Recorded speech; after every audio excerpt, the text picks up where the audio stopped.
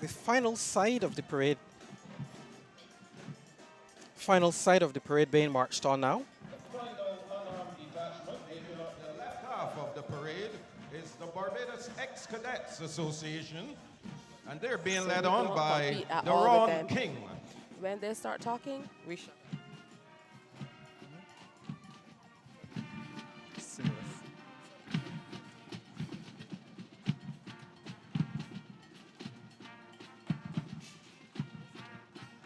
The stirring sounds of the Barbados Defence Force Band, with which I must confess I have some association, marching on the final group of unarmed units. Bringing up the rear here, a detachment of ex-cadets, marching on to Let's Join Hands.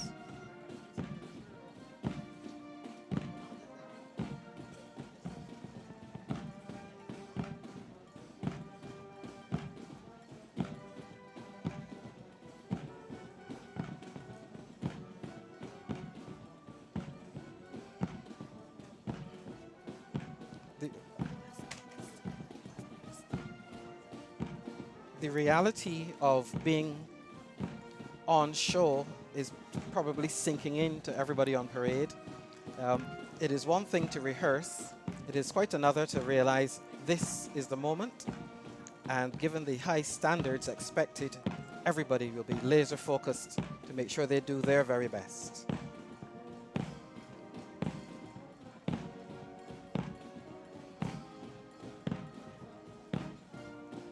Three sides of a hollow square formed up on this real world-sized football pitch. It's going to be interesting to get their reactions after the parade as to how it went on a very different surface. Garrison, of course, is a natural surface. The port, Bridgetown Port, a very hard surface. And this is somewhere in the middle. It'll be interesting.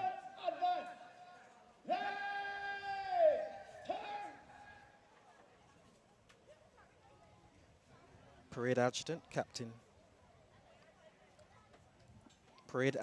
Captain Desmond Grant, advancing the troops, making sure that all is in order.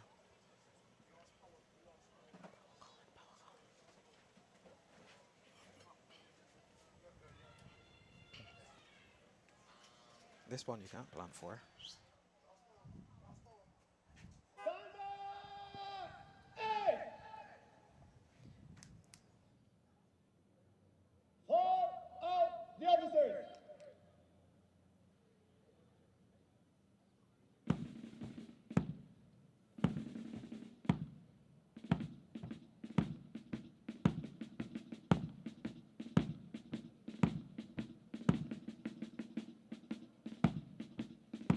Lisa, the junior officers are marching off the parade to join their respective detachment second-in-command, detachment commanders, and flag parties in preparation for the march-on of officers and flag parties.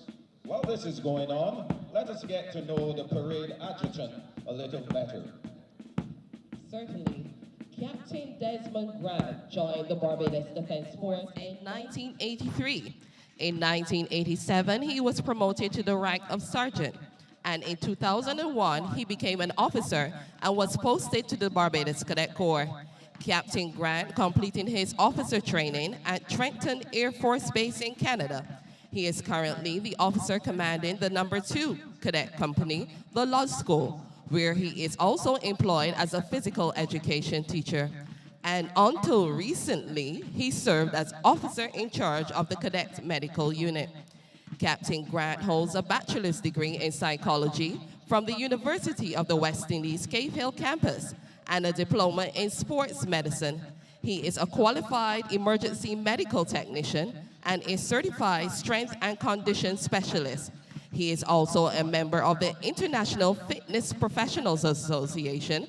He has served as a trainer for the Barbados national cricket, netball, and football teams. He is currently the fitness trainer for the Barbados senior women's football team. He has a passion for the development of young people in Barbados. Ladies and gentlemen, this morning's parade adjutant, Captain Desmond Grant.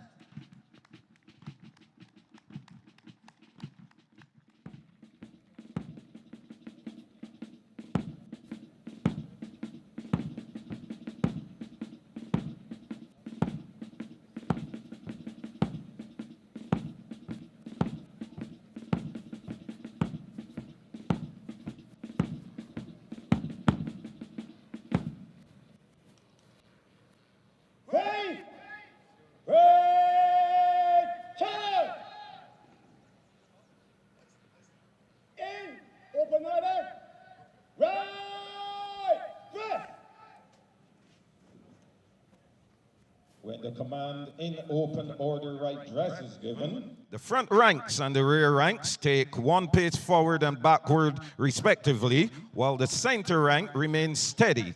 All head and eyes are turned to the right, and the troops ensure that they are in line with the right marker, who looks directly to the front.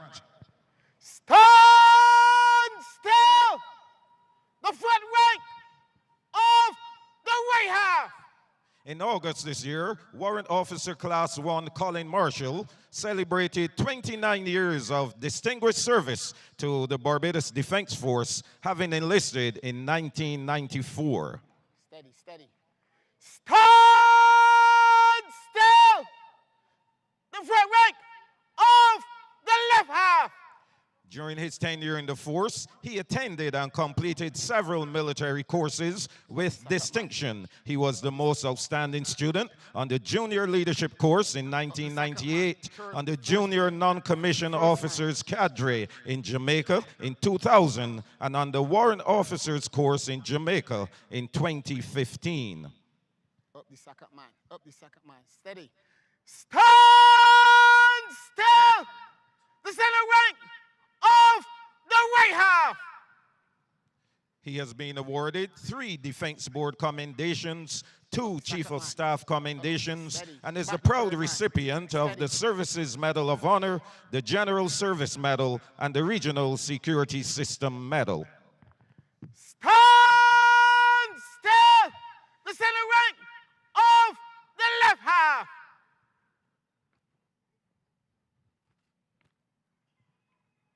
Back the third man. Steady. Up the first man. Steady. Stand still! The rear rank of the right half! He has been married for 20 years with 1 son, and presently is the Regimental Sergeant Major of the Barbados Regiment. Stand still! The rear rank of the left half! Ladies and gentlemen, the conducting Warrant Officer Class 1, Colin Marshall. Pride! Eyes front!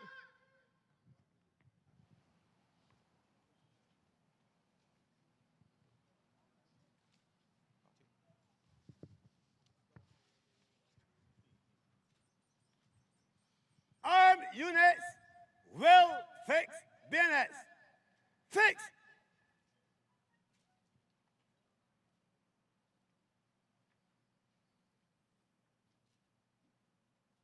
Bayonets!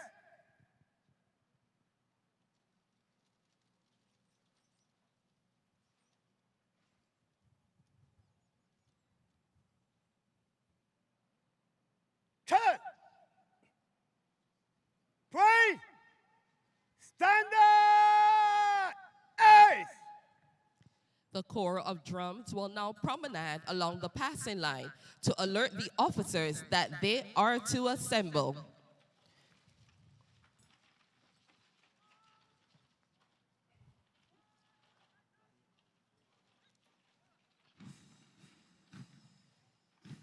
We are told that in armies of the past, after the sergeants were satisfied that their troops were correct and in good order, they would set off to find their officers, ensuring that they were sober and able to answer the assembly, which the Corps of Drums would beat while marching through the town.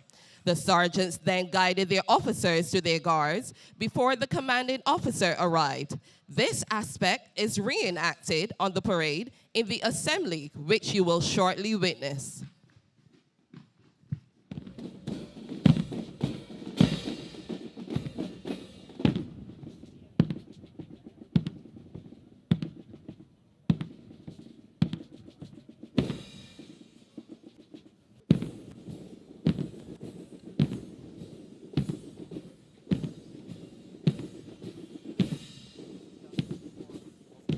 Massed band. The tradition is that once troops were formed up on parade, the officers had to be summoned to the parade, or rather alerted that everything was in place for them. And in the old days, this was done by a lone drummer parading the streets passing by the residences, or I dare say the taverns where the officers might have been relaxing. The drummer passes by, and that is their signal that, oh, it's time to get up, let's go, and get ready for the parade. That idea is captured ceremonially in the promenade by the Corps of Drums. On days like these, we also see a joint band with the BDF and the Barbados Police Service. Indeed, a masked band is very much part of the spectacle for our Independence Day parade. On parade today, we have the band of the Barbados Police Service, the band of the Barbados Defence Force, and joined by members of the band of the Barbados Cadet Corps. Approximately how long does it take for the bands to get together, and when do rehearsals really start? Well, once the official rehearsals for parades begin, the band will also begin their rehearsals.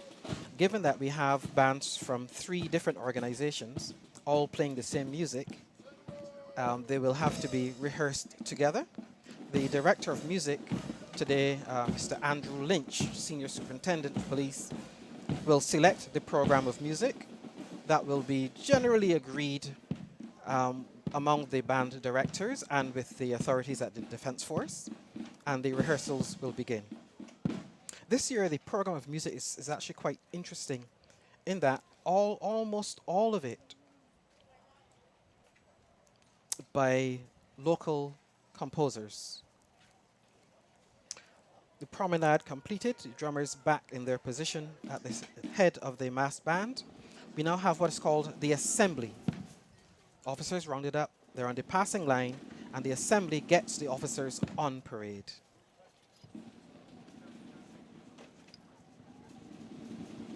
On that final flourish, the officers will come to attention and march on.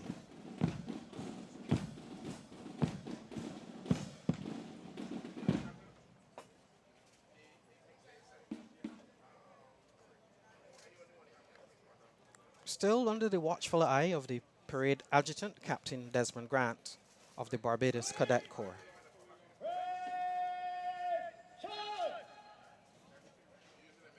Officers formed up will be marched to their detachments by the parade adjutant.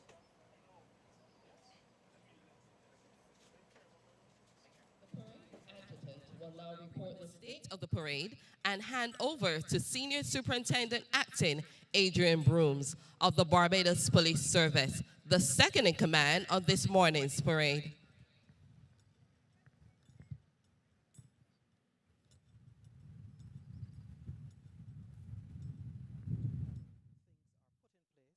And then reported to the next level. Yes, sir? Troops are on parade. Good morning, sir. I am Captain Get the officers on parade, get everything in place for the parade commander. Celebrating 67 And years this is why the military of works Barbados so. independence. The parade comprises 100 officers and 960 other ranks, and is formed up at the open order, at the shoulder, awaiting the pleasure of your command, Sir Police. May I have permission to carry on?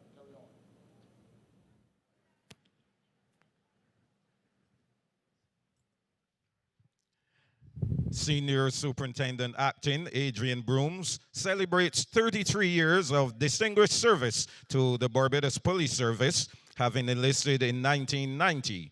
He spent some 24 years as a member of the Marine Unit, during which time he was promoted through the ranks from constable to inspector. He credits the Barbados Coast Guard greatly for his training and development in the maritime domain.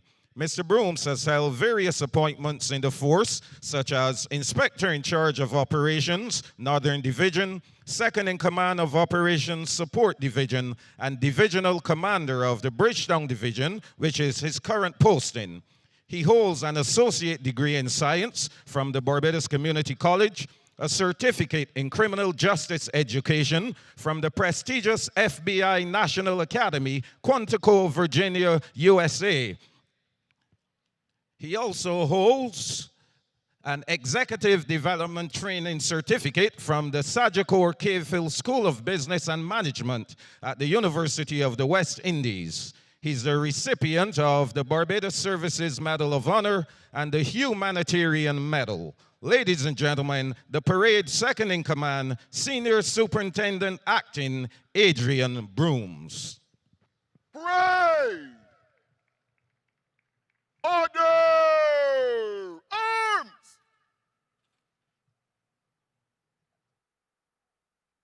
Stand up! Ease!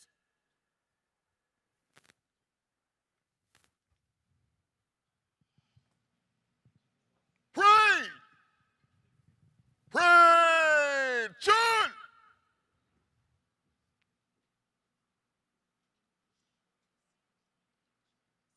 Officers! Outward! Turn!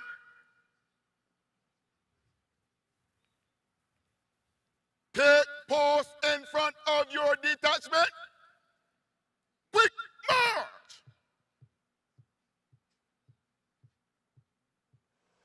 A member of the Officer Corps of the Barbados Cadet Corps, the parade second in command from the Barbados Police Service, and the parade commander from the Barbados Regiment.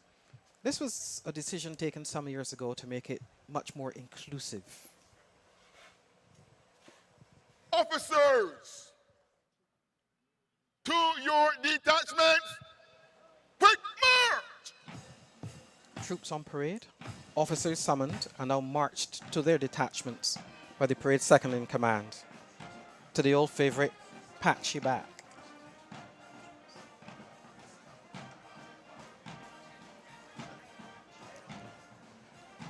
Many years ago, a decision was taken to always keep this part of the parade distinctly Barbadian. So all of the music today is Barbadian in origin, and we always use snippets of Barbadian folk tunes just to keep it just that much more Bajan. And of course, we're also experiencing the beautiful views of the Barbados West Coast just in the background of those bleachers to the west side of the Usain Bolt Sports Complex.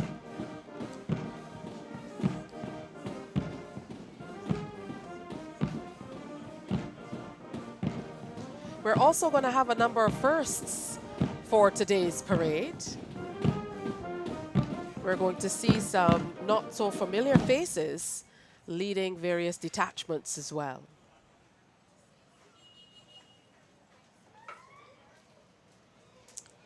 And as we speak, again, still arrivals of dignitaries, members of parliament. Officers are now steady. All satisfactory to the parade second in command, and he gets ready to continue his duty by marching on the various flags and banners.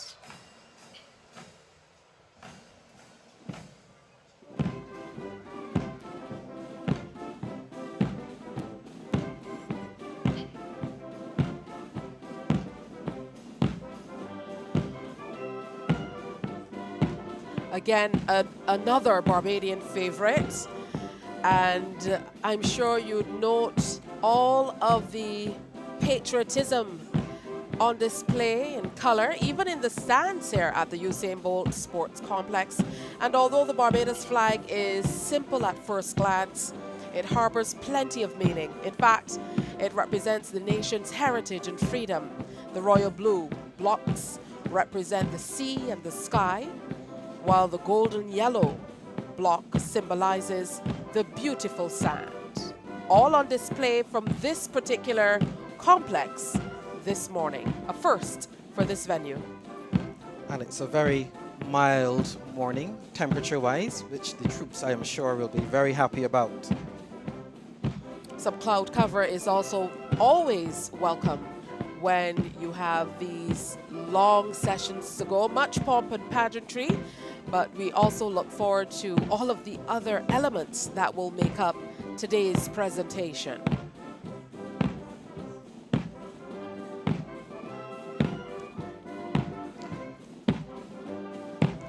The flag parties now in place. We get ready to move on to the next level, which is to receive the parade command. Order! Arms! Parade! Standard ease!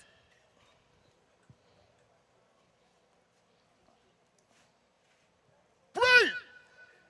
Parade! Sean! Shoulder! Arms!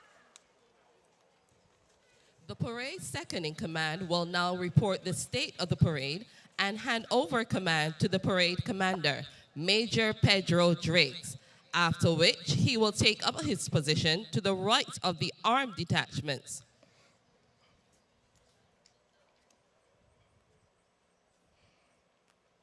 No, it requires a fair bit of memory to do these parts morning, of the sir. parade. I am Adrian Brooms. Because there are many little tiny details.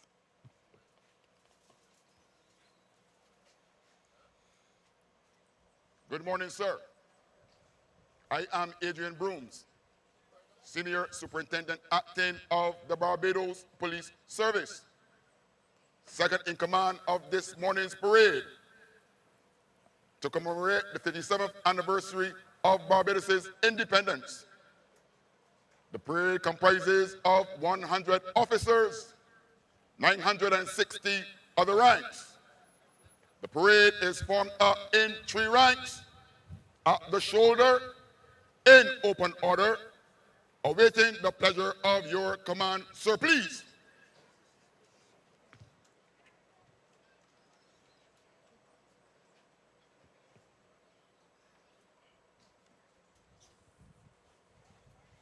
Handing over now to Major Pedro Drakes enlisted in the full-time element of the Barbados Defense Force in 1989.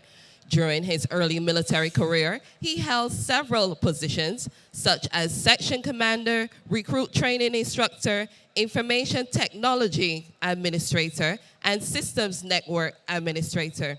He attended various military training courses locally and internationally, such as the Canadian Forces School of Electronics and Communication, specializing in information and communications technology.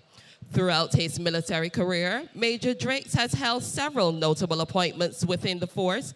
A few of note are Cadet Executive Officer, Human Resource Manager, President of the Mess Committee, and aide-de-camp to the former Prime Minister, the Honorable Frondell Stewart. Major Drakes holds an associate degree in computer science and a Bachelor of Science degree in psychology and management from the University of the West Indies, Cave Hill campus. Ladies and gentlemen, the parade commander, Major Pedro Drakes. Parade! Order! Arms!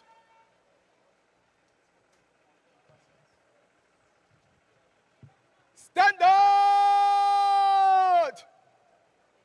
Is!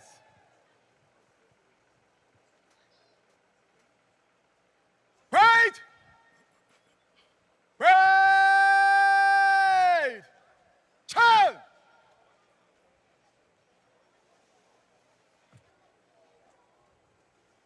Shoulder! Arms! Having assumed March on the colors! Ladies and gentlemen, please stand as the colors are marched on. Present! Arms!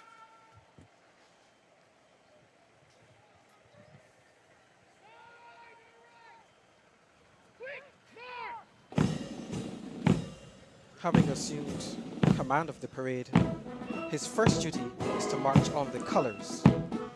This is a significant moment for the armed forces. Here we have the presidential color, which must be paraded whenever the president is in attendance. We have the regimental color, which the Guard of Honor is duty sworn to protect along with the presidential color. We also have the ensign of the Barbados Coast Guard. As you know, the colors very important in the military. That is the rallying point for the units which own them and are accorded full and maximum respect, as demonstrated by the present arms and the request to ask the audience to stand. And the color party, made up of Lieutenant Blackman of the regimental color inside, that's what they're carrying. The color escorts, Warrant Officer 2, Leacock. The color party, the colors are typically carried by two of the most junior officers of the regiment or unit. And this is important because that's their first main big duty here. So Lieutenant Ramon Blackman carrying the presidential color, Lieutenant Tevin Maynard carrying the regimental color. And we also have the Coast Guard ensign. The colors are always going to be escorted by what are known as color escorts. In this case, Color Sergeant Lovell and Color Sergeant Morris. And under the watchful eye, of course, of the warrant officer with the colors. In this case, Warrant Officer Class 2, Timothy Leacock.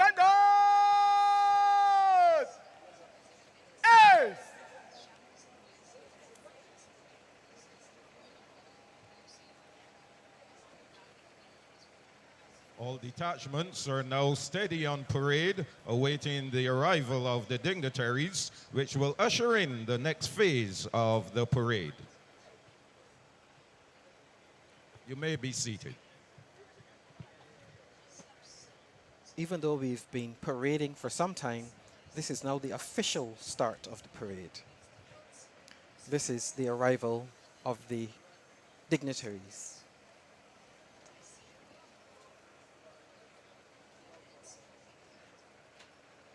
All steady on parade, awaiting this following sequence. Talk to us about the arrival of the dignitaries. I know Her Excellency the President is expected to arrive around 8 or so, which is in another 15 minutes. But before her arrival, there are a number of dignitaries who will be making their way onto the field here at the Usain Bolt Sports Complex. They will be arriving in order, or reverse order rather, of seniority. We will have the Chief of Staff and Commissioner of Police, national heroes, the Chief Justice, followed by the Prime Minister, and of course, last to arrive is Her Excellency the President. Now, I know there have been a number of changes since Barbados indeed made the move to become a republic, and we now have a president.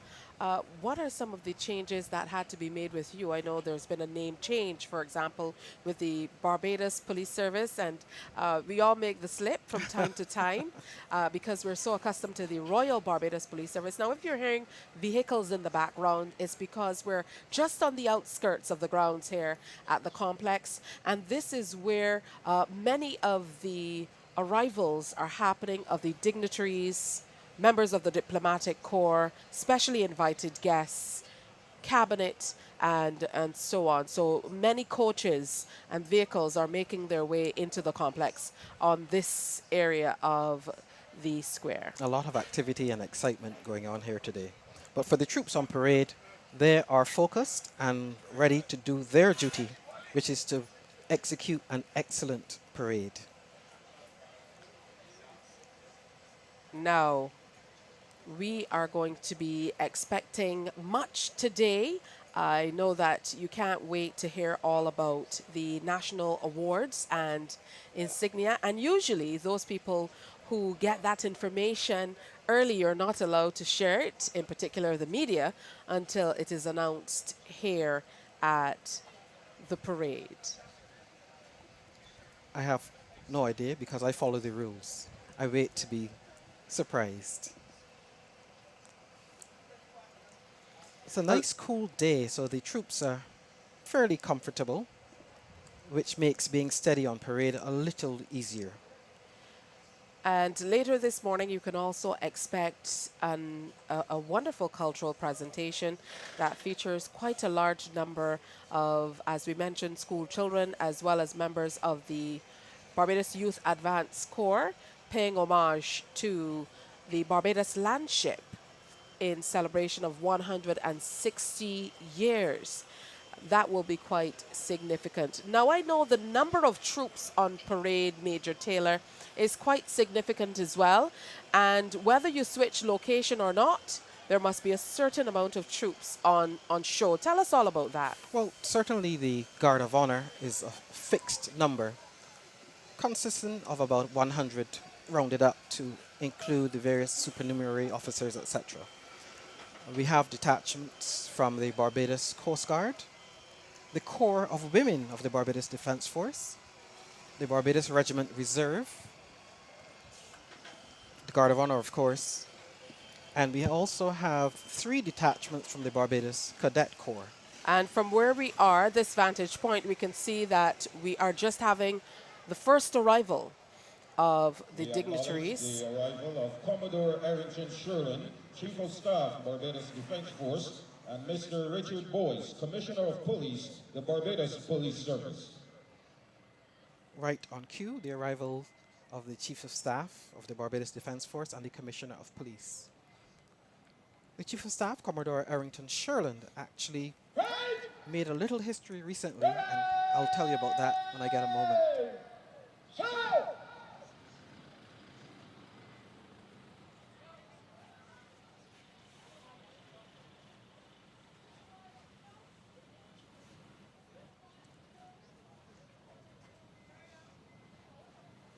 Commodore Sherlin.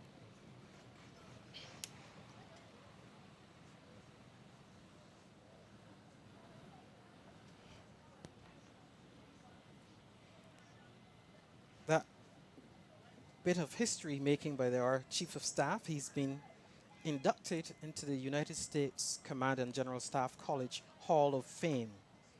And that is a significant achievement.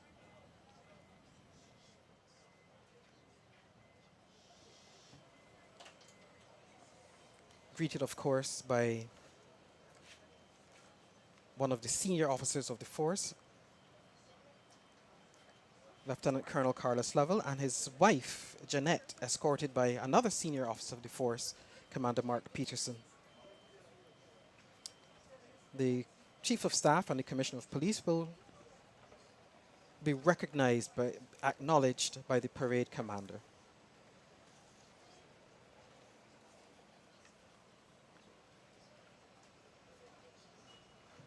With his sword salute.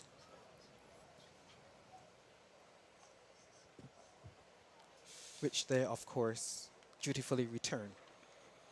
Parade! Standard! As! And so we stand at ease and await the next arrival. Well, of course, when we see the national heroes, there will be many Barbadians and people from around the world alike looking to see whether both national heroes will be in attendance of today's parade and ceremony. Of course, the only 2 living national heroes here in Barbados, Sir Garfield Sobers, the Right Excellent Sir Garfield Sobers, and Robin Rihanna Fenty.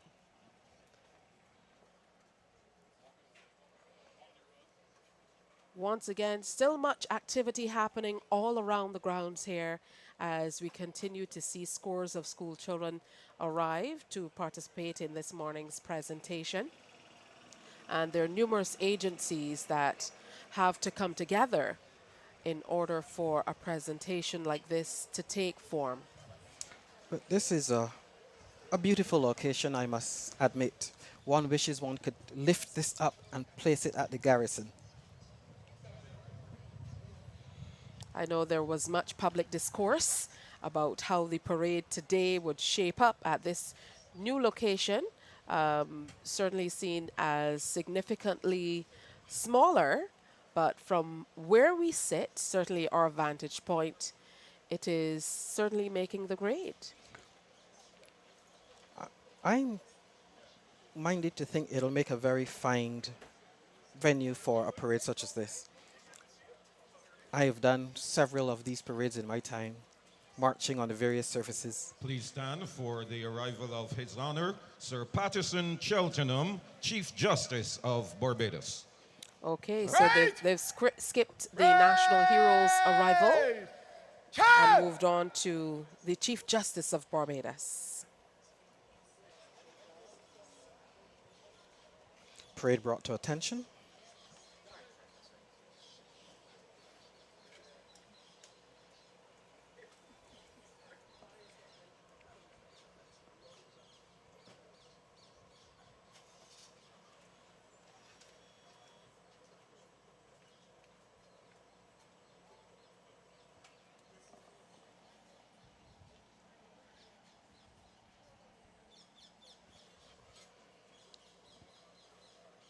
The Chief Justice will, of course, be greeted by the senior men on the ground. That is the Chief of Staff of the Barbados Defence Force and the Commissioner of Police.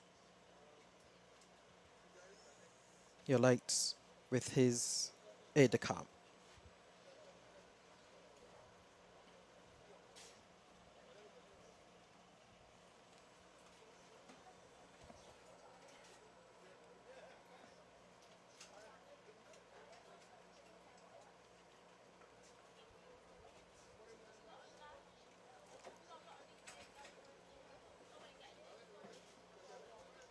He will take his place on the saluting dais and receive his acknowledgement, also with a sword salute.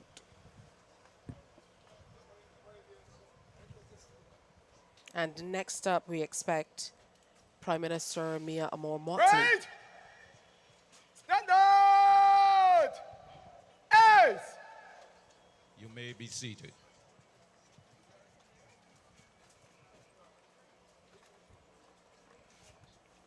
The troops on parade will be mindful that there is still some way to go in this parade. This is but one of the early phases. We still have to go through the usual inspection and the march pasts. Now, we would have officially commenced with the march on to the parade square close to an hour ago, but the troops would have been here for quite some time, and I'm sure it would have been a restless night for many of them. So talk to us about how you prepare for long, long days and sessions like this one. Well, for a parade with an early start like this, it means, of course, a very early start for the troops because they have to prepare their uniforms, get those boots all shined up, and have everything in place. Members of the Barbados Cadet Corps, we have 3 detachments on parade.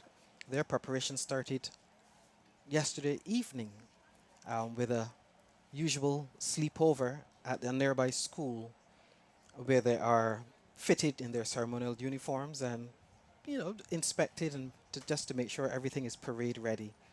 And then, of course, it's an early start to be bussed in to the format point here. It is always an impressive spectacle to see the mix of color on our parades. Of course, the band of the Barbados Defence Force in its zouave uniform, the police service in their lily white tunics, and the Barbados Cadet Corps in their toy soldier uniform. But I don't know exactly what goes through the minds of many people on the parade as they await the arrivals, but I recall when I was on parade, I would occupy my time by looking at a cloud formation or trying to remember something or what was going to happen next, just to keep yourself calm and steady as you await the arrivals. And it is indeed important. We've been here for quite a few of the rehearsals, so we know that those in command painstakingly ensure that you are in place and doing as you should. And as we speak, Here comes Ladies and gentlemen, please stand for the Another arrival arrival. of the Honorable Mia Amor Motley, Prime Minister of Barbados. and timing, of course, is very important. Shout!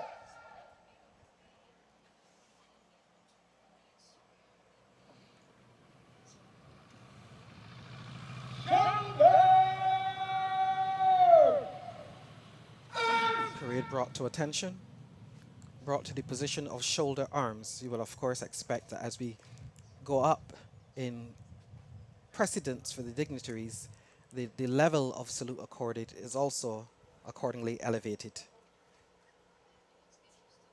The Prime Minister will receive a general salute, accompanied by the usual fanfare from the massed band. And here we have the 8th Prime Minister of Barbados, has been Prime Minister of the country since 2018.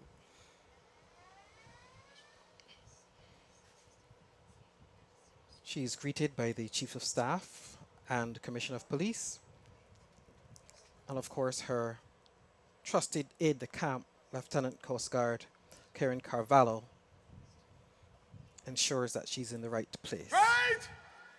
General salute! Present! Arms!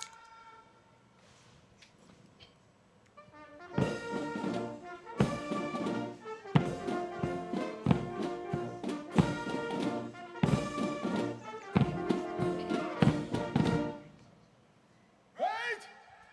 Shoulder! Arms! And the PM, of course, Order!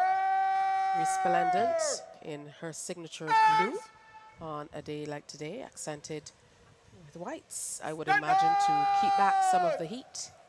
Arms! As you look around the parade square, you'd note there are a number of cooling devices as well in anticipation of a warm day today.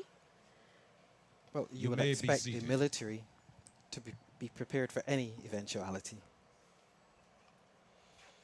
Coming up next, we'll have the arrival of Her Excellency, the President of Barbados.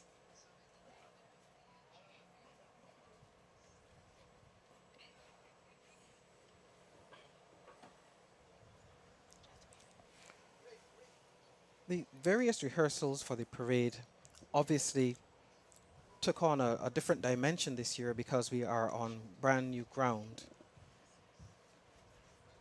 And so the tweaks and the nips and tucks to make sure that everything works out as we expect went on to ensure that all is going to be well. As you can see, the precision extends to well beyond the parade square, all around the complex here, even as you come onto the complex from Highway 1 here on the west coast of Barbados.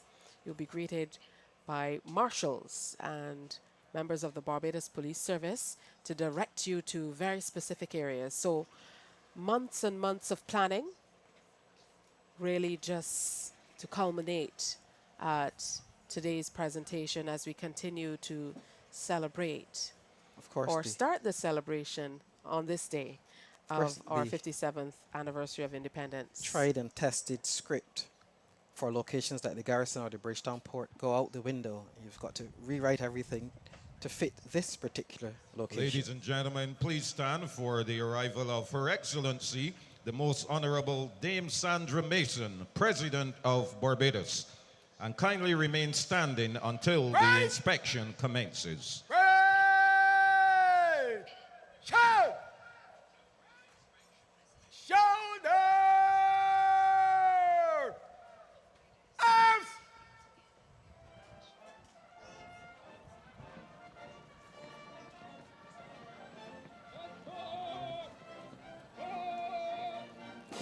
The arrival of Her Excellency being heralded by a fanfare from the massed band, escorted, as is customary, by the mounted troop of the Barbados Police Service.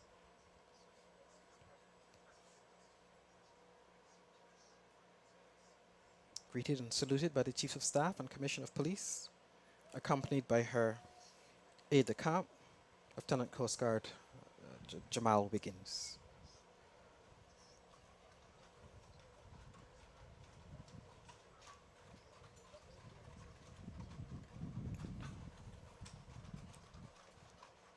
She will, of course, be given a presidential salute. Right! Presidential salute! Present! Arms!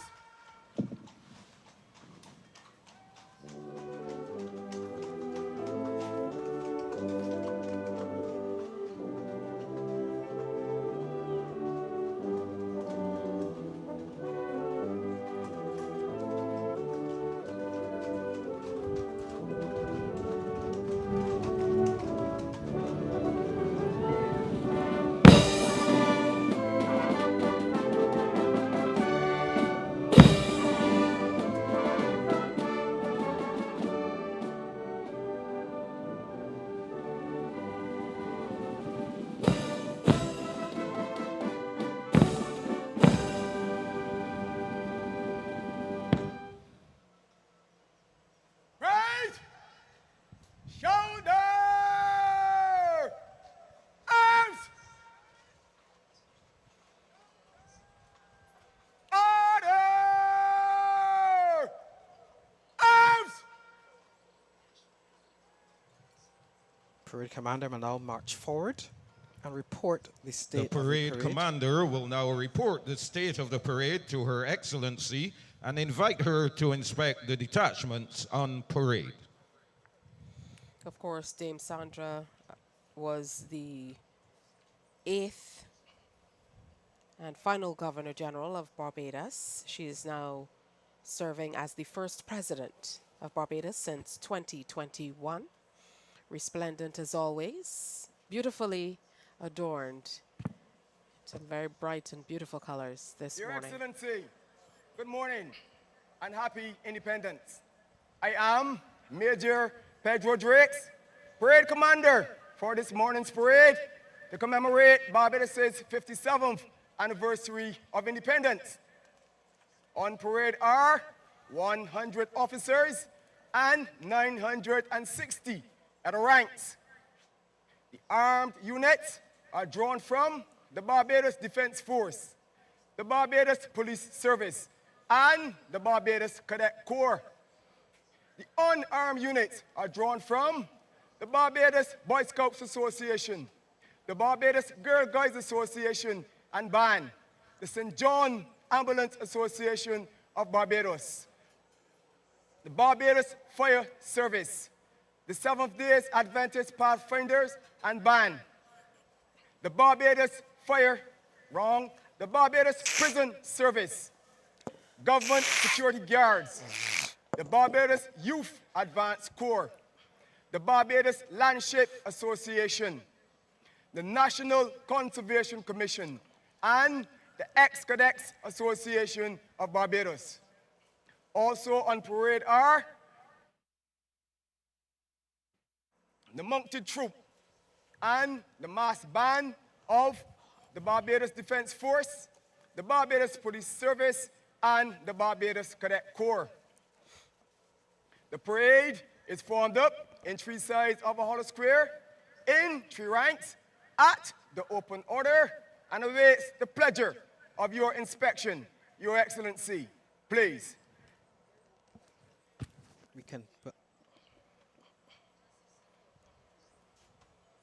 We can well imagine that the parade commander is under an immense amount of pressure, having to recall all of the details of who is on parade.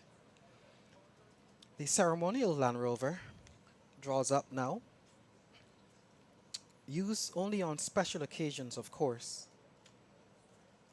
This specially fitted Land Rover is unusually gas-powered for a smoother, quieter ride.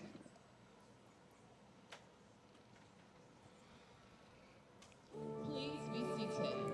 The inspection is done using a ceremonial Land Rover which will drive slowly along the front ranks of the detachments. Her Excellency will be accompanied on the inspection by the Chief of Staff of the Barbados Defense Force, the Commissioner of Police of the Barbados Police Service, the Parade Commander, and her aide-de-camp. The musical piece for the inspection is Beautiful and Unspoiled by Cheryl Hackett and arranged by Jason Kaplan. Most appropriate. Most appropriate music for the inspection. Just to add a little Barbadian flavor to the occasion. What I like about parades in Barbados is that it is a very distinctive blend of tradition and doing things our own way. And this Beautiful and Unspoiled by Cheryl Hackett and arranged by Jason Kaplan, who is a member of the band of the Barbados Police Service, is just the right touch for the moment.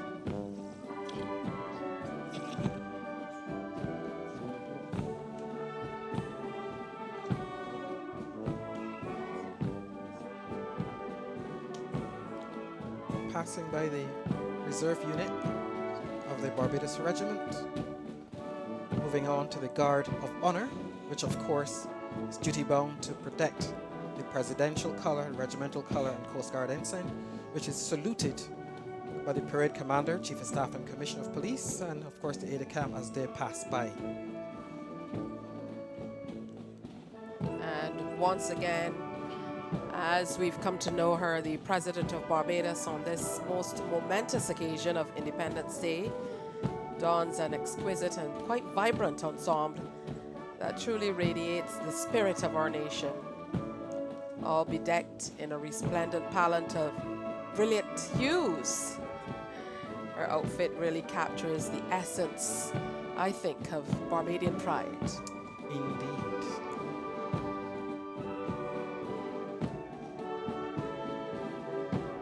Seeing our troops arrayed, especially our young people, and hearing the beautiful Barbadian music and seeing the color, one cannot help but feel very patriotic. As the inspection party returns to the saluting days, and as the parade commander seeks permission to carry on with the remainder of the parade. As Dame Sandra just has a brief word with the parade commander. Probably saying, well done, they look smart. They do indeed. And you'd note that the bleachers on this side, the eastern side of the parade square, are not filled. That's because with the tents installed just in front of it, it wouldn't have been a good vantage point for people to sit. Her Excellency now returning to the saluting dais. And we prepare for the next phase, as it were, of the parade, which will be the tribute to her by the various troops on parade. With the remainder of this morning's parade. Ma'am, please.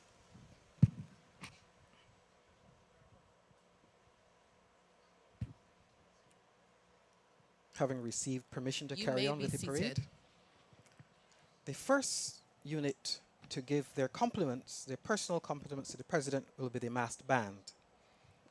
And this is called, in military terms, the troop. They will march down in slow time and come back in quick time as their special salute to the President.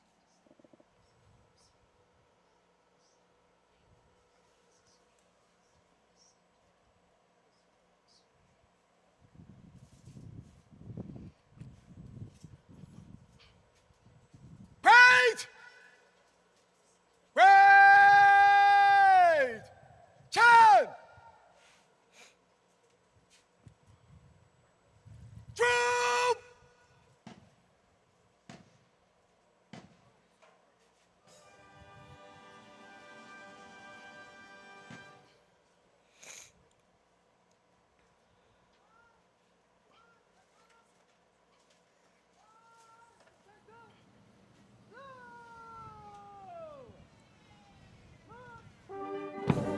Stepping off in slow time.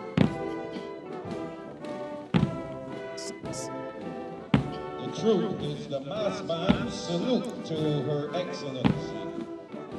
Slow time will be done to the tune A New Republic, composed by Sergeant Steve Sobers, and quick time to the tune Dame Sandra, composed by Ronald Cummings. Steve Sobers, the of mass course. bands comprise the Band of the Barbados Police Service, which is led by Director of Music, Senior Superintendent of Police, Andrew Lynch. Senior Superintendent Lynch joined the band of the then Royal Barbados Police Force on 1st July 1977 at the age of 14, 1 month before his 15th birthday. And during his 46 years of unbroken service, he has risen through the ranks from a band apprentice to his current post as Director of Music. Mr. Lynch has made a significant contribution to the musical development of Barbadian youth as a brass tutor at the primary, secondary, and tertiary levels. He has taught at a number of educational institutions. He's also the director of the Barbados Festival Band. Director Lynch is the proud father of one daughter, a Barbados Scholarship winner, and the husband of Mrs. Andrea Lynch, leader and vocalist of the gospel band Promise. Senior Superintendent Lynch is assisted by Deputy Director Superintendent Dexter Norville, and the drum major is Station Sergeant Jerome Clark. The band of the Barbados Defense Force is led by Director of Music, Captain Brian Cole. Captain Cole enlisted in the Barbados Regiment Reserve in 1993 and was posted to the Barbados Defense Force Band. Serving with distinction in the Barbados Defense Force Band, he has held several appointments, most notably as bandmaster acting during the period 2007 to 2018. He's a graduate of the Royal Military School of Music, the Herbert H. Lehman College, and Boston University, having read for a certificate in band studies, a Bachelor of Science in Music, a Master of Music, Music Education, respectively. Captain Cole also holds postgraduate diplomas in Education, Teaching of Music, and Educational Leadership from the Erdeston Teachers Training College. He's married to Tamisha and is a proud father of 2 daughters.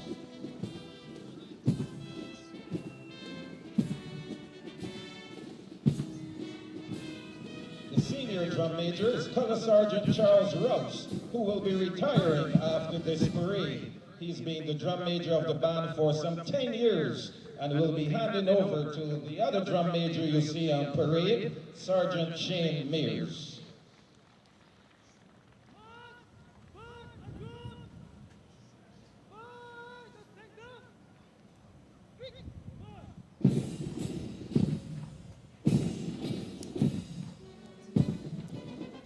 March in quick time. The drum major for the Barbados Cadet Corps Band Sandra is Sergeant Dylan Pitt of the No. 2 Cadet Company, the Lodge School. And quite a few cheers going up here in our tent on hearing that he alights from the Lodge School. A collective hooey from some corners as well. But here the troops go marching in quick time, their boots not quite pounding the ground as we're accustomed to on this softer surface, as you mentioned it, but certainly in perfect synchronization. And of course, each soldier a pillar of strength and dedication, proudly holding their heads high and donning their immaculate uniforms. If it seems a little crowded at the front of the band, it's because we have 4 drum majors on parade. Led of course by Colour Sergeant Charles Rouse, who will be retiring, and so his likely replacement is also on parade for the necessary experience. And additionally to the other drum majors, Station Sergeant Jerome Clark from the Barbados Police Service and Sergeant Dylan Pitt from the Barbados Cadet Corps. Drum majors of course take great pride in the way they synchronize their movements. Of course, the combination of synchronized steps, the uniforms, the color, and the look of pride all bring a sense of grandeur to this morning's presentation. And I'm sure with every Barbadian watching, it will resonate with them in terms of power and pride. Ladies and gentlemen, how about a round of applause to the mass bands? Well done. The band having presented their compliments to the president, it's time for the armed units. Close! Order! And words! Yes! Because they have to be prepared for that, and they're given a chance to get their dressing, their alignment just right before they step off under the command of the various detachment commanders. Stand still! This is the moment that The the front rank authorities are of most the right half! nervous about, because you want to have those really straight lines as they come down the passing line and look the president square in the eye, as every soldier is instructed to do. The front rank of the left half! Pray! Eyes! Feet! The regimental sergeant major issuing the instructions to get that alignment just right in preparation for the marched past in Stand slow time. out! As! Stand fast! The unarmed units! Armed units! Armed units! Charge! The unarmed Armed units units! instructed to stand fast, Shoulder! Arms! and the armed units prepared to do the march past in slow time. Armed units will march past by detachments in slow and quick time. Number 1 detachment leading. Move to the right in trace. Right turn. As you mentioned, quite a bit to remember. The next phase of the parade will be the march past.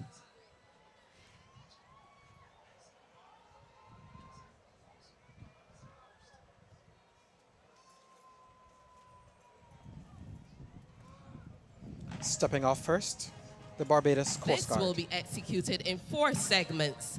First, the armed units will march past in slow and quick time, followed by the unarmed units marching past in quick time only. The Barbados Legion will march past, and finally the Barbados Police Service mounted troop will canter past and pay compliments to Her Excellency. The musical pieces for the march past in slow time are Our Anniversary, composed by Senior Superintendent Andrew Lynch; Barbados Our Homeland, composed by Sergeant Steve Sobers; Major Minor, composed by Captain Brian Cole; and Independence Day, composed by Carly Williams. These are for the most part Barbadian composers and arrangers. The band, of course, repositions itself to the center of the parade just to be more easily heard by the troops as they move along, and of course to make space for the Coast Guard to get themselves on the passing line. They're followed by the Corps of Women.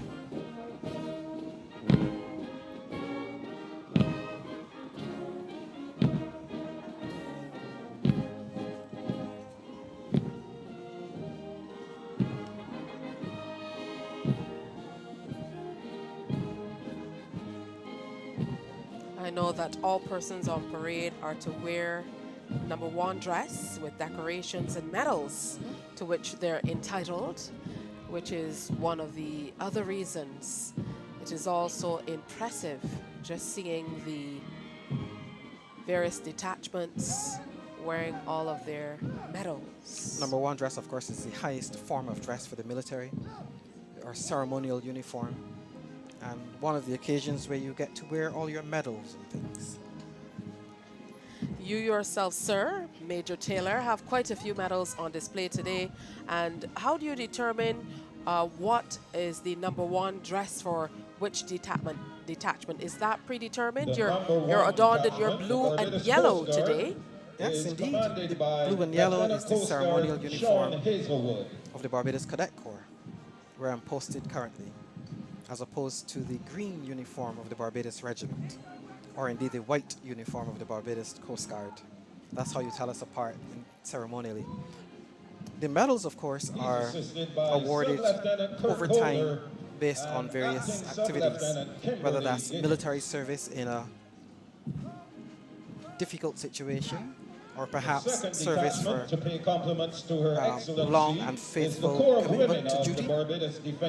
Indeed, the Queen Jubilee Medal was awarded some time back. And of course, the latest is the Humanitarian Medal. But here we are on the passing line, the moment of importance. They're commanded by Lieutenant Shimar Gollop. The subalterns are Sub-Lieutenant Zane Kelman and Second Lieutenant Shade Seeley.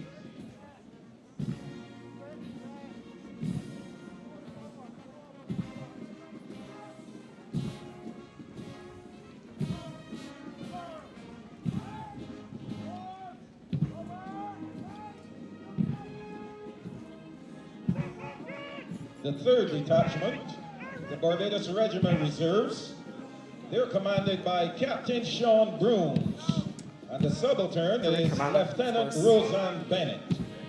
Makes his way to the front of the parade to give salute with the 1st Detachment, and then he will leave them to continue their journey.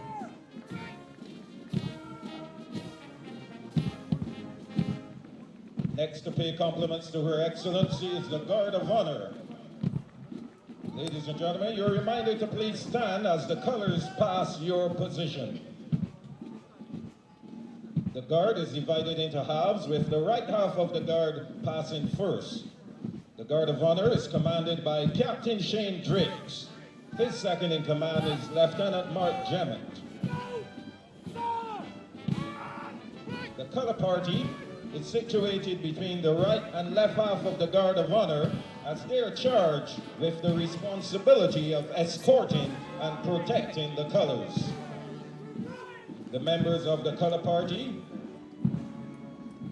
the Presidential Color Ensign, Lieutenant Ramon Blackman; the Regimental Color Ensign, Lieutenant Tevin Maynard; the Barbados Coast Guard Ensign, Sub-Lieutenant John Gollop. The escorts to the colors are Color Sergeants Marston Morris, Elvis Lovell, and Answar Streets. The escorting warrant officer is Warrant Officer Class 2, Timothy Leacock.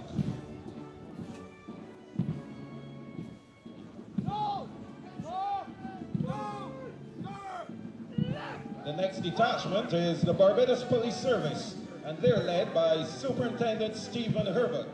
He's assisted by Assistant Superintendent of Police Acting Frederick Catwell and Deputy Commandant Lawrence Cullimore. The ensign is Inspector of Police Richard Greenwich. The escorts are Sergeant Leandra Hegley and Sergeant Courtney Thompson. The number 5 detachment is an infantry detachment of the Barbados Cadet Corps and is commanded by Captain Junior Ward. The subaltern is Second Lieutenant Shivani Ford.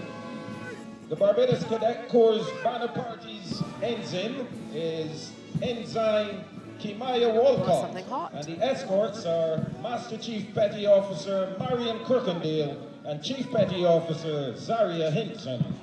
The escorting warrant officer is Master Chief Petty Officer Razia Nightingale.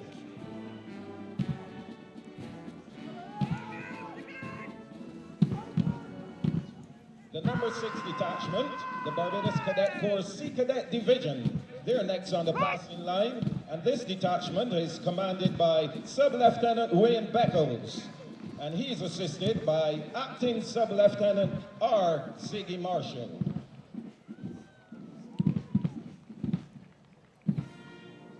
The final detachment from the Army units to pay compliments to Her Excellency in slow time is the number 7 detachment, an infantry detachment commanded by 2nd Lieutenant Chris Grogan.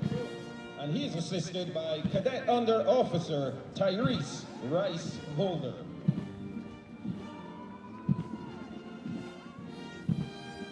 Here we see the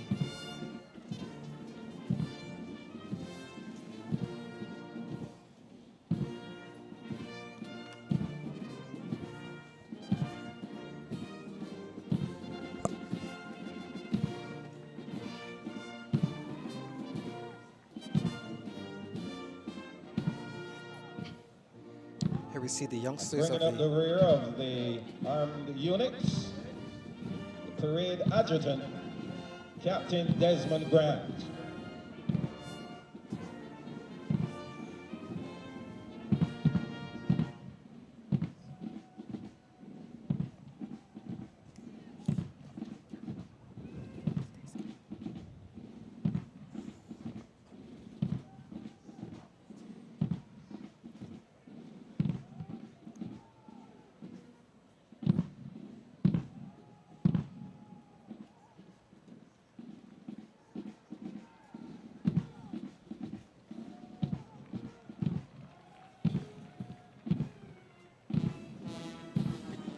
didn't quite hear the word of command, but they were given the command to break into quick time. And that is a very tricky maneuver. Ladies and gentlemen, you're free to show your appreciation for the armed units. Much to the delight of the spectators here. Smartly. The musical pieces for the march past in quick time. Crowds very much enjoying the spectacle and the precision of the transfer or break from slow time Symbols to of quick Freedom, time. composed by Sergeant Steve Sobers. Service Beyond Duty, composed by Captain Brian Cole. And Claim to Fame, composed by Senior Superintendent Andrew Lynch.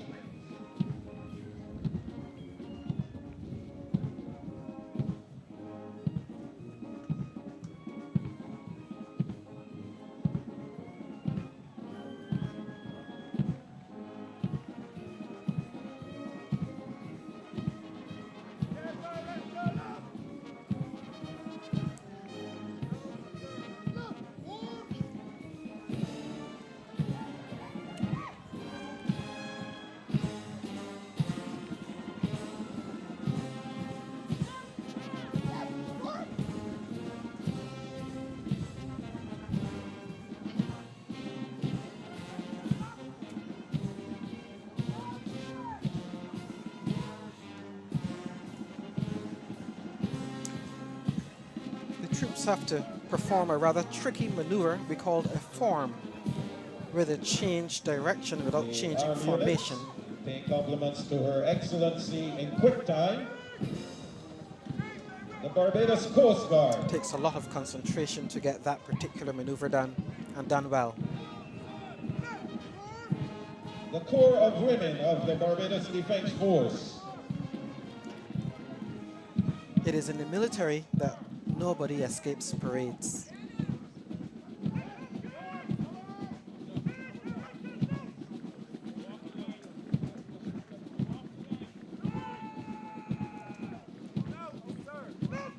Nobody escapes parades in the military. You might have caught a glimpse, if you know her, of Lieutenant Shumar Gollop, who under normal circumstances would be with us here looking after communications, but is on parade today. The Guard of Honor, ladies and gentlemen, please stand as the colors pass your position.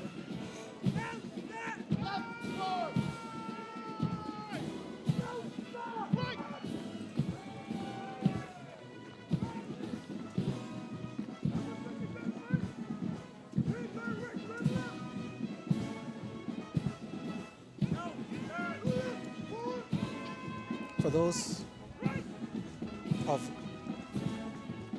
vintage years who might be listening for the regimental march, the traditional hunting call, the Barbados Police Service. A new march has been composed called Symbols of Freedom by Sergeant Steve Sobers, which is used sometimes in place of the regimental march, particularly when we have the presidential color and the Coast Guard ensign on Infantry parade. Detachment, the Barbados Cadet Corps.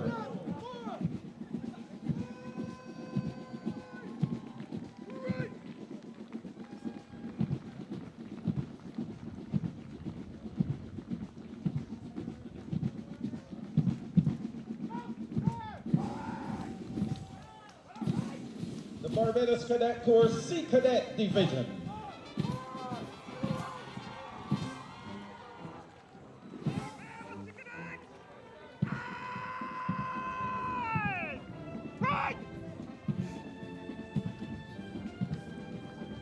It's worse. And the Barbados Cadet Corps Infantry Detachment. Ladies and gentlemen, as they come around, put your hands together and let's show our support to the armed units.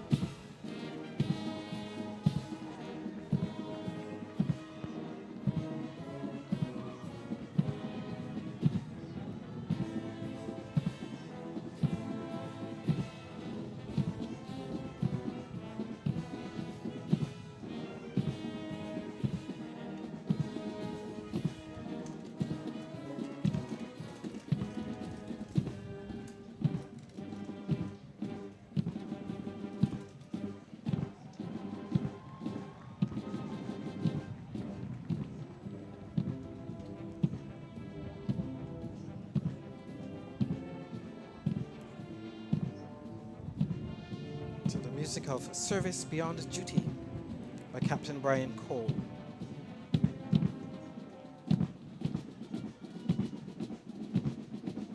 That completes the work of the armed units, who will halt in their original positions, and then it will be the turn of the unarmed units, who will march past in quick time only, with a rather simpler maneuver.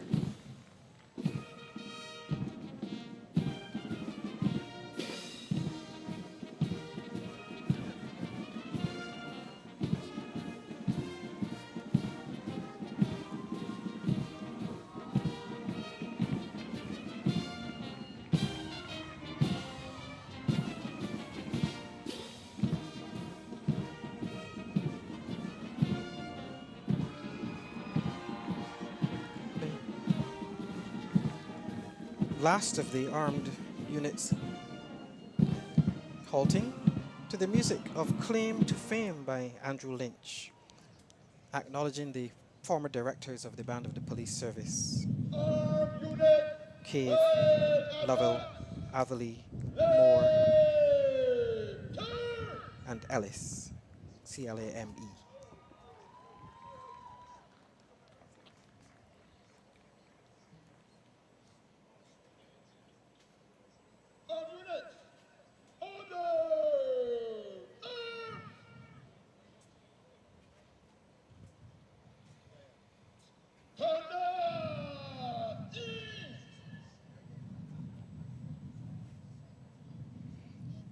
They now breathe a sigh of relief while the unarmed units are prepared to do their march past.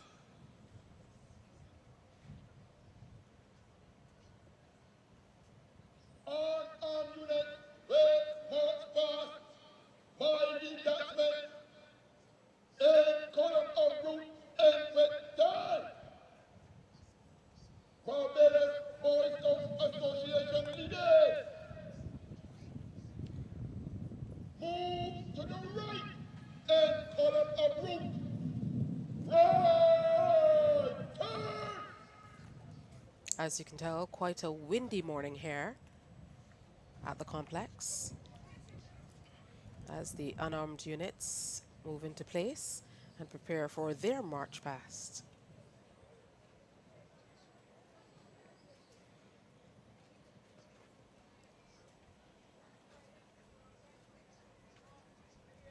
And I must say, the spectators It is now the turn of the unarmed detachments to march fast in quick time only and pay compliments to Her Excellency. The musical pieces for the march fast in quick time are A Proud Occasion, composed by Jason Catlin, Blue and Gold, composed by Andrew Lynch, Guardians of the Ensign, composed by Steve Sobers, and Crown of Glory, composed by Captain Brian Cole. The Barbados Boy Scouts Association and their band is the first detachment on the right half to pay compliments to Her Excellency. They are being commanded by Assistant Scout Leader Ronald Marshall, and his second in command is Venture Scout Zachary Hoyt. The flag bearer is Patrol Leader Jaden Downs, and the escorts are Patrol Leader Redmond Marshall and Patrol Leader Melvin Terrence. And we must say that the spectators have grown quite a bit as we move on to the Girl Guides. Tanya Brown. The flag bearer is Cassandra Walcott, and the escorts are Amaya Phillips and Amara Phillips. The unarmed units have a slightly easier task, but I assure you the pride is very much strong. I dare say the spectators here have grown to the thousands. St. John Ambulance Association of Barbados is next and is commanded by Superintendent Sharon Eswick, and she is assisted by Divisional Officer Acting Natalie Payne. The flag bearer is Divisional Superintendent Alfonso Eustace, and their escorts are Sergeant Grace Franklin and Acting Sergeant Margot Beyer.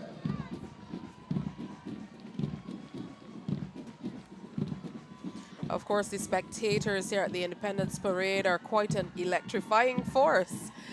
I don't know if we're truly representing how much appreciation they're showing. Who is under the command of Divisional Officer Patrick Edwards. I was tempted to say that it almost feels like a sporting Station Officer event. Tony Scantlebury, and the escorts are Sub Officer Henderson Nichols and Sub Officer Ryan Brathwaite.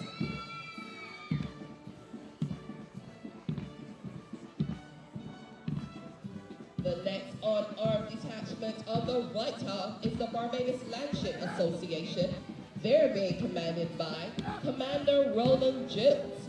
The flag bearer is Sonia Burgess, and the escorts are Aaliyah Burgess and Ashonda Payne.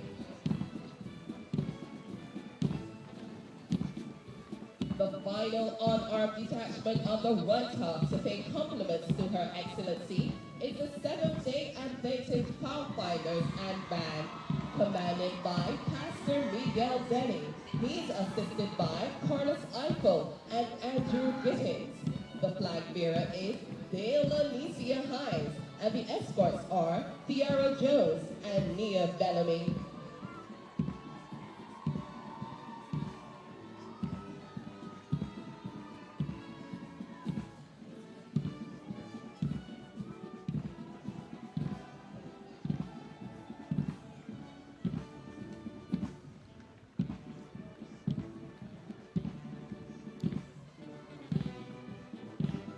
And of course, you would have seen the Barbados Landship, a cultural movement and organization here in Barbados, known for parades, performances, and dances. And they'll be celebrated in a special cultural presentation later this morning in observance of their 160th anniversary. Of Rangers, Alfred Burnett. He is assisted by Rangers Warden Samuel Rowe and Clyde Morrow. The flag bearer is Vernon Haynes, and the escorts are Donna Payne and Pamela Phillips.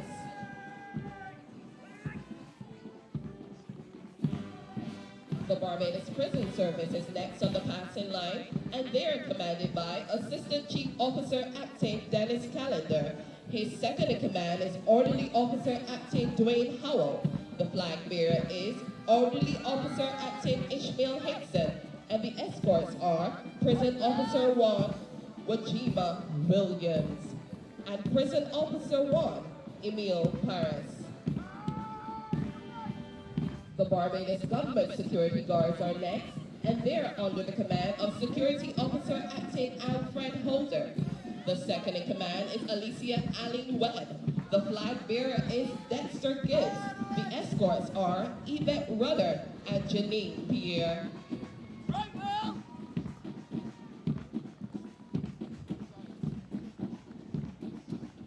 The Barbados Youth Advanced Corps is next to pay compliments to Her Excellency.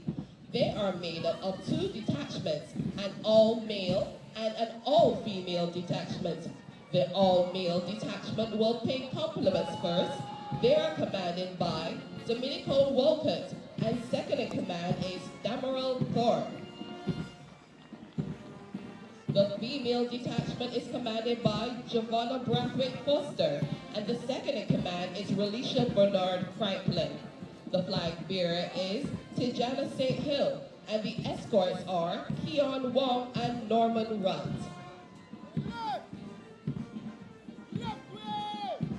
The final detachment is the Barbados Ex-Cadets Association, and they are under the command of Terod King.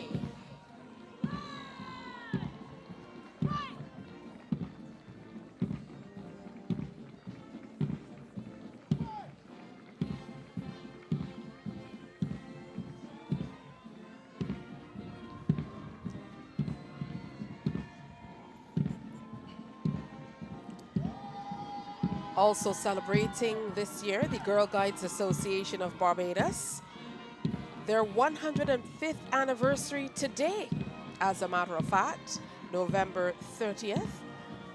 So very special congratulations to all current and former Girl Guides. I don't know if you ever pass out of that association. Support the unarmed units.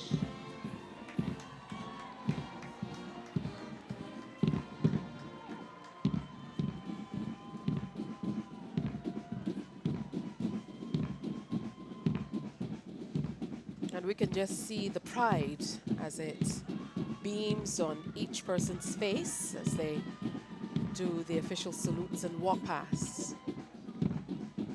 For most of the troops on parade, this is the moment they were preparing for a very long time. Want to give their very best show.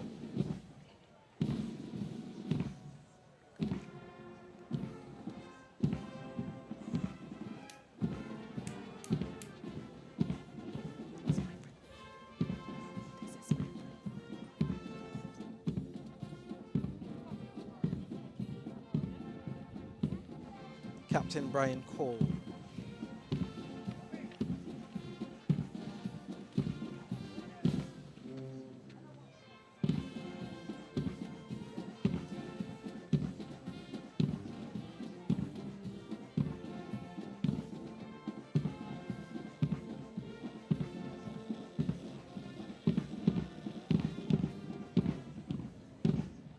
That gets everyone back in their positions as we prepare for the next one.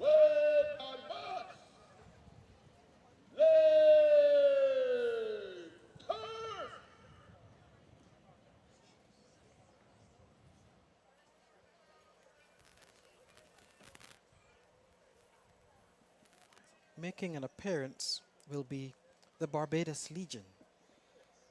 And of course, they have a membership roll of approximately 500 persons, a registered charity here in Barbados. Do very good work looking after the needs of the more elderly ex-servicemen. And of course, that includes widows of Including the ex-servicemen widows. as well. They're featured Unarmed more units. centrally on Remembrance Sunday. Ease.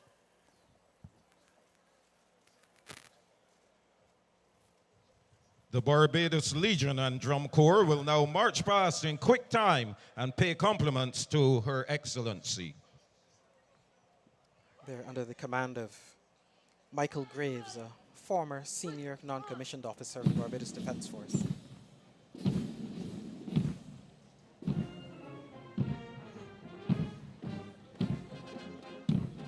The Barbados Legion is under the command of Michael Graves, and his second in command is Lawrence Herbert.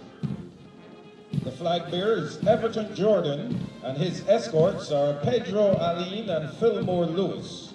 The drum major is Henderson Craig. They're marching to the tune The Few and the Faithful, composed by Sergeant Laura Payne.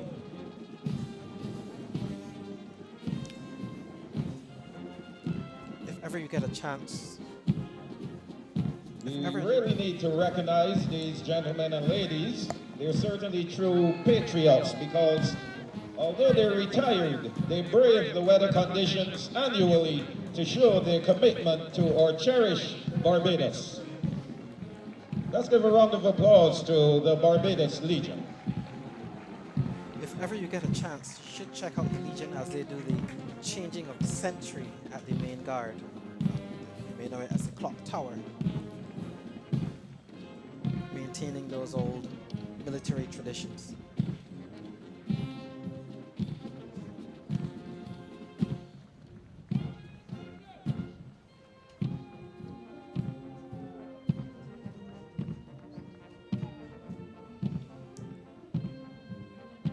Once serving in the military, you don't ever really leave.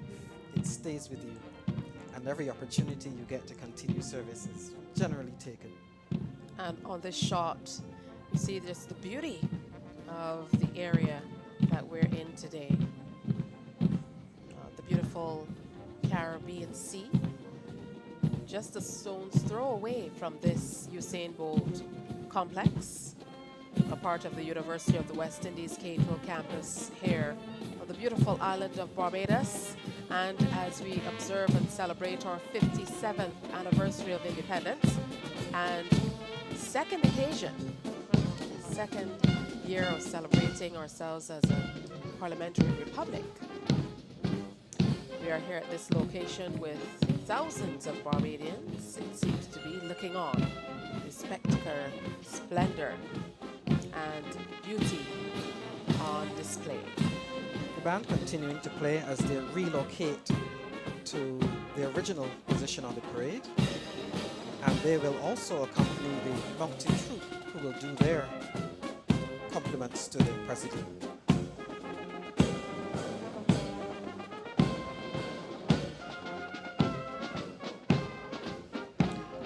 Being a former bandsman myself, I can tell you it is not an easy job today, playing music continuously through the parade.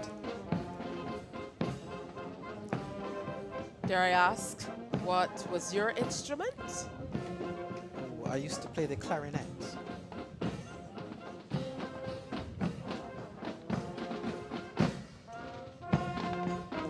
And spent many years on parades like this as director of music. I would imagine that it takes a lot of concentration to not only keep in step with everyone else, but to play in tune as well. Play in tune and keep your breath going, while watching for the various cues and signals from the drum major or the bass drum. Well, the sun is certainly high in the sky as it becomes a little warmer on this Independence Day here in Barbados. Well executed. The mounted troop of the Barbados Police Service will now canter past. This is their way of paying compliments to Her Excellency.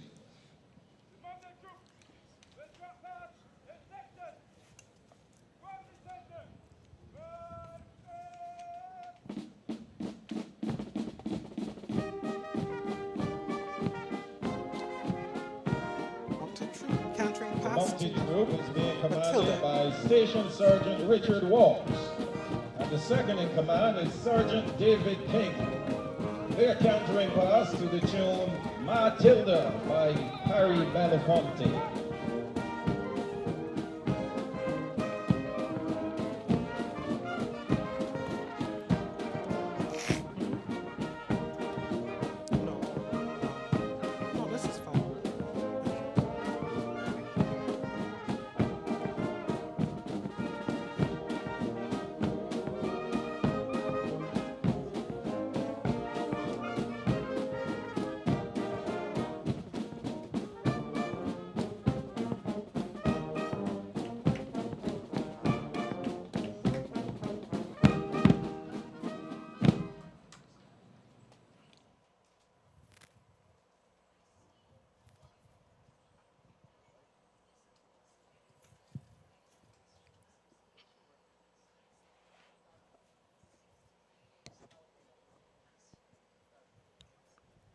compliments to their president.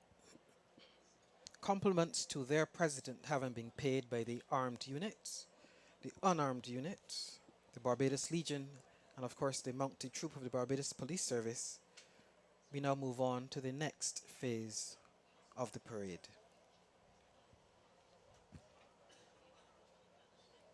And we have Right. coming up that display by the Barbados Landship Association, who will be celebrating 160 years of existence. Show! In open order! Inwards! Yes! And of course, because we must always look good in the military, they're dressed just one more time. And of course, the parade commander is Steady, dressing steady. the parade and standing them easy to Stand prepare for the display. the front rank of the right half.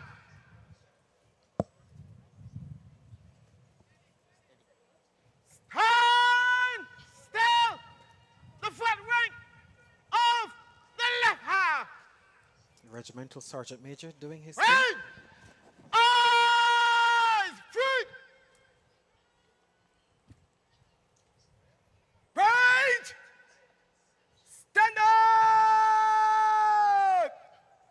As. Stand easy. That stand easy says you can The relax a little bit. Barbados Landship Association proudly celebrates its 160th anniversary this year. Today's presentation was conceptualized by Geraldine Lynch in consultation with Admiral E. Graves of the Landship Association and features the Barbados Youth Advanced Corps, students of the school's Landship program, and the Independent Stuck Orchestra. The spirit of Barbados is the theme of the ship, a ship on a voyage filled with peril, steered by a crew with a spirit that can never be defeated. Today's display features the basic movements of the landship, which are symbolic of the resilience, determination, and pride of the Barbadian spirit. Now, of course, many agencies come together Attention to crew, make this possible. please be advised that your embarkation will commence at this time. All directional staff, please proceed to your station. Engines, are you ready?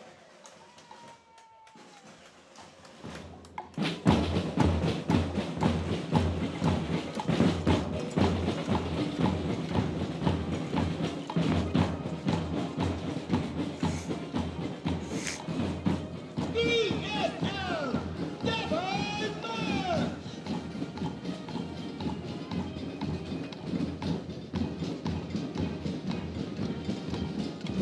Good morning, ladies and gentlemen.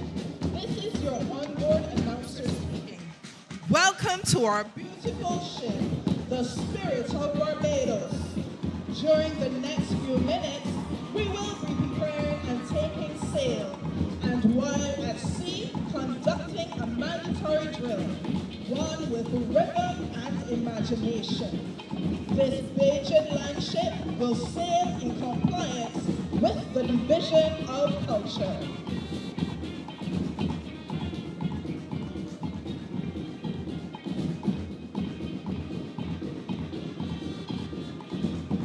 Sailors, up!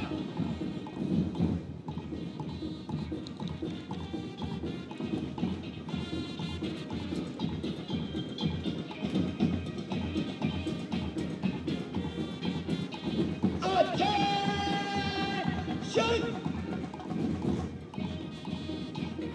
Roll call!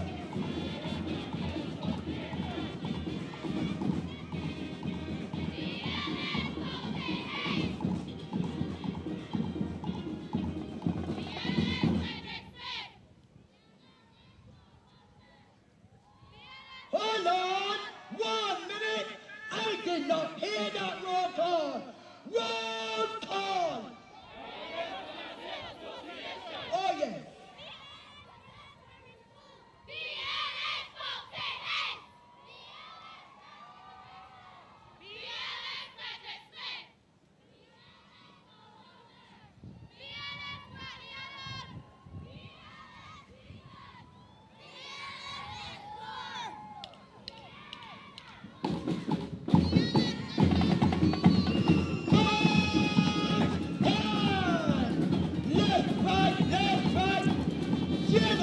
the presence of Jehovah.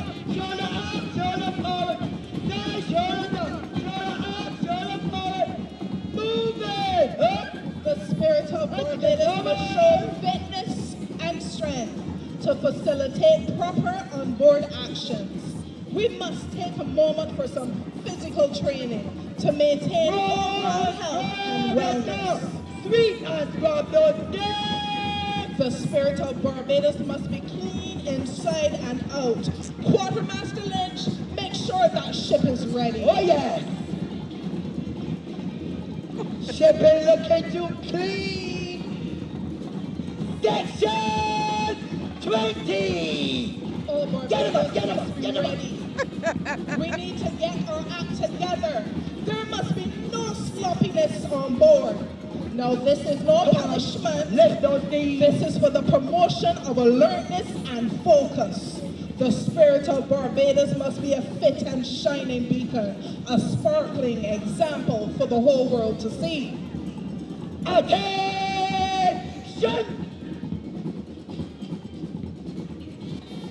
BSLS, roar of the sea! Come on! 160! Ladies and gentlemen, as we leave safe harbor from the warm Caribbean shores across the Atlantic, which once tore us asunder, no longer subdued, we prepare to sail the world. As a free, motivated crew of brave, loyal sons and daughters of 160 years, our beats and movements must be in symphony. Oh yes! Hold those sails! At times we will encounter some high winds, possible boulders, and rough seas, but our banner flies high, declaring strength and unity. Fear! High winds! Oh my gosh! Boulders! BSF! Take it down! Take it down! Come on, get it down! Take it to your right! Take it to your left! Take it center! Come on, get it out, get it out! Alright, you having fun? Almost got it! Left face one!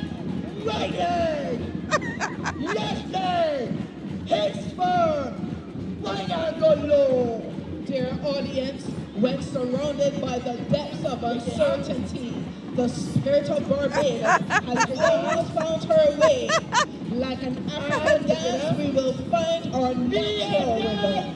Final leg! Back these down! Oh yes, our hearts will always find our ancestral beats. Stay down! And our souls will determine the common song. Come on!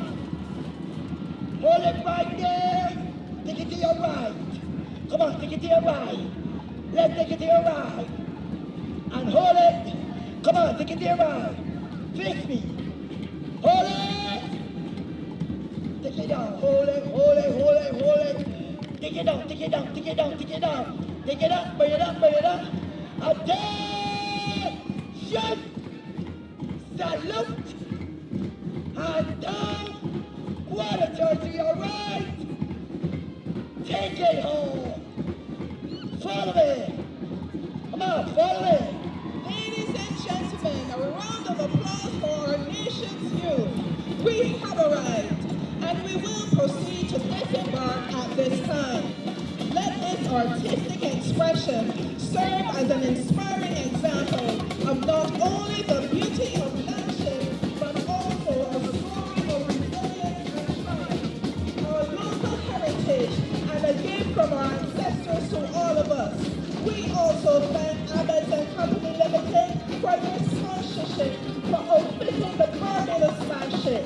The spirit of Barbados will never die, but will always stay buoyant and adapt for her future endeavors.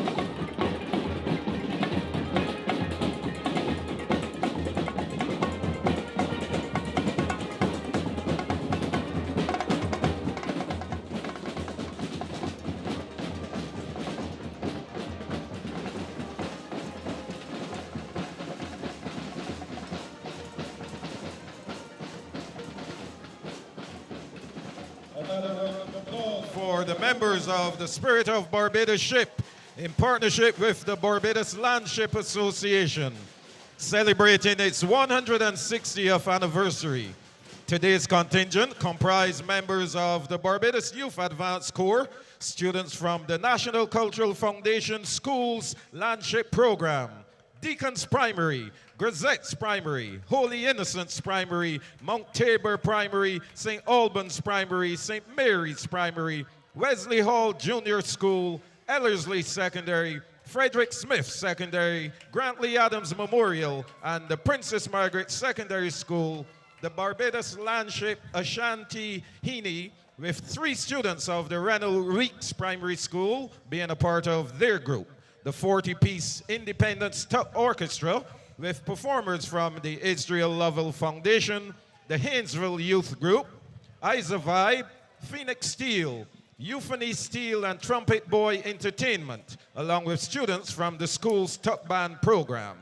The coordinators, Geraldine Williams, Kevin Moore, Danielle Fort, Shelley Small, Shamara Brooms, Shelley Durant, Keisha Dorridge, Rashida Burton, Jediah Lazar, Raheem Walren, Ryan Aline, David Headley, Robin Watson, and Juanita Clark. Let's give them another rousing round of applause.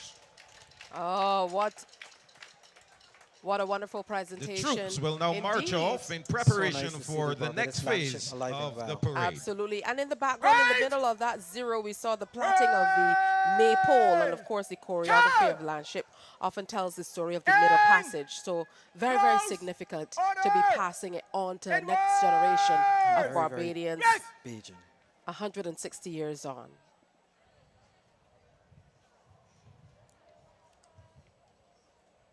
Well, coming up next, we're going to get ready to have the next segment of today's activities. The troops will march off while we prepare for the presentation of the awards. Still! The front rank! Leadership badges for the children and the other national awards, which some of us await eagerly.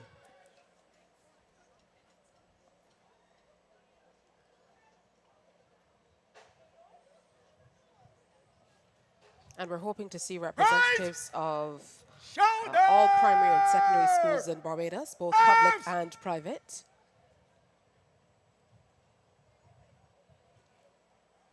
That will be followed by Her Excellency the President presenting the National Independence Awards and insignia. And column of group by detachments.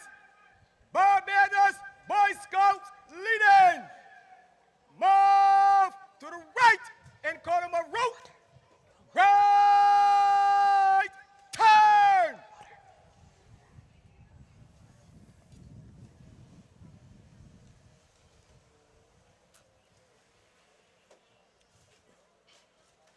The troops, I'm sure, will welcome a little break from all of their focused concentration thus far.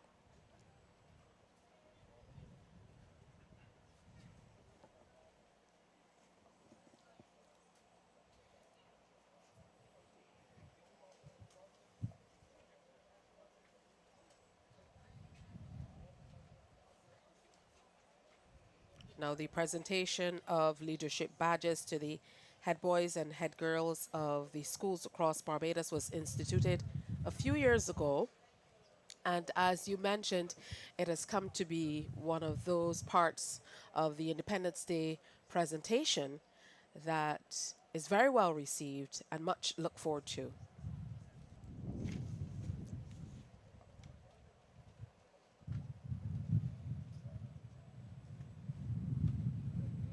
Indeed, it makes it a day special to everybody, old and young. Certainly it's wonderful to see so many Barbadians out in their national colors on this occasion.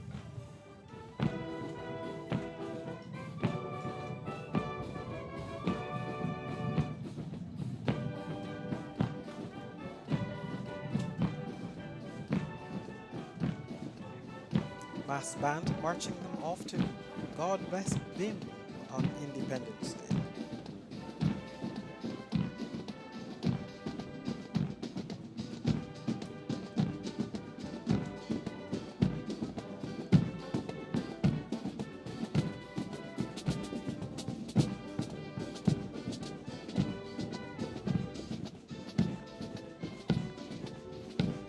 classic from the Merry Men of Barbados. And of course, throughout the ongoing NIFCA season here in Barbados, the National Independence Festival of Creative Arts, the lead singer of the Merry Men, Sir Emil Straker, was aptly saluted as an icon on one of the many nights that the National Cultural Foundation sought to celebrate those who have contributed significantly to the national musical landscape. The University of the West Indies Cave Hill campus in the left of your screen, as you can see. The Usain Bolt Sports Complex, a part of that facility, as the air softens a bit, and I believe we can feel a few drizzles coming in. Hopefully the heavens will hold back just enough for us to complete today's presentation. God Bless Them.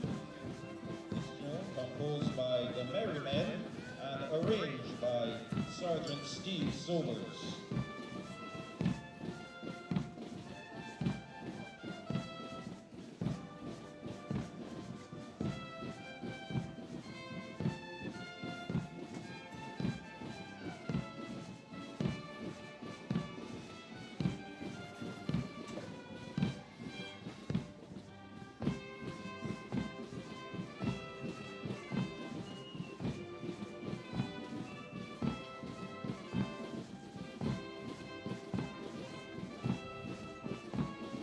Nice to see the corps of women on parade. Women in the Barbados Defence Force perform a myriad duties, clerical, administrative, and even command.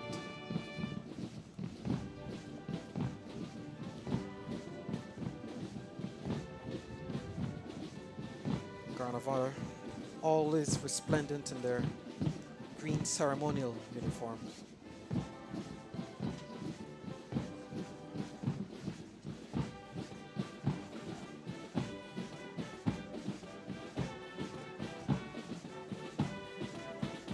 Followed by the masked band.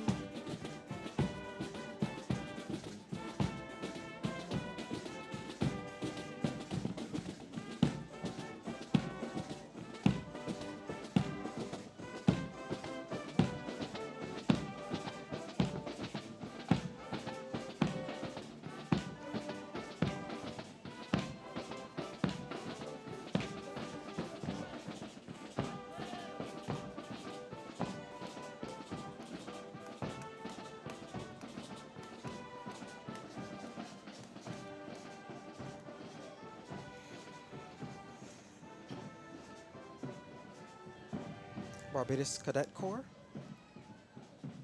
Barbados Youth Advance Corps. And it's wonderful to see that there are now so many young women as a part of the Barbados Youth Advance Corps that they now have their own detachment of sorts. Very interesting. And they look so smart.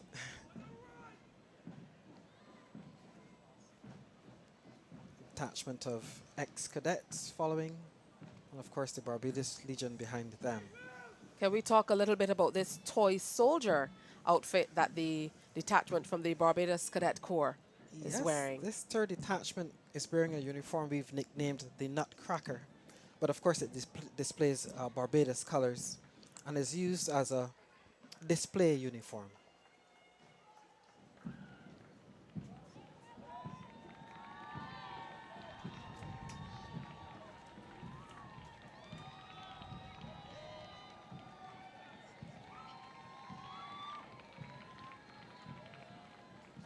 And of course, on this occasion, we get to see a number of agencies that aren't always as visible in the Barbados Prison Service and the Barbados Fire Service, just to the screen as we speak, marching by in the bright fire truck red, is it called?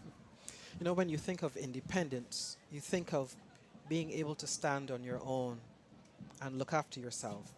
And what we see on display on these parades are various services that illustrate, that demonstrate that we are capable of looking after our own interests. And of course, the next generation on parade says that the future is somewhat secure. Absolutely. Now, these young people from the Barbados Youth Advanced Corps, they undergo a very strict training over a very short period of time. So this signals much advancement, no pun intended, based on what we're seeing in terms of what they've been able to do in that short space of time that they've been under the watchful eye of the Barbados Defence You know, Force. it's a wonderful initiative.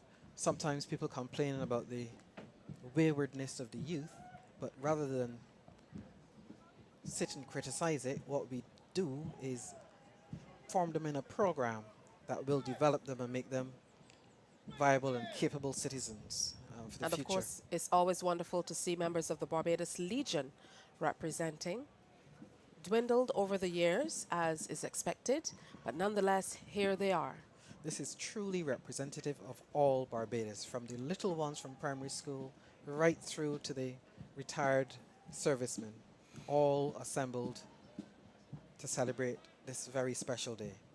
And just a moment ago, we got a glimpse, what seems to be a very rare glimpse at this venue, of a few of the dignitaries who are already here and seated and participating in and being a part of today's presentation.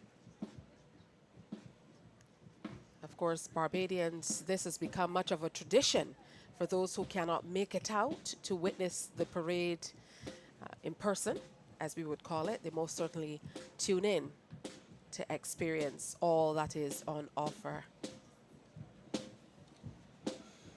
And so far, I must say, it has been quite impressive. Very much so. The flag orderlies lurking in the background might feel a bit forgotten, so I give them a special mention. And we just have just about the last of the troops off parade, with the parade adjutant bringing up the rear as we get ready for the next phase. We can see the students being moved into We position. welcome Mrs. Carol Reefer, Chief Executive Officer of the National Cultural Foundation, who will guide us through the next phase of the parade, which will be the presentation of leadership badges, the presentation of national awards and insignia, the address to the nation by the Prime Minister, and the cultural presentation. Mrs. Carol Roberts Reefer. Your Excellency, the Most Honorable Dame Sandra Mason, President of Barbados. The Honorable Mia Amor Motley, Prime Minister. Your Honor, Patterson Cheltenham, Chief Justice. Members of Cabinet, members of the Senate and the House of Assembly, members of the Diplomatic Corps, distinguished ladies and gentlemen, happy 57th anniversary of independence. This morning, on this 57th anniversary, we present to you the presentation of leadership badges, the inaugural Public Service Awards and Award of Recognition on this Independence Day 2023, and our Independence Honors. We start with the presentation of leadership badges to the head boys and head girls of both public and private, primary and secondary schools in Barbados.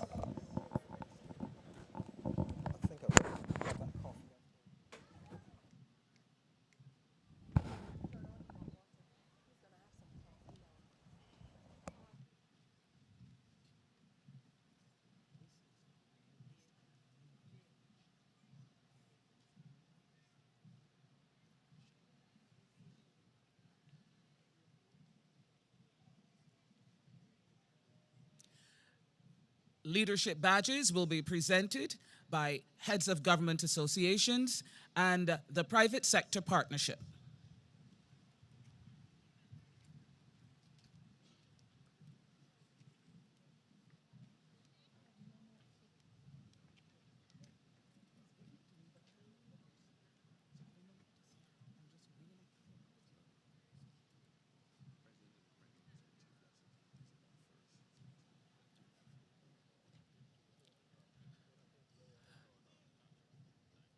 Her Excellency the President, the Honorable Prime Minister, and the Honorable Chief Justice will present the first three groups of leadership badges.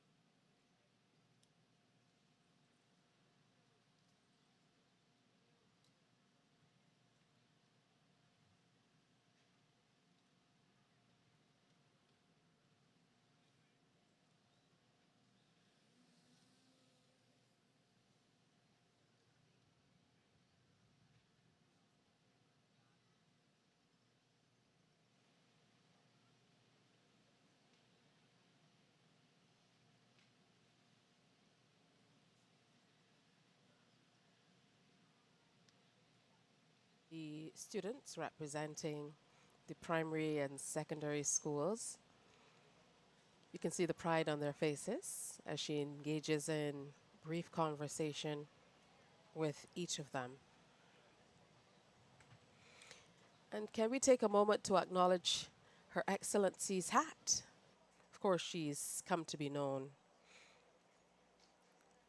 for these beautiful pieces.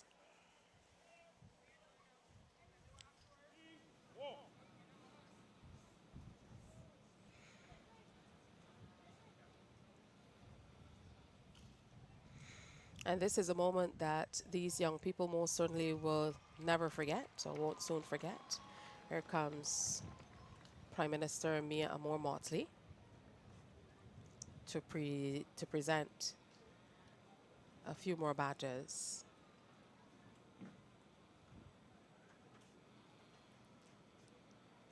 And she too engages in brief conversation with our young leaders, head boys and head girls of each school here on the island. And I think at this point, we're maybe at the halfway stage or just a little ways past. After this, we will move into a speech by the Prime Minister, a cultural presentation, and of course, we will have the national awards coming up just after the presentation of leadership badges. It's wonderful also to see that many of the secondary schools across the island are introducing blazers with their uniforms as well, as the students participate in various, mostly oratorical contests and things of that nature. They usually come out in their blazers to add a touch of class to the uniforms. Yes, this used to be a fairly standard thing in days gone by. I'm happy to see it return. This will be a day that these children will remember for the rest of their lives. And as you can see, from the tiniest ones to some who are even taller than the PM herself, they're all here and representing our schools and the very best of what we want for our children here in Barbados, as not the future leaders of our country, but as our now. This little girl must be saying to herself, one day I want to be PM. That certainly is a possibility, as our first female Prime Minister and first President pin the badges on these young people. It's a true sign that anything is indeed possible. And I think maybe the teachers told them, you have to look serious as you get these pinned on. And there the PM goes telling him, give me a little smile. There you go. I love that they each get to greet and have a little chat. As you mentioned, certainly an unforgettable moment in these young lives.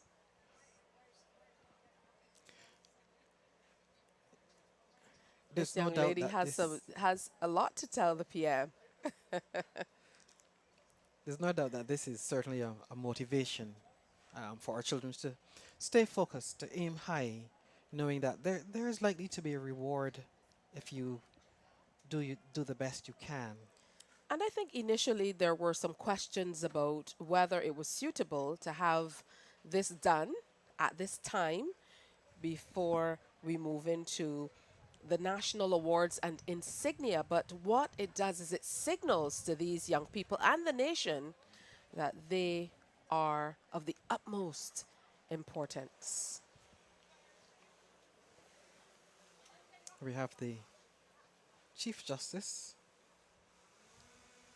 coming to present a few more badges.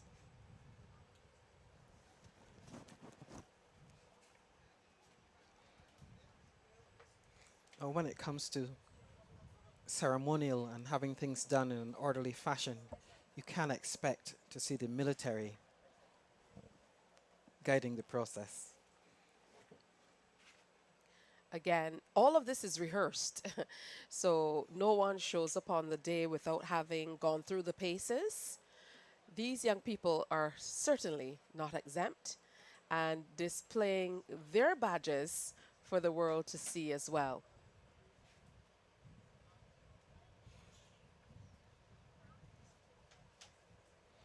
Again, brief conversations with the Chief Justice, with members of the Diplomatic Corps, the Cabinet of Barbados, specially invited guests, members of government, and members of the general public, all looking on. Isn't it wonderfully symbolic that the message is sent, even in this manner, that today is a day for everyone, from the youngest who have the future ahead of them to those who have already achieved and being recognized for this.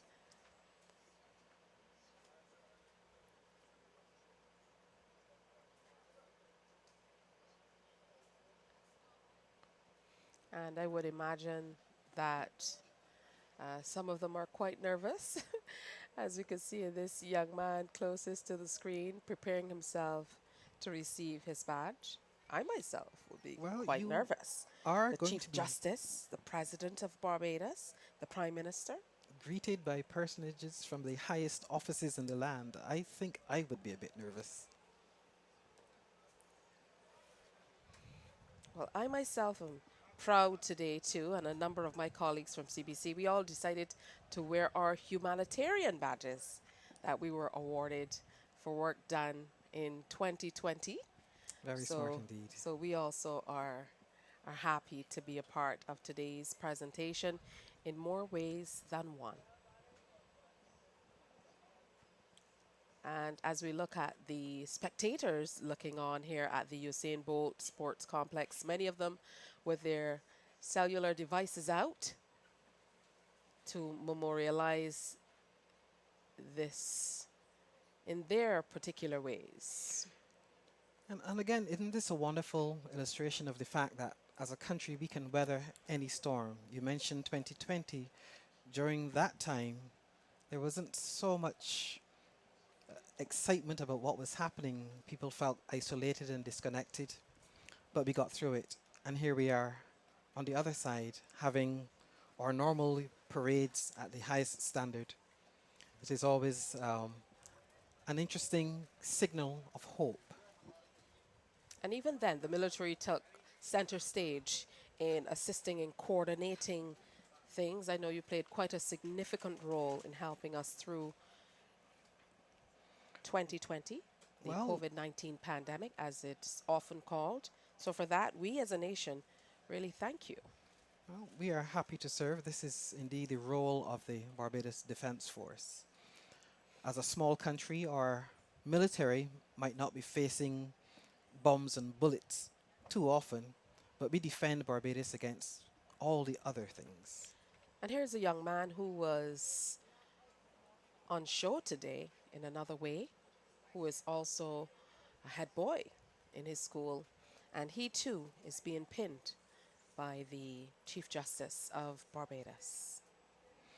This is Cadet Under Officer Tyrese Rice Holder, who's the head boy at the Princess Margaret Secondary School and one of the most senior cadets in Barbados. Very, very fine young man, I must tell you. Do you have any information on the number of people who move away from the Cadet Corps and into the Barbados Defence Force? These days, within the last couple of years, we have a transfer rate of about 60%. That's excellent. We certainly have to get many more of our young people interested, which I would imagine is part of your mandate now that you're assigned to the Barbados Cadet Corps. Well, this is why I took the job. We have to say a special welcome and thanks for viewing to those of you down the region and across the world who are certainly checking in on our broadcast and sharing how delighted you are across the diaspora to be able to share in the celebration of our 57th anniversary of independence. And second year, today also marks that second year for Barbados as a parliamentary republic. It must be said, Bajans the world over must be beaming with pride today as they observe a very fine parade, as they acknowledge that our youth are recognized, and a little later on we will have a recognition for a job well done to others. But it says that Barbados is strong.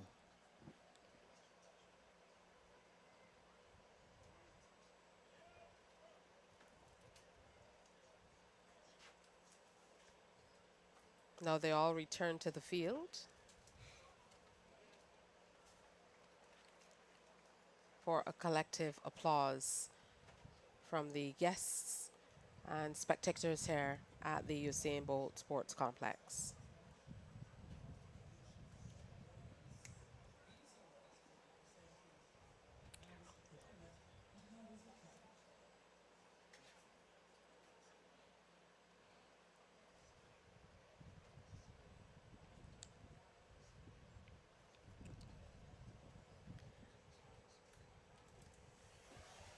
And even as there's much discussion about transforming our educational system in Barbados in the coming years, it's truly wonderful to see students representing all of our secondary schools being honored in this way so publicly on this occasion.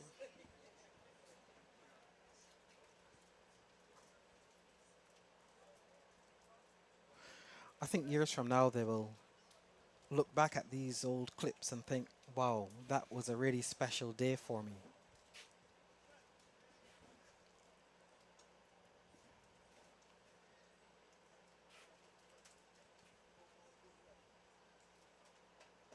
And sometimes it just takes that little spark of recognition to inspire children to go on to all kinds of things, all kinds of possibilities. Girls of public and private primary and secondary schools. An impressive presentation today.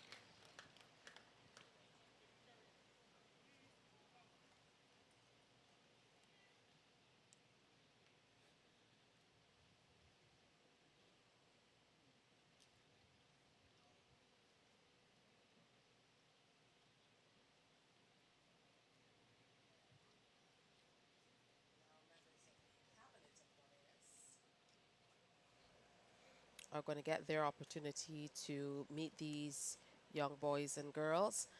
And if you're thinking this is quite a long presentation, it signals to you the importance and the prominence that it holds in the entire day's presentation.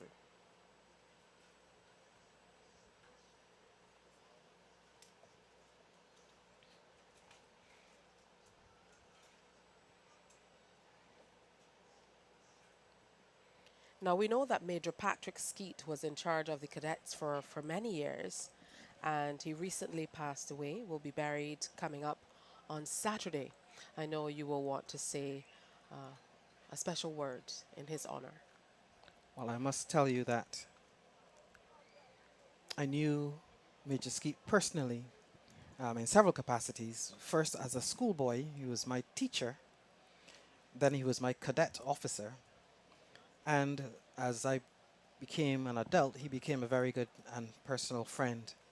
And the Barbados Cadet Corps deeply mourns his loss.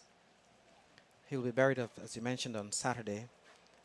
And I'm going to be spending the next few hours, days, making final arrangements to accommodate visiting dignitaries from right across CARICOM.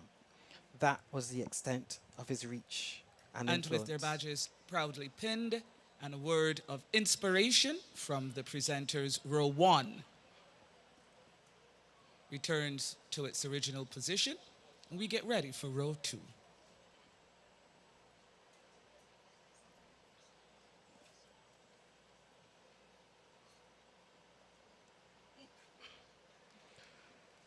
As I watch, I'm somehow beginning to become convinced in my mind that this is a much easier surface to work on, as opposed to the maybe slightly uneven surface of the Garrison or the blisteringly hot surface of the Bridgetown port. So maybe this is a good medium. And again, these intergenerational conversations that are much needed, not dating at all. The members of cabinet, permanent secretaries, and other specially invited persons who are greeting the students this morning. And the first presentation, the second presentation party, now joined by members of private sector leadership associations.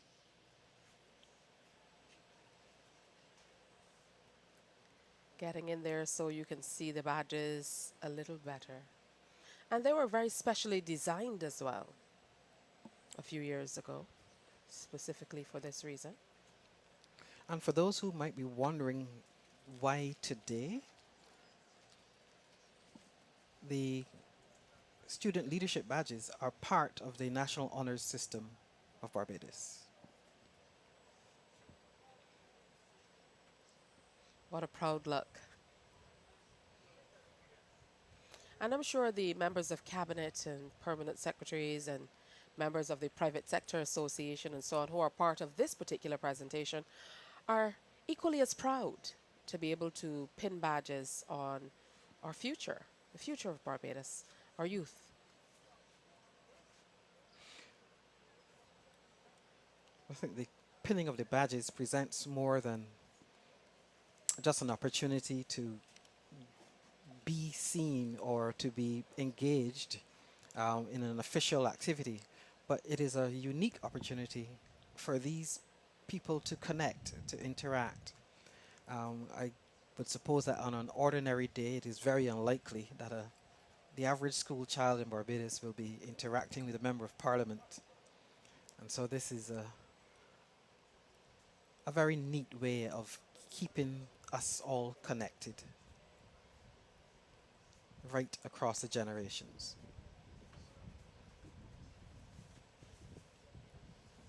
Now, what advice would you give to any young individual who might be considering a career in the military? You yourself started out with the Cadet Corps and you've transitioned into a most illustrious career over the last 24 years as a member of the Barbados Defence Force. So what advice would you have for any young person looking on? Don't think about it for very long. Just do it. You will not regret it.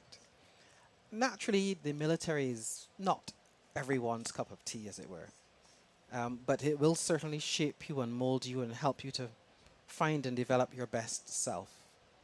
If you want to get your toes wet, so to speak, you can join the Barbados Cadet Corps if you're at school. And if you've left school already, the options are full-time service or indeed reserve service. All members of the second row have received their leadership badges. But test yourself. A round of applause, please.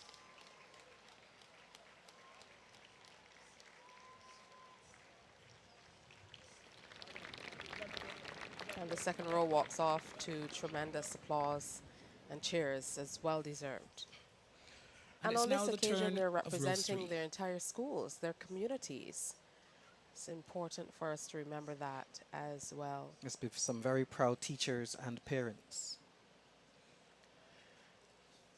Even the placement of today's parade and what will follow after this part or this phase of the parade as we move on to the Lower Black Rock Road and march up to the Carlton cricket grounds. It really shows that we're still remaining at that grounded place in staying within the communities as we celebrate in this 57th year.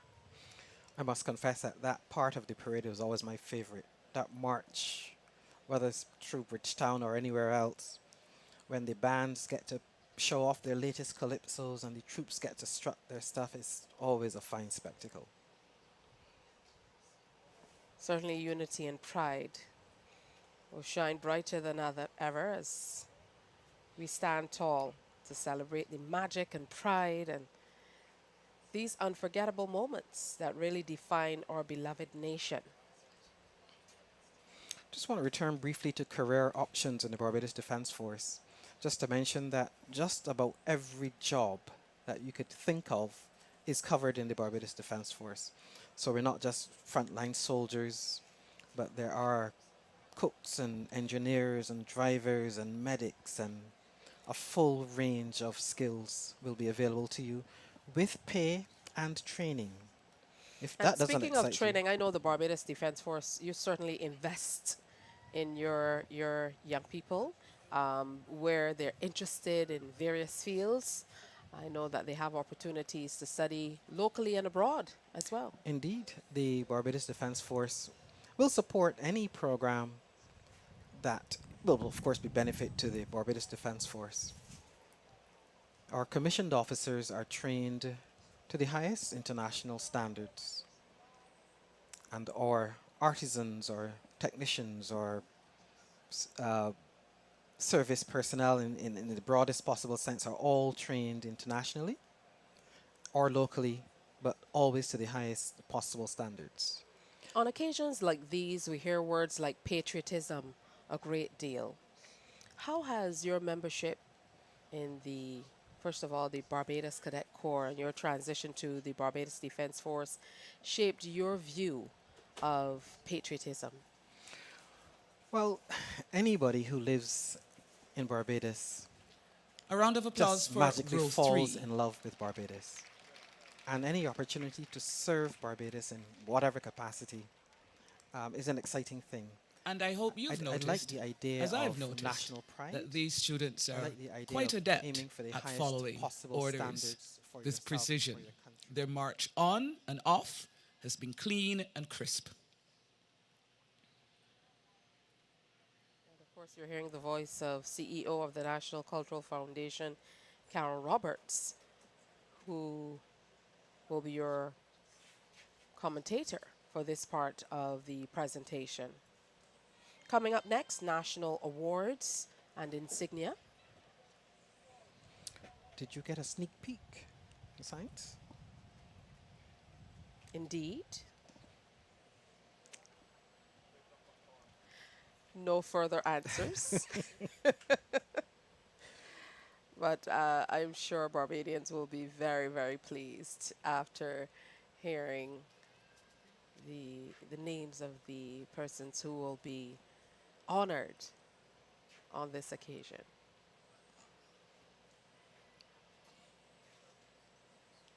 We're seeing faces of members of the cabinet, of course, some government officers, all showing up today, resplendent in their national colors and proud to pin the badges on the young leaders of our country.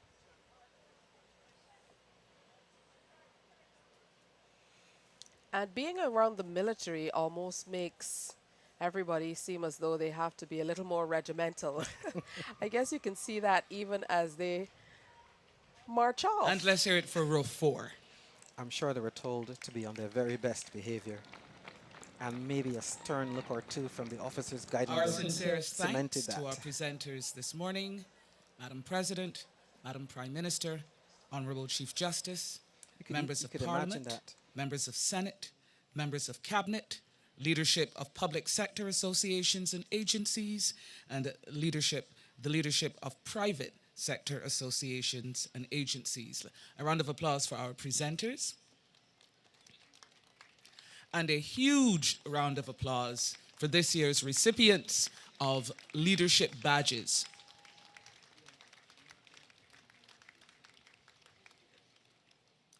Today, we are pleased to introduce the inaugural Public Service Awards and Award of Recognition under the theme Public Service Transformation, Doing Things Differently. The Barbados Public Service represents the heartbeat of the country, and as such, an investment in its transformation is critical, relevant, and timely as Barbados faces significant challenges as a result of globalization. It recovers from the stress of COVID-19 and we seek to keep pace with the ever-changing global business dynamic. Today, we showcase two entities that are leading the charge in public sector transformation. We salute their initiative and leadership, as well as their best practices, as they dare to do things differently and champion change. The first Public Service Leadership Award is presented to Ms. Margaret Yvette Innes. The Acting Chief Immigration Officer, having served 44 years as an immigration officer. Ms. Innes joined the service in 1979 and became one of the first civilian immigration officers when the department transitioned from police to civilian service. As one of the pioneers, she has a track record for having a sound understanding of the relationship between migration, trade, and economic development. Ms. Innes employed the key initiative of cross-fertilization of skills to build competencies and enhance the ease of doing business to transform her department. The Public Service Leadership Award is presented to Ms. Margaret Yvette Innes for transformational and inspirational leadership of the Barbados Immigration Department.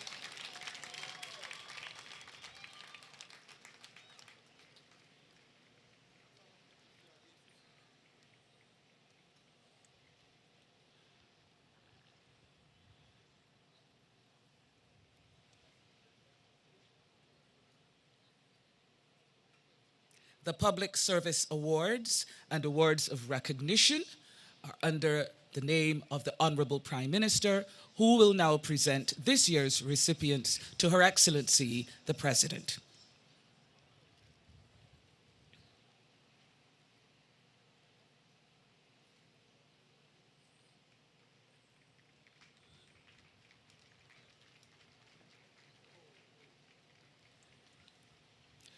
We ask Ms. Innes to remain in place, and we move on to our second Public Service Leadership Award. Ambrose Johnson has worked with the Student Revolving Loan Fund, the SRLF, for the past 16 years, having first joined the organization as its first loans manager. Under his astute leadership, he has coordinated and implemented several new initiatives that have resulted in the Student Revolving Loan Fund increasing its operational efficiencies and expanding its loan portfolio. Having operational oversight for the information technology functions of the organization, he has seized the opportunity to leverage the use of technology to automate various processes and to enhance the customer experience for the SRLF's clients. The Public Service Leadership Award is presented to Mr. Ambrose O'Brien Johnson for transformation and inspirational leadership of the Student Revolving Loan Fund to attain new heights of excellence in engagement, performance, and customer service.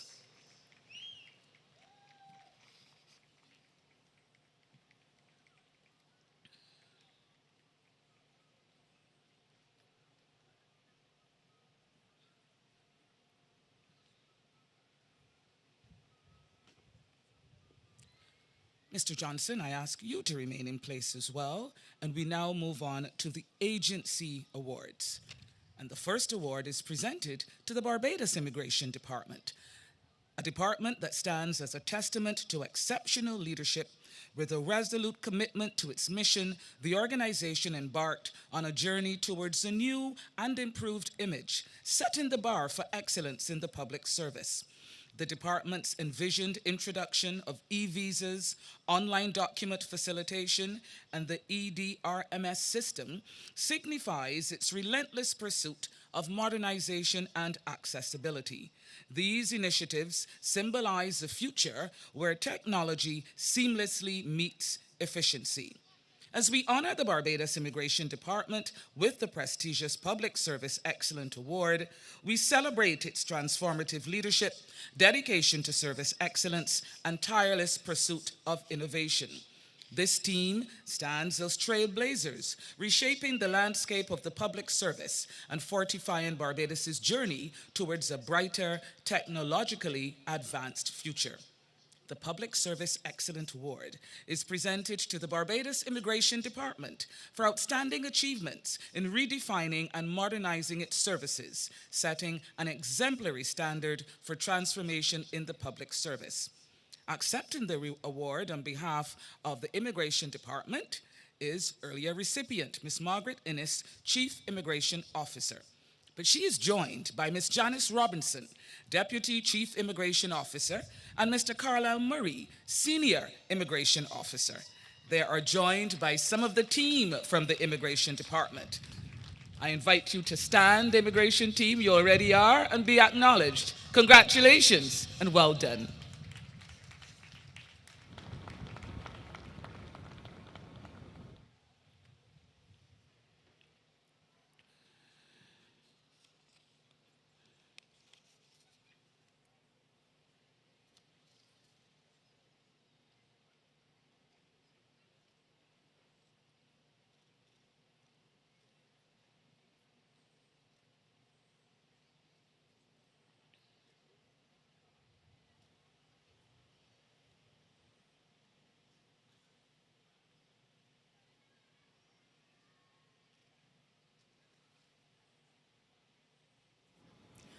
The second agency award is presented to the Student Revolving Loan Fund.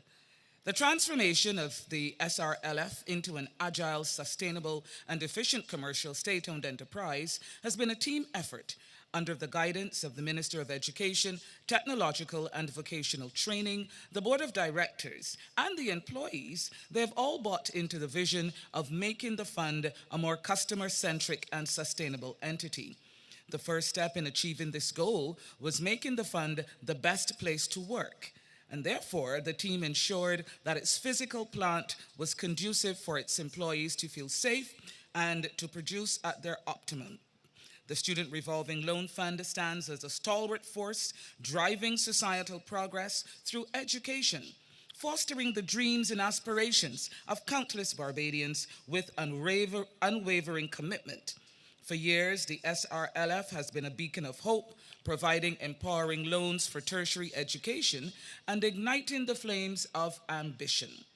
The Public Service Excellent Award is presented to the Student Revolving Loan Fund for outstanding achievement in redefining and modernizing its services, setting an exemplary standard for transformation in the public service. Accepting the award on behalf of the SRLF will be Mr. Ambrose Johnson and members of his team. He is joined by Mr. Alan Roach, Assistant Marketing and Business Development, and some members from the SRLF team.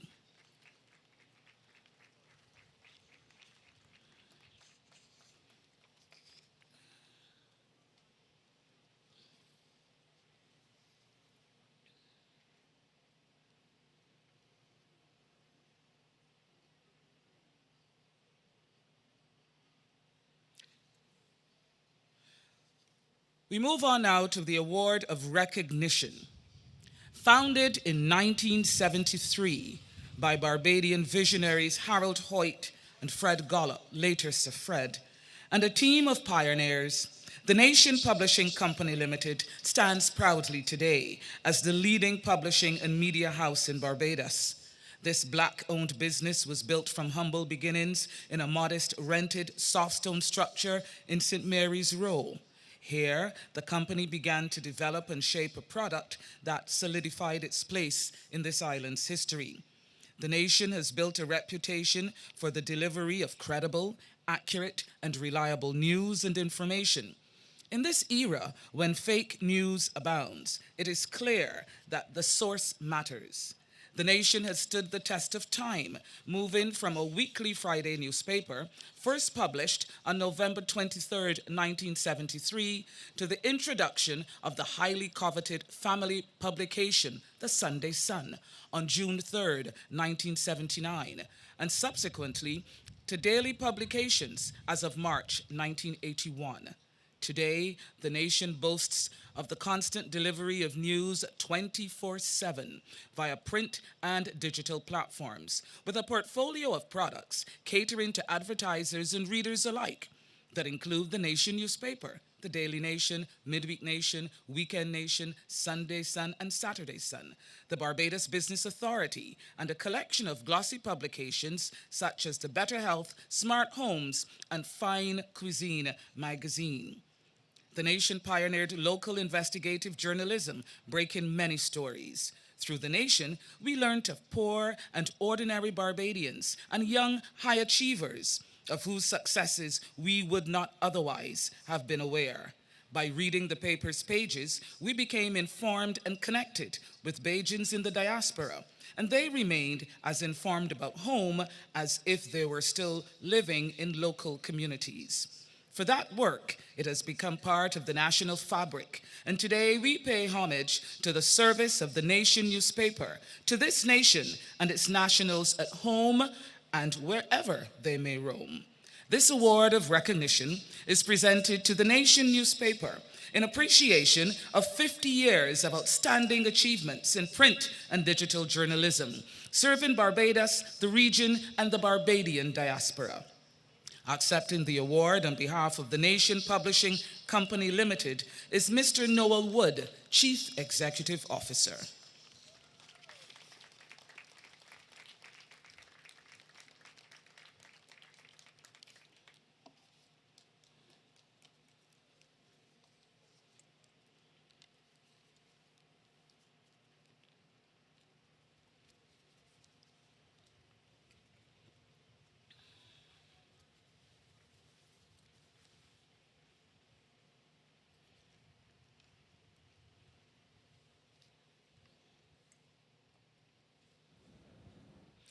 Thank you very much, Madam Prime Minister, and a final round of applause for this year's Transformation Awards, public and private sector. Your Excellency, this morning, on the 57th anniversary of our independence, 36 outstanding citizens, 31 of whom are present today, and who are awarded in this year's independence honors, will be acknowledged and presented in the warrants. This year's awards have been made in the following classes: the Order of Freedom of Barbados National Honor, constituted by the Order of Freedom of Barbados Act, August 15, 2019. The Order of the Republic, the Honorary Order of the Republic, the Gold Award of Achievement, the Gold Trident of Excellence, the Silver Trident of Excellence, the Barbados Service Star, the Barbados Service Medal, and the Barbados Bravery Medal. The Order of Freedom of Barbados, for distinguished and extraordinary service to Barbados, the Caribbean diaspora, or to humanity at large. Presented to Mr. Reginald Ricardo Farley, for his distinguished career as a policymaker, diplomat, leader of industry and accounting, his sterling contribution to national and business development, as well as the cohesion of the social partnership, and his exceptional leadership of the Honorable the Senate. The Order of Freedom of Barbados, Mr. Reginald Ricardo Farley.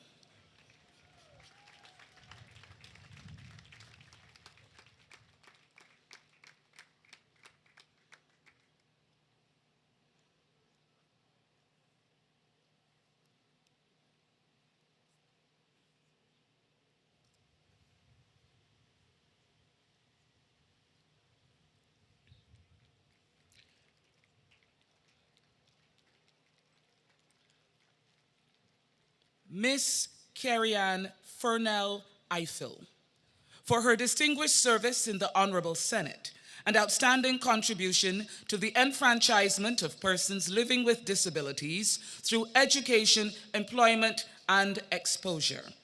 The Order of Freedom of Barbados, Miss Carrie-Ann Furnell Eiffel.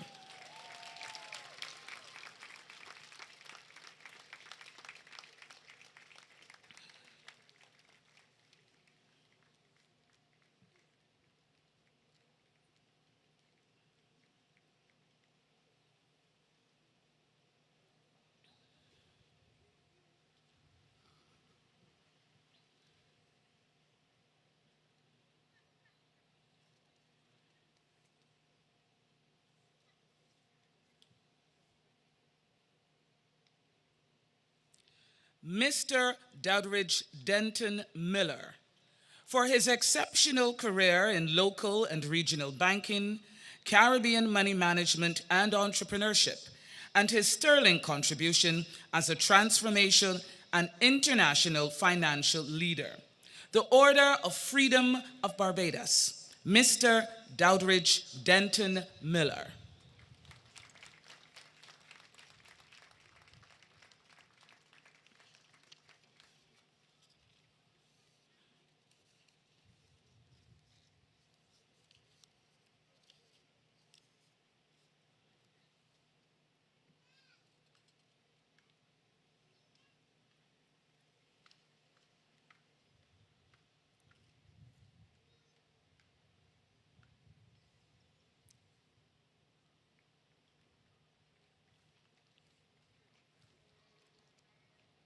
The Order of Freedom of Barbados Honorary Awards. A distinguished person who is not a citizen of Barbados may be conferred an honorary appointment to the Freedom of Barbados, where it is desirable that the person be so honored by Barbados. His Excellency Paul Kagame, not with us today, but awarded for his recognition of his influential and constructive role, unswerving commitment, and proactivity in the mission to foster collaboration, positive international relations, and to promote economic diplomacy through the Pan-African network between Africa and the Caribbean. An honorary Order of Freedom of Barbados presented to His Excellency Paul Kagame, not with us today, but please let us acknowledge this outstanding achievement.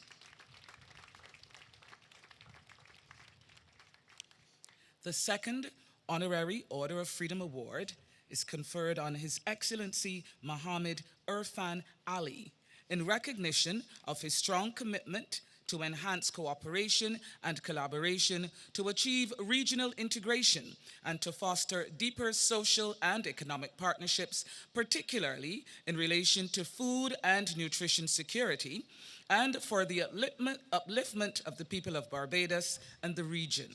President Ali and President Kagame are at COP28 in Dubai and are unable to join us today to celebrate our anniversary of independence. But again, please acknowledge President Ali's outstanding achievement. The Order of the Republic for Distinguished National Achievement and Merit, conferred on Alison Ermine Leacock, for her sterling contribution to broadcasting, media relations, corporate communications, training, human resource development, and educational technology, and for her distinguished service to Barbados as head of the National Transformation Initiative, the NTI.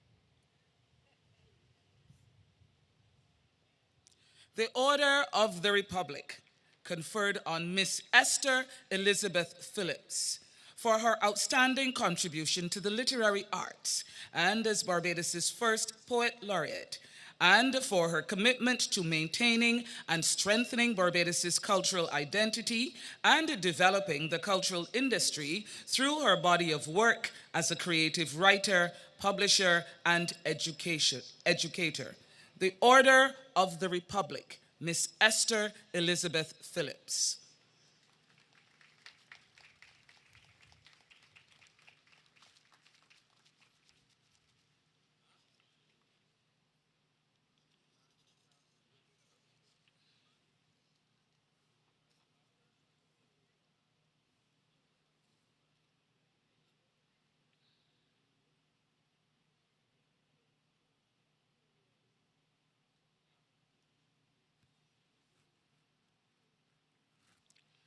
Mr. Grantley Einstein Declare Morris, for his outstanding accomplishments in weightlifting and bodybuilding, his contributions to physical and municipal planning and development in Barbados and Canada, and for his philanthropic service to the Barbadian diaspora, particularly in Canada.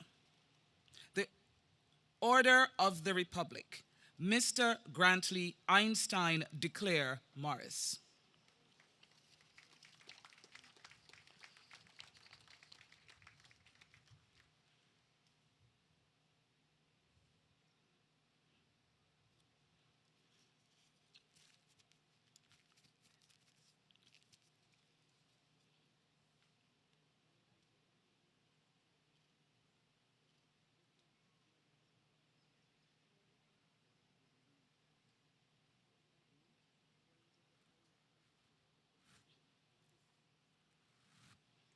Miss Angela Mary Simpson.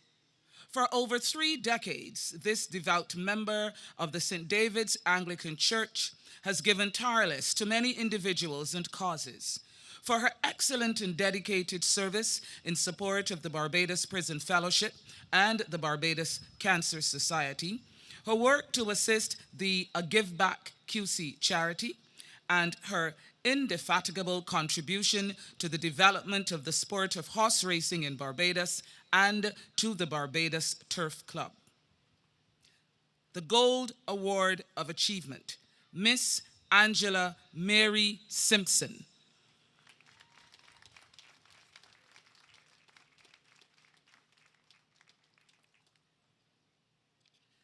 And the Gold Award of Achievement is presented for a meritorious service or achievement in Barbados or a community within Barbados.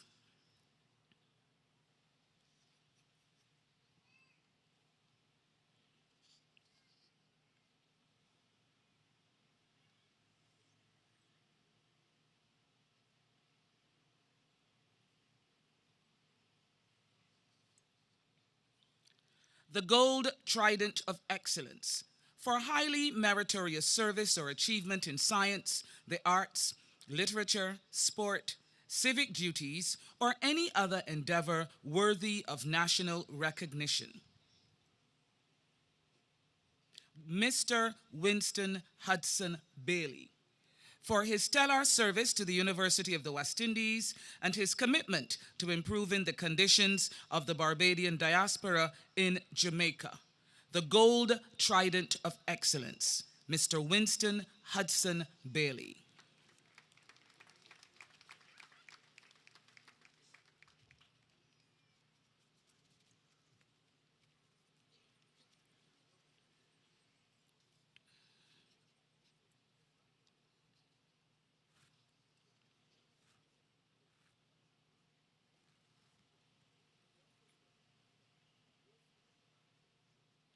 The Gold Trident of Excellence, Dr. Ermine Claudine Augusta Bell, not with us today, but this honor is conferred on her for her exemplary service in the field of psychiatry and in the promotion of mental health and well-being in the public service and the wider Barbadian community, and her dedication to reducing the stigma attached to mental illness. The Gold Award Trident of Excellence, Dr. Ermine Claudine Augusta Bell.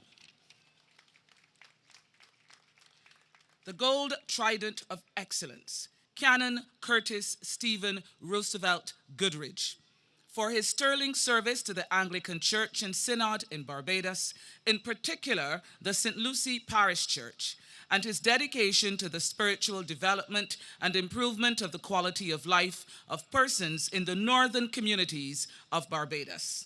The Gold Trident of Excellence, Canon Curtis Stephen Roosevelt Goodridge.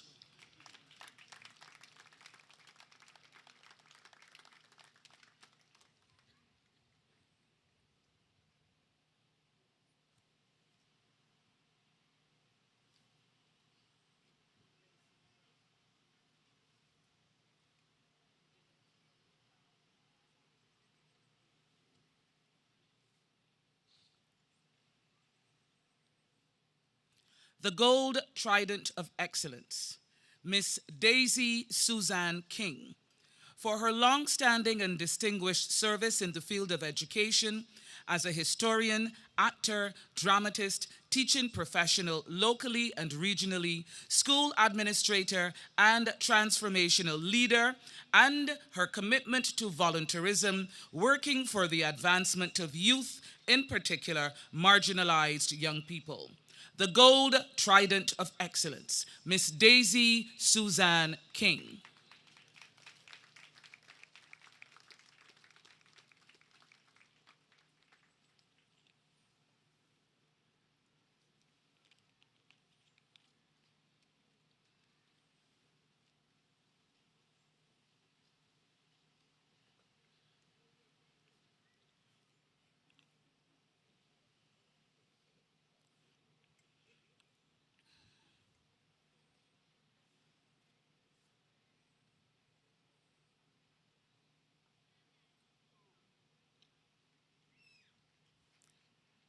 The Gold Trident of Excellence, Miss Sade Amelia Winnell Williams. For her outstanding achievements as a world-class athlete, track and field in particular, and her unrelenting efforts to be in global and to bring global acclaim to Barbados. The Gold Trident of Excellence, Sade Amelia Winnell Williams.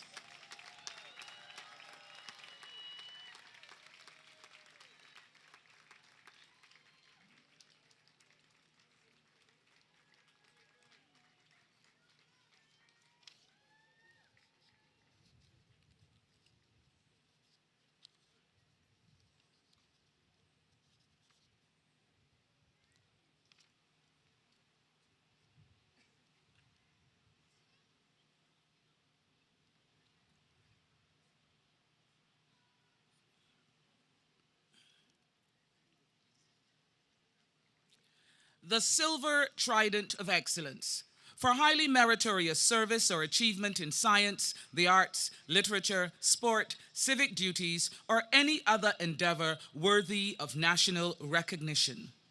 Daniel Owusu Boama, for his sterling contribution to the development of the Central Bank of Barbados and his dedication to capacity building, providing technical support to governments worldwide, and the training and development of emerging local, regional, and international economists.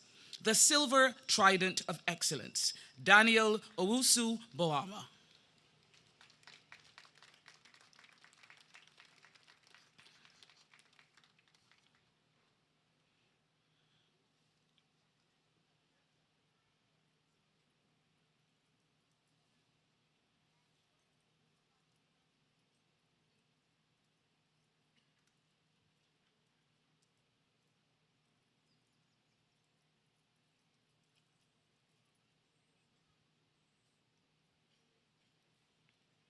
The Silver Trident of Excellence, Jacqueline Michelle King, for her stellar contribution as a practitioner in the field of sports medicine in Barbados, her commitment to providing therapeutic support for national sporting teams, and her pioneering role in the co-founding and development of associations for the advancement of sports medicine, physical and rehabilitation therapy all across Barbados.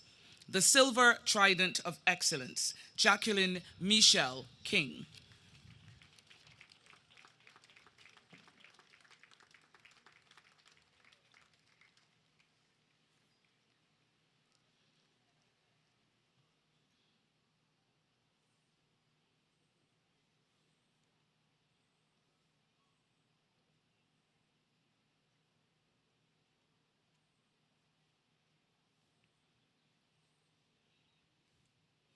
The Silver Trident of Excellence, to Miss Karen Louise Meekins, not with us today, but this award is presented for her outstanding regional and international representation of Barbados and her unbeaten record-setting achievements in the sport of squash and her dedication to the development of young players as a squash coach and mentor.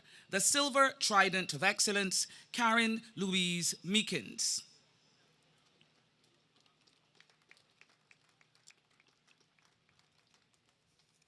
Mr. Mitchell Anderson Nichols, for his extraordinary work, research, and scholarly achievements in socio-cultural history and the heraldic art and the design of academic and national insignia, including the Order of Freedom of Barbados in 2019, the Silver Trident of Excellence, Mr. Mitchell Anderson Nichols.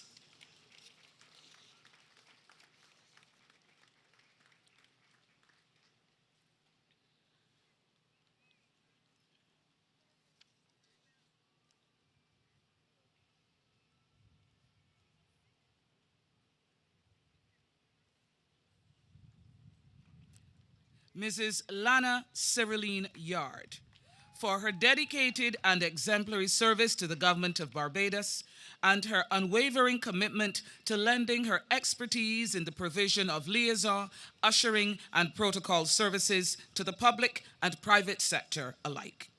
The Silver Trident of Excellence, Mrs. Lana Cyriline Yard.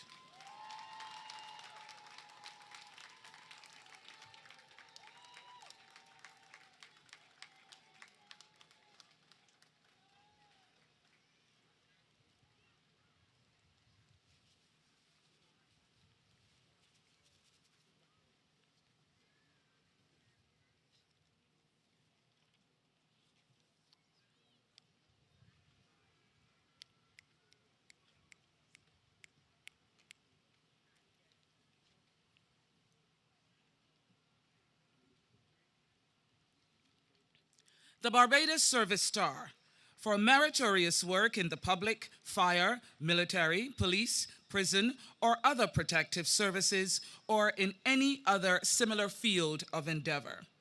The Barbados Service Star, Miss Pamelia Tersina Brereton, for her outstanding activism, education, and raising the awareness of Barbadians about Alzheimer's and dementia disorders, and her dedication to the building and strengthening of the Barbados Alzheimer's Association.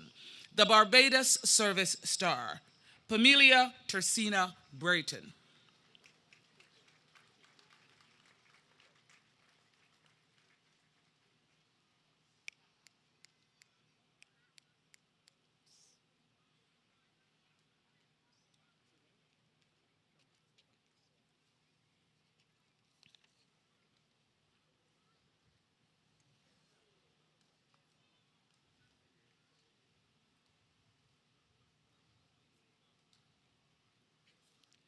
The Barbados Service Star, Miss Heather Yvette Dean, for her dedicated service as a mental health nurse and nursing tutor in psychiatric nursing, and her outstanding contribution in the delivery of healthcare services and administration of the Nursing Board. The Barbados Service Star, Miss Heather Yvette Dean.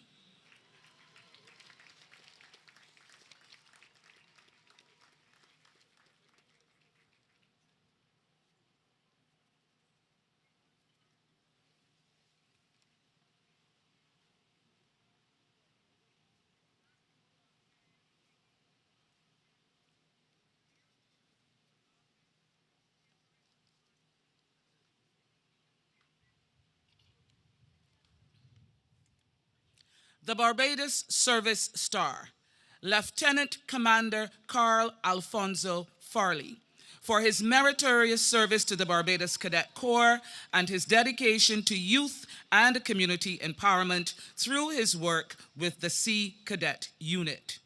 The Barbados Service Star, Lieutenant Commander Carl Alfonso Farley.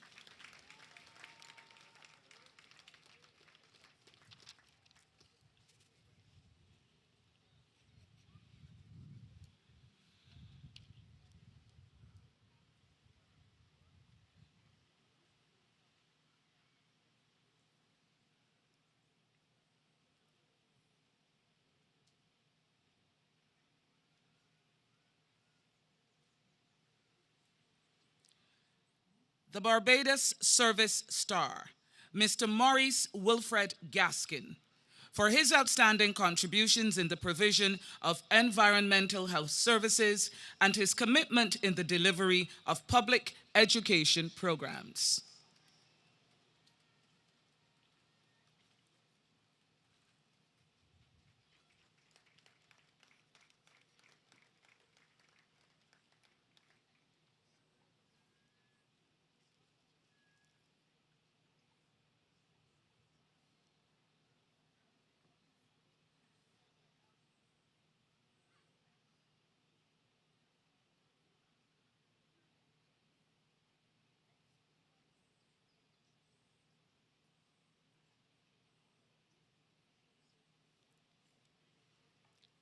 The Barbados Service Star, Reverend Stephen Anderson Lord, for his excellent contribution to the teaching profession and his dedicated service to the northern communities and the church in particular, the Seventh-day Adventist Church. The Barbados Service Star, Reverend Stephen Anderson Lord.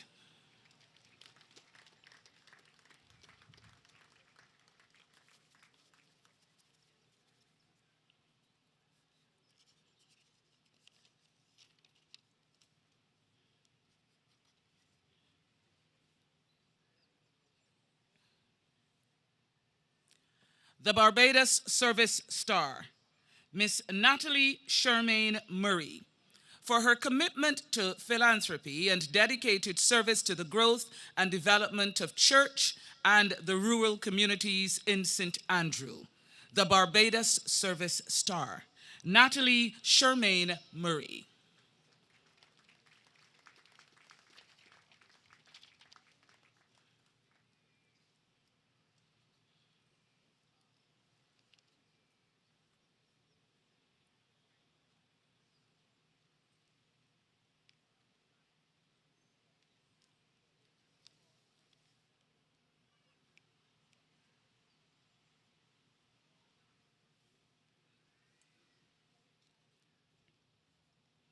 The Barbados Service Star, Mr. Kevin O'Neill Vaughan, for his meritorious service and dedication to the development of the sport of cricket locally and regionally as a coach, mentor, and administrator.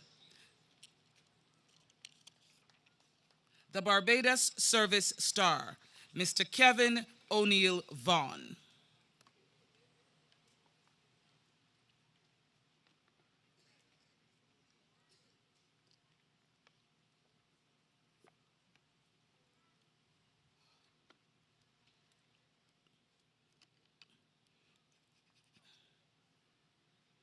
The Barbados Service Medal, for meritorious work in the public, fire, military, police, prison, or other protective services, or in any other similar field of endeavor. The Barbados Service Medal, Mrs. Sharon Felicia Bellamy Thompson, for her sterling contribution to Barbados as an entrepreneur, philanthropist, and founder of the Fishers of Men charity, and her outstanding community service to assist children in care and those with disabilities, the homeless, and vulnerable families across Barbados. The Barbados Service Star, Mrs. Sharon Felicia Bellamy Thompson.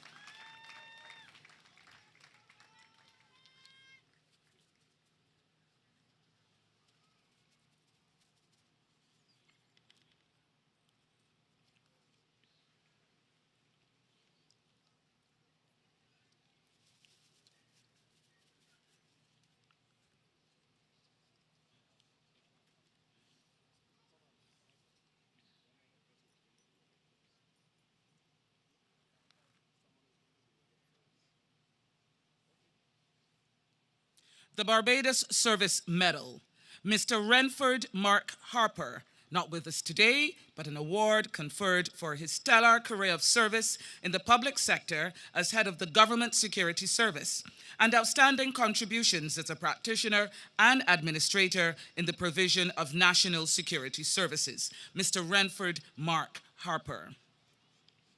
The Barbados Service Star, Miss Pauline Ernesta Holder, for her contribution as a long-standing advocate and dedicated service to early childhood development and youth and community empowerment through her work with the church and several youth, community, and service organizations. The Barbados Service Medal, Miss Pauline Ernesta Holder.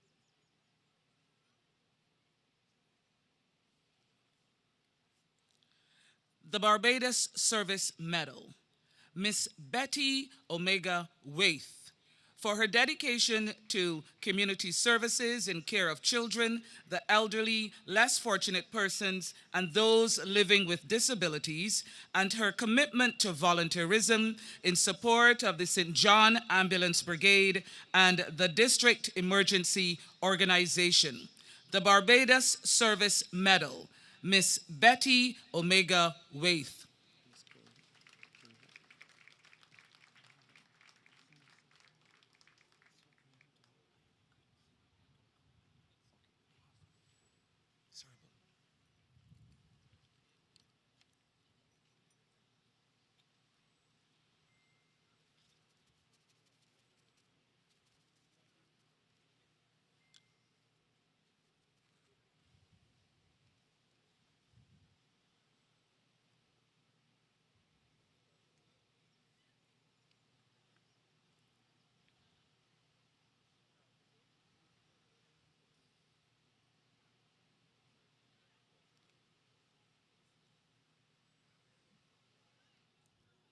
Miss Evelina Cecilia King Harper, for her dedicated community service and activism for the rights of those with learning disabilities, and her commitment to volunteerism in support of the Association for the Correction of Learning Disabilities, the Learning Center, and several service organizations.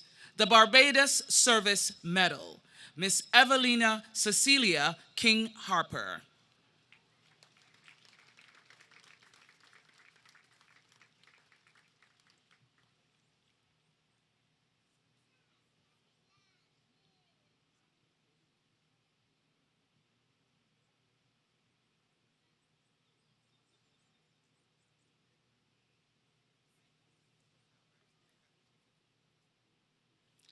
The Barbados Service Medal, Mr. Colin Anderson Van Dyne Williams, for his meritorious service in the field of environmental health and his activism on public health and social issues. The Barbados Service Medal, Mr. Colin Anderson Van Dyne Williams.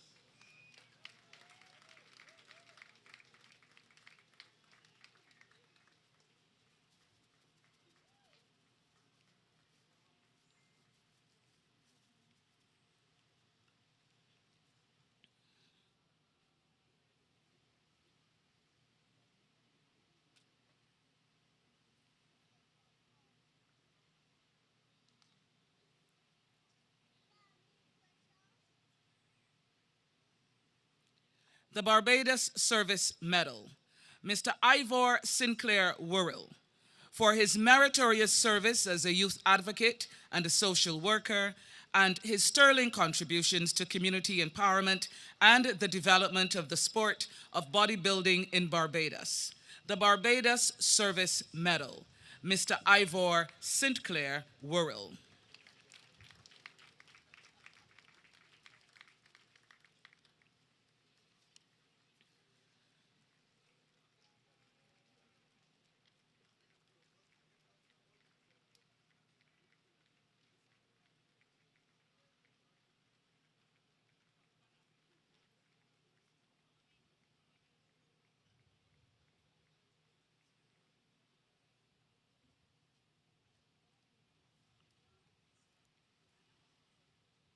The Barbados Bravery Medal for acts of bravery in hazardous circumstances.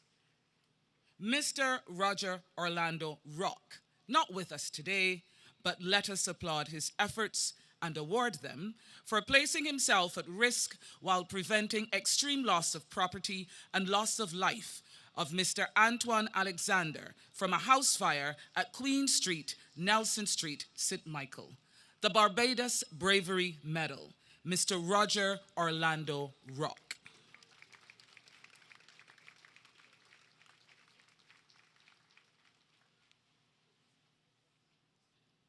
The Barbados Bravery Medal, Mr. Marlon Elrico Van Wyck Tempro, for placing himself at risk while preventing loss of property and also loss of life whilst under attack by persons with firearms during a robbery while plying the Oistins route in the early hours of the morning of July 16th, 2023. The Barbados Bravery Medal, Mr. Marlon Elrico Van Wyck Tempro.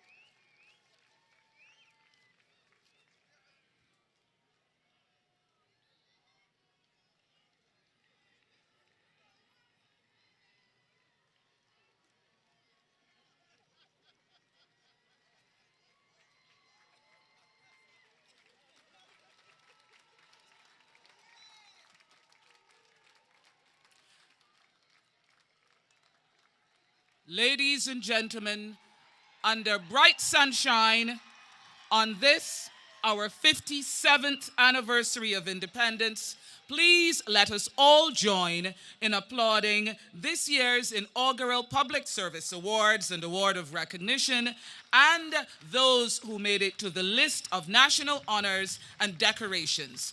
A round of applause for all awardees. I thank you.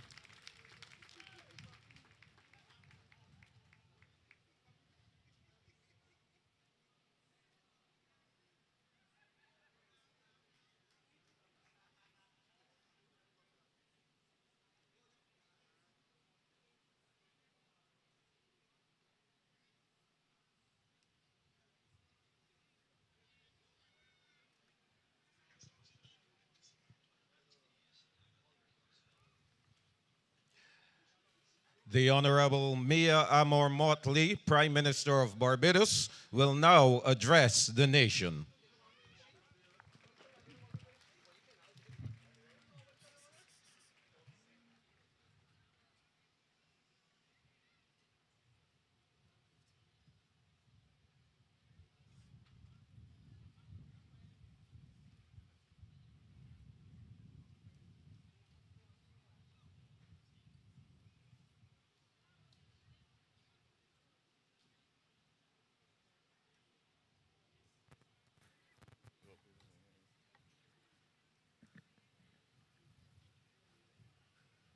Madam President, the Most Honorable Dame Sandra Mason, President of the Republic of Barbados, distinguished members of Cabinet, the Executive, Parliament, the Judiciary, but above all else, Barbadians.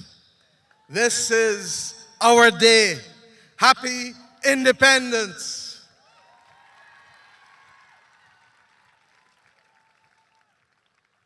And we must give thanks because we haven't gotten here by accident, but we have weathered some of the most difficult times in the last few years. And we stand tall and proud on this sunny day of our 57th anniversary of independence. For that, we give thanks as firm craftsmen of our faith. But as we give thanks, let us also remember that the journey is not over. And if the journey is not over, we will do well always to recollect purpose and mission. We would do well to remember the principles that hold and unite our nation together. And I ask us to pay tribute to those principles, the commitment to pride and industry in our motto, to excellence, as we have seen in the distribution of medals and awards today. But in particular, you would forgive me if I salute the Immigration Department and its leader, Margaret Innes, and the Student Revolving Loan Fund and its leader, Ambrose Johnson, for showing what is possible in the public service to cater to the people whom we serve. It is a good and right thing that we should give thanks to you and to inspire all others to believe that we, as we plow in service of this nation, can achieve excellence as we give back to our people. I want equally to recognize that beyond excellence, our commitment to social justice and social unity, to caring for each other, that these things matter not just in the affairs of state, but indeed in the daily practice of our lives as we engage with each other, family to family, friends, work colleagues, and indeed the stranger in the street. These are the principles that have sustained generations of Barbadians before us and must still do so today. As we equally remember that, we commit again to economic enfranchisement and economic resilience. Because at this very time when the world is struggling with being able to allow people simply to live in peace and simply to live on a livable planet, it becomes more and more difficult for many to sustain themselves.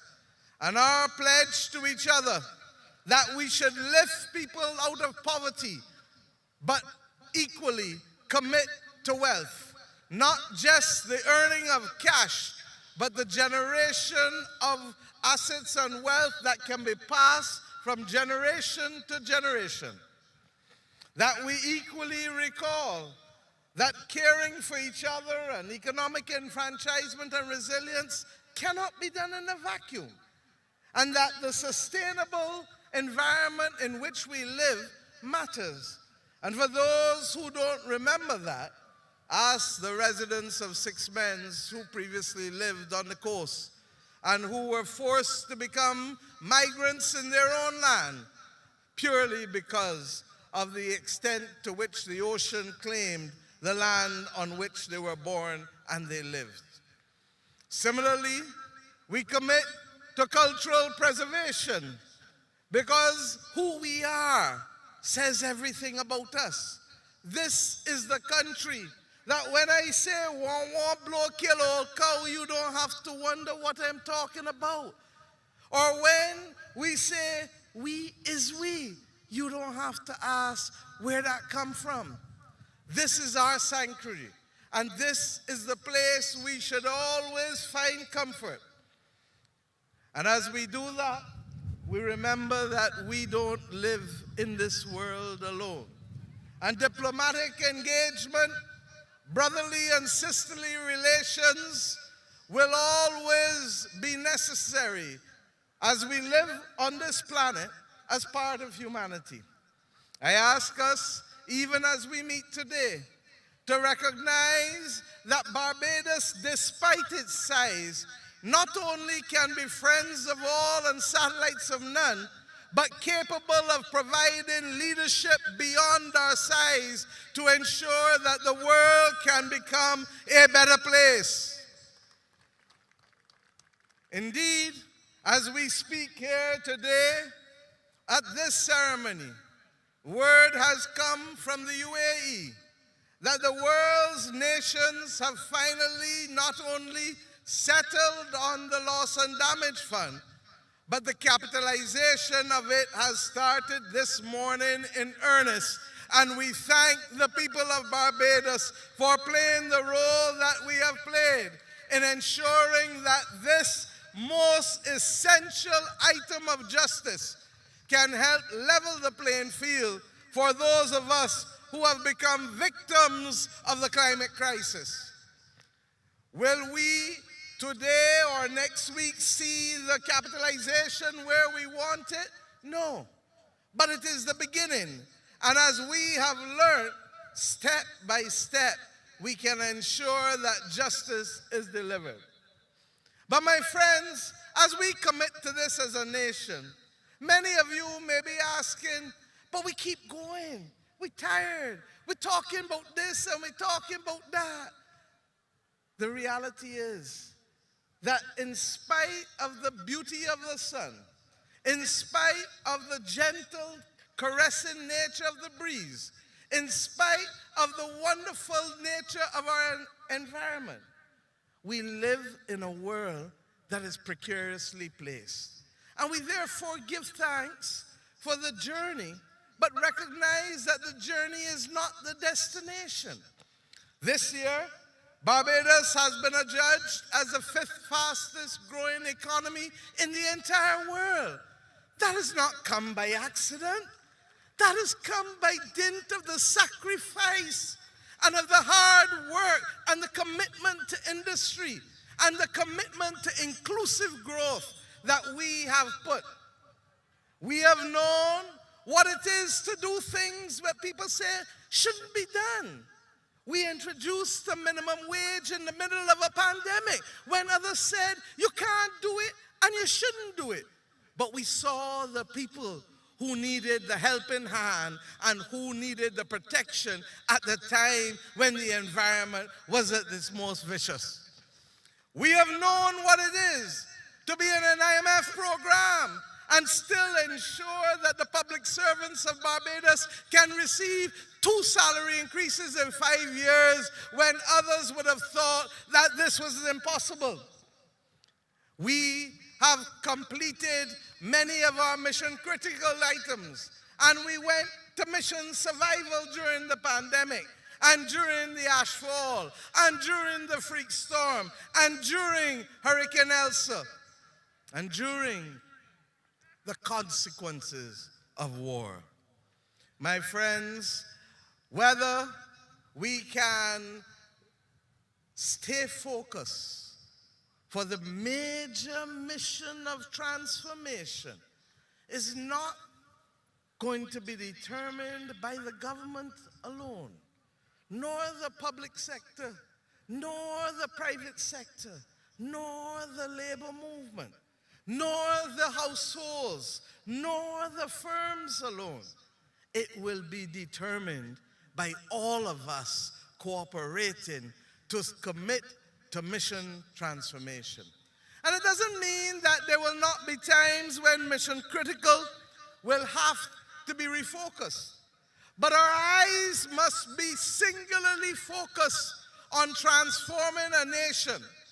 I want to thank the people of Barbados for allowing us over the course of the last 18 months to carry out a difficult conversation as to how we would preserve the quality of life of our seniors through our pension systems, both public pension and national insurance. It could not be done without the maturity of this nation that allowed our people to engage in this difficult conversation. But it doesn't stop there. We're engaged now in recognizing that poverty is not the mission of the Ministry of People Empowerment, but the elimination of poverty is the obligation of each and every one of us in every household in how we look out and take care of our brothers and sisters, whether in material goods or whether in the sustenance of the soul that is so critical. We ask also that we engage with the same maturity, not only in the discussion as to how we modernize our criminal justice system, our penal system, but above all else, our educational system. Our children have come into this world, and they did not ask to become victims of a system of educational apartheid. And if we continue to perpetuate it, believing that we should uplift 3 or 4 people and leave 5 or 6 behind, then we will be guilty of the greatest travesty that children of independence can be guilty of. We will not always agree on everything, but the essence of what we can do together to lay a pathway for our children is absolutely critical to the kind of society and the kind of inclusive growth that we can have as a people. So my friends, I understand that sometimes it's difficult, and that sometimes you may even be a little wary of the efforts that are necessary. But when you were a child and a teenager, there were things of which you tired too. But they were critical to your growth. They were critical to your sustenance. They were critical to give you the platform that could make you into adults, into a nation that would want to be inspired, exulting, free. Let us, therefore, understand that our lot, as I said in the last few years, is the lot to plant, to sow. And if we plant correctly, and if we nurture, others will come and reap. And some will reap a 3-week crop, and some will reap a 6-week crop, and some will reap a 3-month crop, and some will reap a 9 and 12 month. We will not all come in at the same time, but the importance of it is that we do not leave behind those who have not yet reached the destination. On this 57th anniversary, I ask us, therefore, as people of this proud nation, of this proud republic, that we remember the basics, be grateful, and be full of grace. Be committed and be constant in our purpose, because through our purpose, we can settle the missions. Last year, we told you we were talking about them. This year, on the 1st of May, we signed and committed to them. And the journey of execution is not an overnight journey, but over the next 7 years, we will show ourselves and the world that we know what it is to preserve our blue and green, not just our blue, yellow, and black. That we know what it is to ensure that cleanliness is next to godliness, and that we can return to the old practices of taking care in front of us, because many hands do make light work. That we know what it is to look in the mirror and love who we see, because that is, even though the second mission, it is only second to the environment in which we live, but it is the essence of who we are. That you don't feel smaller because somebody want to look down on you, because nobody is better than you and you are better than nobody. That we know what it is to understand that without food and water, the sustenance that we need to build and to plant will not be there. That we understand that we must keep ourselves healthy, and we must keep our country and our communities safe. That we understand that the order that left those with little and few with much cannot be the horizon that our children see. That there must be fairness and opportunity for all. And that as we enfranchise and empower, we continue to do so conscious that it is individuals who make the difference to attaining the mission. And that finally, we use this. We ensure that we are in a position to be able to use technology for what it is worth as a tool, but never forget that the ethics of each and every one of us as a human being is stronger than any tool of technology that we use. My dear friends, this is our day, but we are conscious that it is not the world in which we want to live. And there are some things over which we have little control, and there are some that we have great control over. Let us as citizens of Barbados, therefore, commit to do the things we can and change the things we must, and be resilient to the things beyond our control. I leave to go to COP later this afternoon because the world is at a stage that if we don't limit the increase in temperatures, and our best chance looks like now controlling methane, if we don't do it, the season of superlatives that has come to us this year will cause more drought, will cause more floods, will cause more hardship and more migration. This is not what we want. And little by little, if all of us across the world can play our part, then we, like our grandparents and great-grandparents, can conceive of a future that hopefully will allow dreams not to be deferred, not to be lost, but to be reached and to be celebrated, not as a wanton boast, but as a critical platform for our growth. I ask us now to stand and give 3 cheers to our great nation, and to remember those who could not be with us today, but to have them at the center of our thoughts, because Barbados is not only our country, Barbados is, and please forgive me, the best little rock that this world has ever seen. God bless BIM. Hip hip! Can't hear you. Hip hip! Hip hip! God bless BIM on Independence Day. Thank you.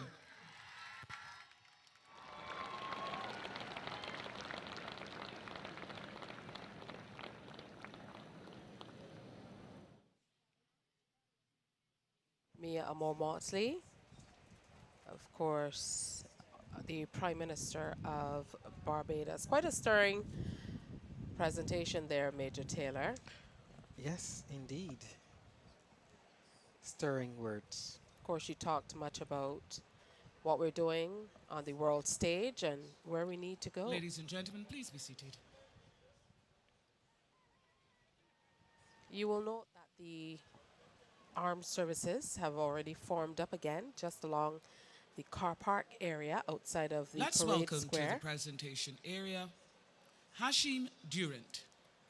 It's time now for a cultural presentation. Zukili Innis on saxophone with a musical presentation in honor of our 57th anniversary of independence. Hashim Durant and Zukili Innis.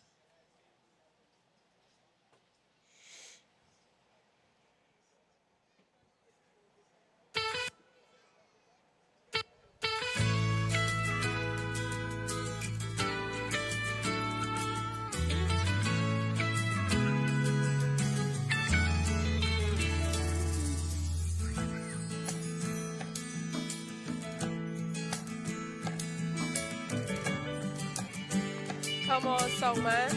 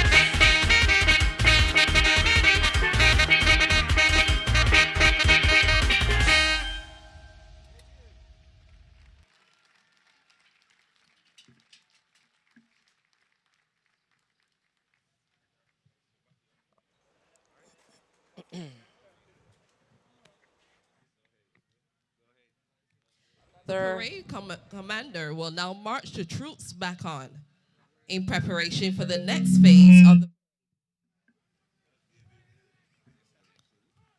This will include the advance in review order, the salute to the nation, national anthem, and 21-gun salute, praise for the nation, national pledge, final salute, and departures.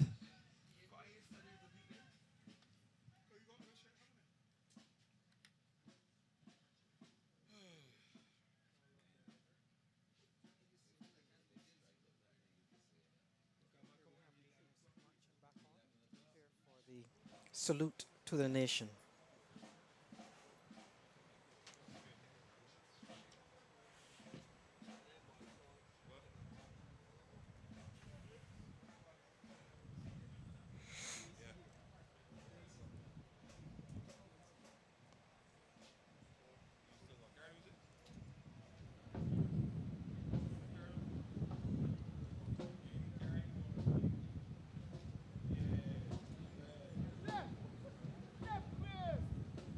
What can we expect in this segment of the presentation, or as you refer to it in the military or military terms, this next phase? Well, this is a return to the traditional parade format, where we'll have what is called the advance in review order. We'll have the 21-gun salute. There will be prayers, the recitation of the national pledge, and of course the standing 3 cheers for Barbados, and then of course the final salute to Barbados. Talk to us about the significance of the 21-gun salute. Well, gun salutes have traditionally been accorded to the highest dignitary of the land, and it has its roots in an old naval tradition. When ships were visiting a port, when they were previously thought to be unfriendly, they would fire off all of their excess cannon, get rid of all the ammunition as a signal that we come in peace. And that has kind of come down through tradition represented by a 21-gun salute, or indeed gun salutes of varying numbers depending on the level of salute. But 21 is agreed as pretty much standard for salute of the highest level. And of course you mentioned that they will now advance in review order. That just brings the parade a little closer to the front so that they can do their final salute and presentation. And this, of course, is not the end, as the members of the band, the combined band, now make their way back onto Mass the parade band square. bringing the troops on to proud Barbadian Sand Pebbles. Definitely some classic favorites. Touch of spooge in the rhythm there of the band. I love the effort to absolutely bring it home.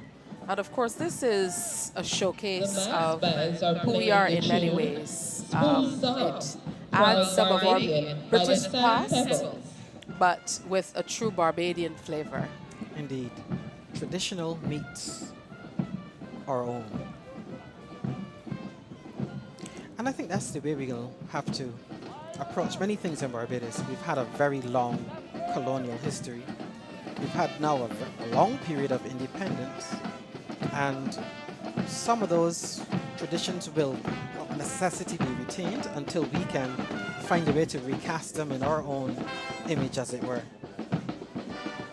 But we can tell from the music today, you can tell from the colorful nature of the uniforms, that we are of age. We have a sense of what is Barbadian and how Barbadians do things without any sacrifice of the highest standard.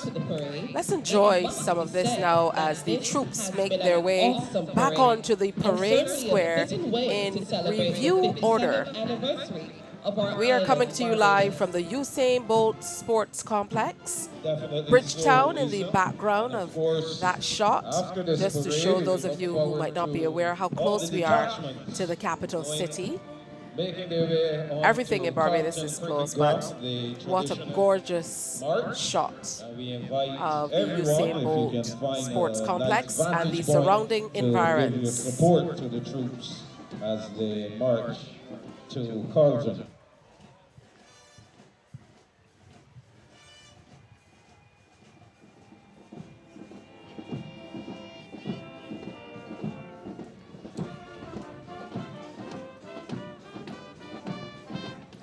There's a way that marching troops tend to feel the groove of the music and move accordingly. I'm always amazed to see it.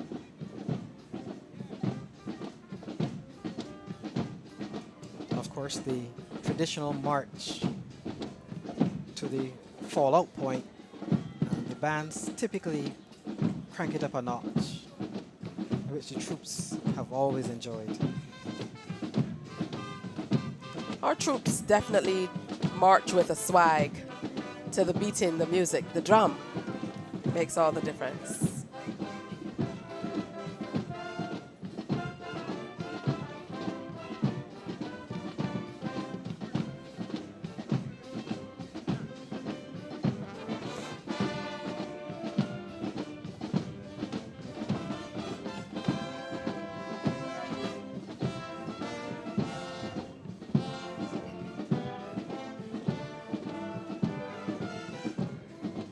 There's no denying our genetic heritage, so to speak, when we respond to the drum. What a beautiful day in Barbados. A wonderful day to celebrate. We started just around 7 o'clock this morning. We're 4 hours in and barely feeling it. Started out with some cloud cover, now bright sunshine, but still thoroughly enjoying it. And for those of you who are watching online or on CBC TV8 in your various platforms, this won't be the end after the toast to the nation or the salute to the nation. After this, the troops and unarmed detachments alike will make their way out onto Walmer Lodge, up Lower Black Rock, and onto Carlton Supermarket. Then they're going to disperse On the on Carlton grounds. the grounds of Carlton Cricket Club.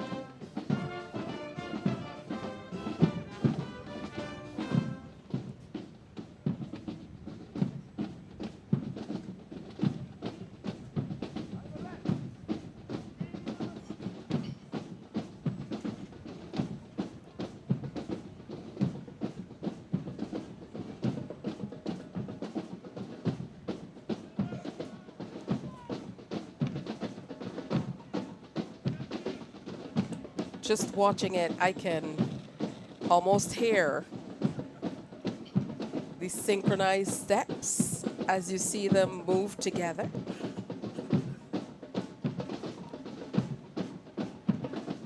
And of course, that resonates with power and pride, echoing through the air here.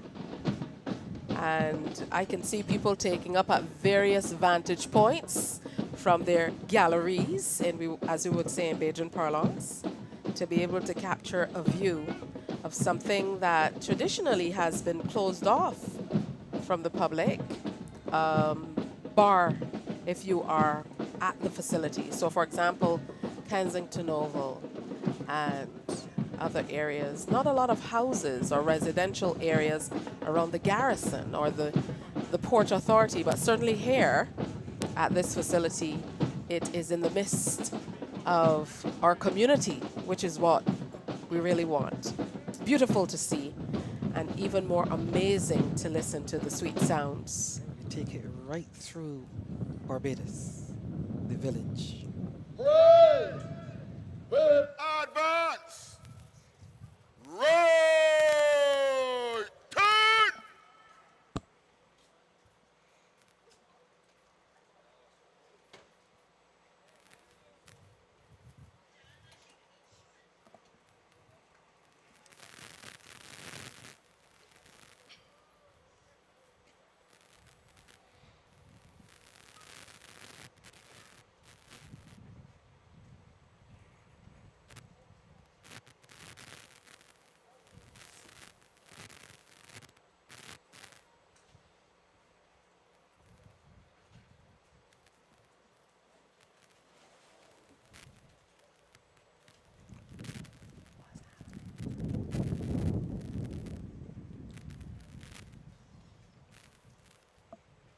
The troops will now be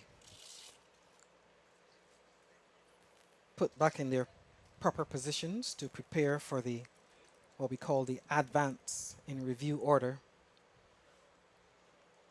Just taking the time to get everyone back in place.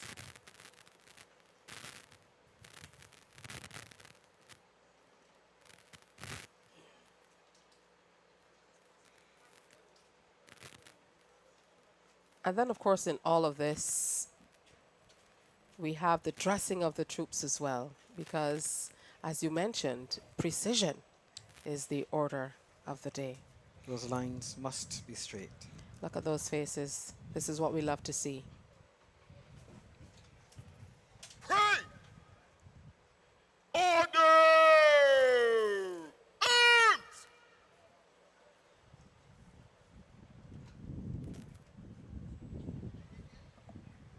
Pray! Stand up! Ease!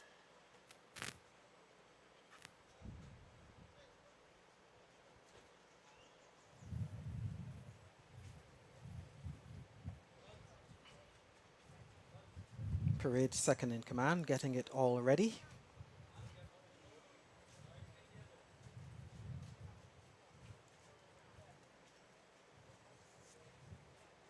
And he will take his place. Parade commander now returns to resume command and control of the parade.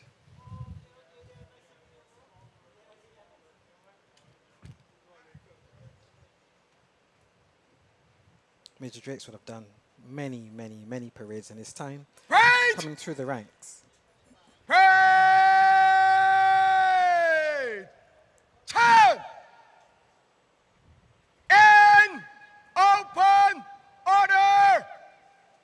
Inwards! Yes!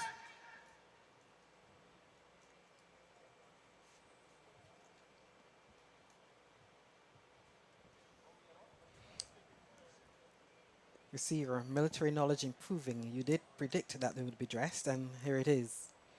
Because everything must be just right. The center of the parade, of course, is wherever the parade commander happens to be standing, which is happens to be demarcated by this line that we can see. And he will be standing directly opposite the color party.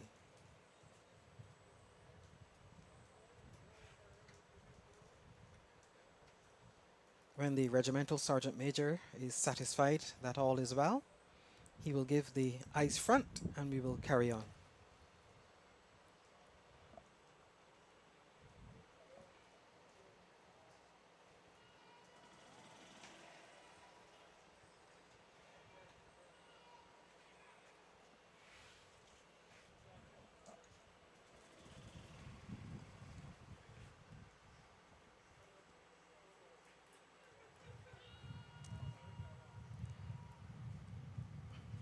Traditionally, the regimental sergeant major, or indeed any other warrant officer class 1, though junior in rank to a commissioned officer, do carry a certain amount of respect and assumed seniority, to the point where I don't mind telling you that junior officers, second lieutenants and lieutenants, maybe even a very junior captain, steer well clear of the regimental sergeant major.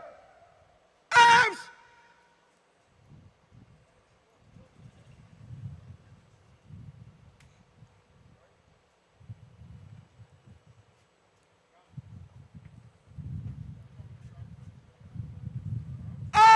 Unarmed units! Outwards! Turn! So the unarmed units on the outward flanks of the hollow square are turned to face the front so they can advance Review together. order! By the center! Ladies and Quick gentlemen, march! please stand.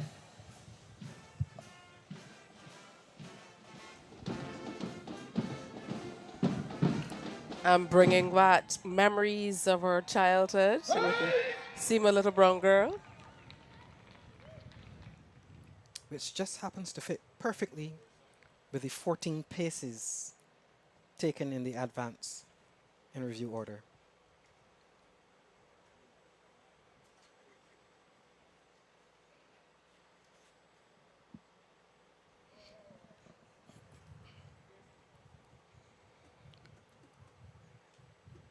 Her Excellency the President and the Honourable Prime Minister escorted to the parade ground to be part of the salute.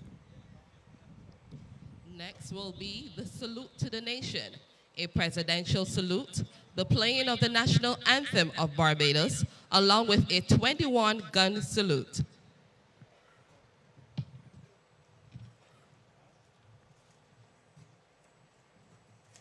Praise! Salute to Barbados!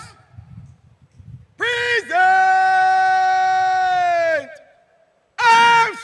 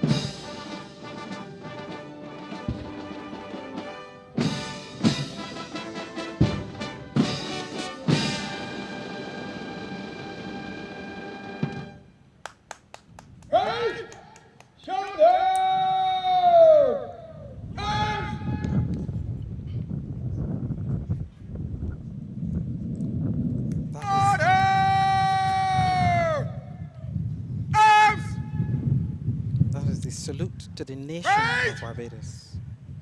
With heads bowed, stand up! As That was the salute to the nation Please of remain Barbados. standing And for now the we go prayers. to the prayers. Prayers for the nation will now be delivered by Reverend Wayne MacDonald Curtin, Rector of St. John the Baptist, with Jesus, the Good Shepherd.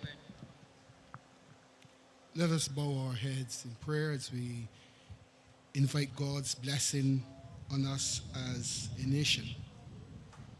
Guide us, Lord, in all our doings with your gracious favor, and further to your continual help, that in all our works begun continue in you as a nation, we may glorify your holy name, and finally by mercy attain everlasting life, through Jesus Christ our Lord. Amen. Loving God, your Son Jesus Christ came that we might have life and have it abundantly. Pour out your blessing upon our nation. Where there's illness, bring your healing touch. Where there's fear, strengthen us with the knowledge of your presence. Where there's uncertainty, build us up in faith. Where there's dishonesty, lead us into truth. Where there's discord, may we know the harmony of your love. Guide and protect all heads of state and all who bear rule, especially in our land. Dame Sandra, our President, Mayor, our Prime Minister, and all members of Parliament. Direct those who administer justice and strengthen those who guard and protect our land. Enlighten with your spirit all places of education and learning. And Lord God Almighty, you have made all the peoples of the earth for your glory, to serve you in freedom and in peace. Give to the people of our nation a zeal for justice and the strength of forbearance, that we may use our liberty in accordance with your gracious will, through Jesus Christ our Lord, who lives and reigns with you in the Holy Spirit, one God, forever and ever. Amen. And together we say the Lord's Prayer. Our Father, who art in heaven, hallowed be thy name. Thy kingdom come. Thy will be done on earth as it is in heaven.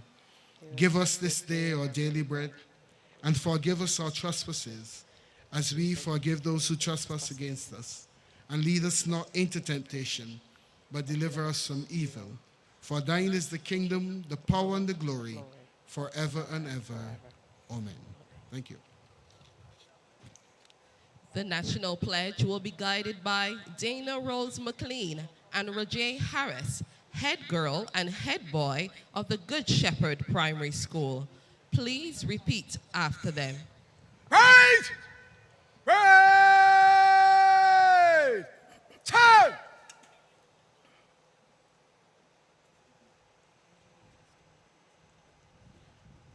I pledge allegiance to my country, Barbados, My country, and to my flag, to uphold and defend their honor, and by my living, to do credit to my nation, wherever I go.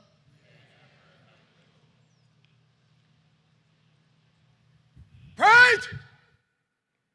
Well, remove headdress. Remove headdress. 3 cheers to Barbados. Hip hip. Hip hip hip. Hip hip hip hip. Praise!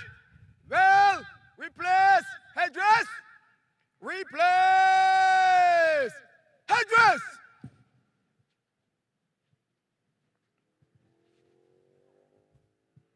Shin.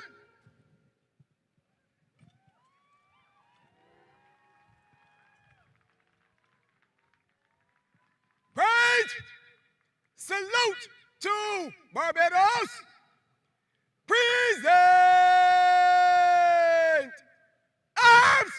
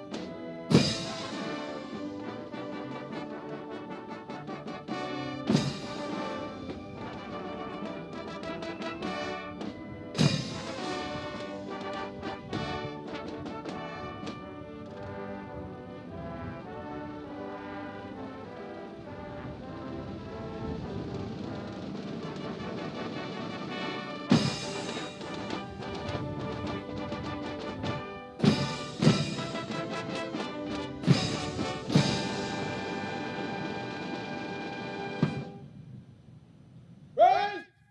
Shoulder. Arms.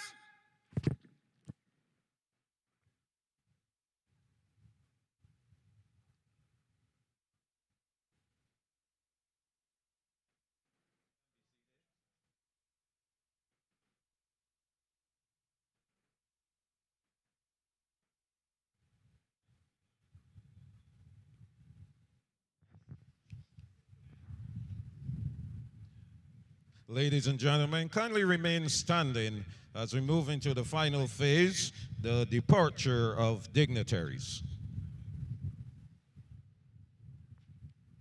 Right.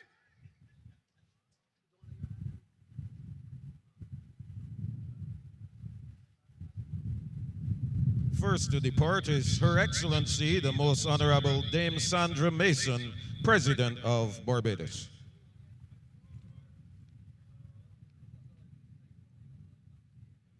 Presidential salute. Present arms.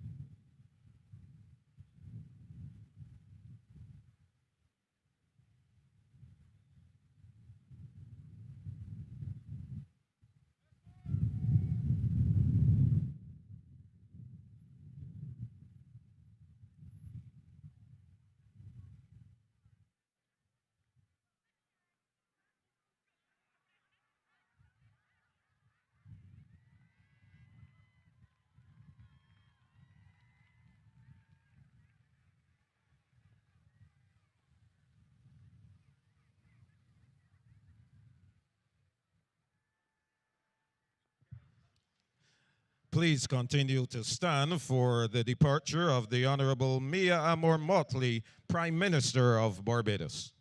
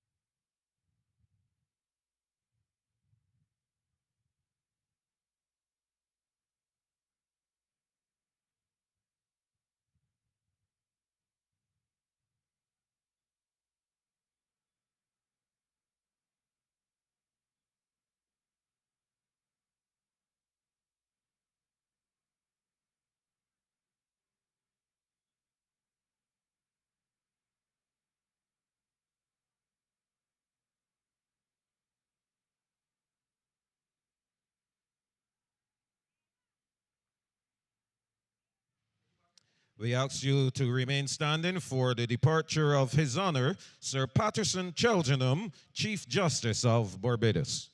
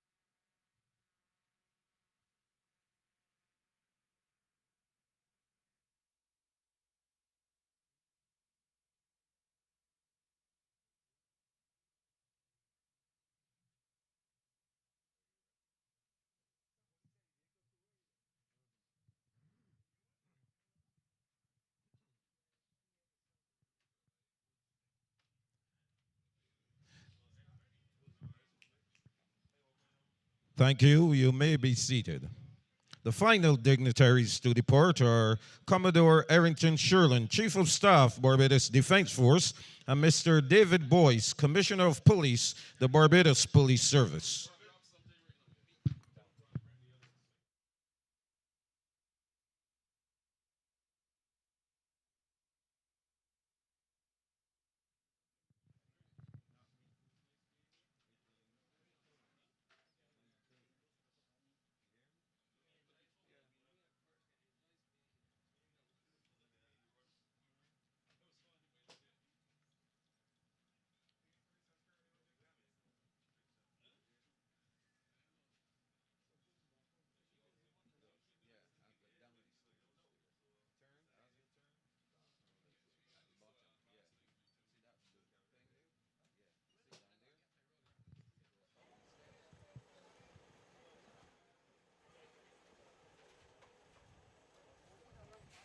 Chief of Staff and Commissioner of Police make their way out. They will be joining the Prime Minister at the saluting point. Arms!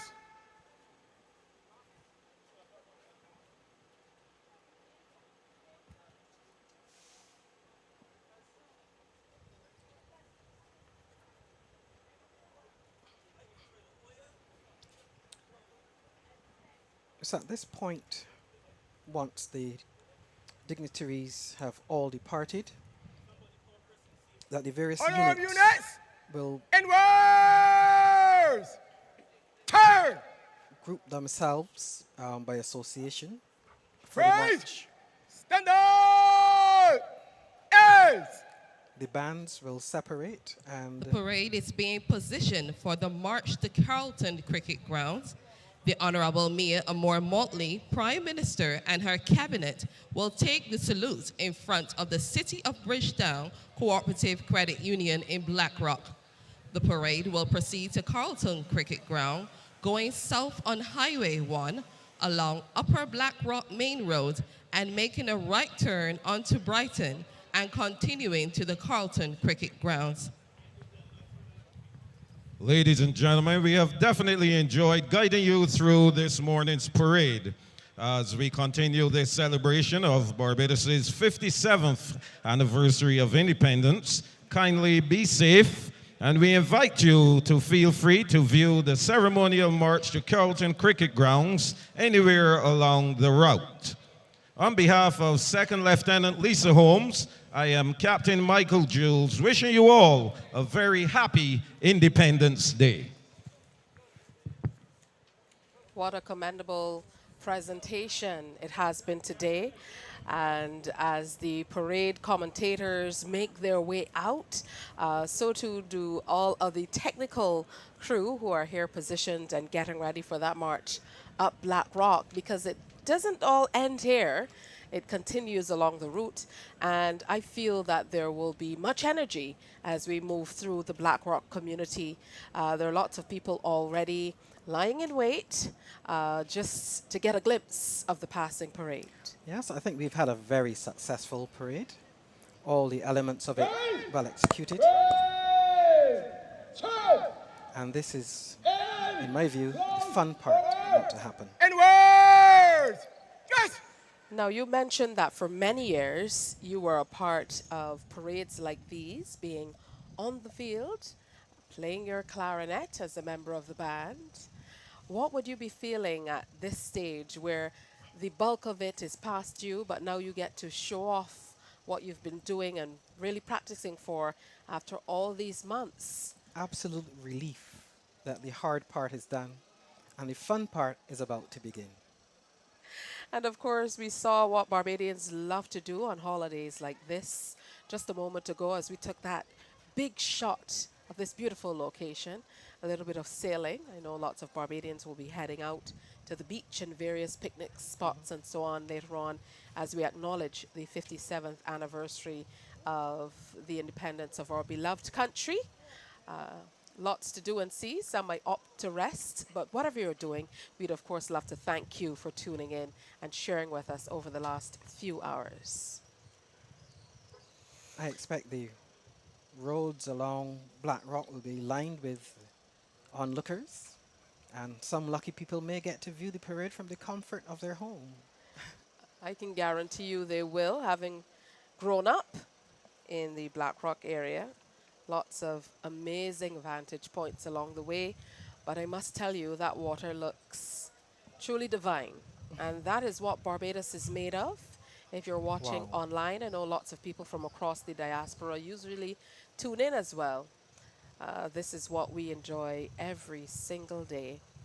And as we make our way up to Carlton, I'm sure that you're going to see some other amazing sights and people all along the way.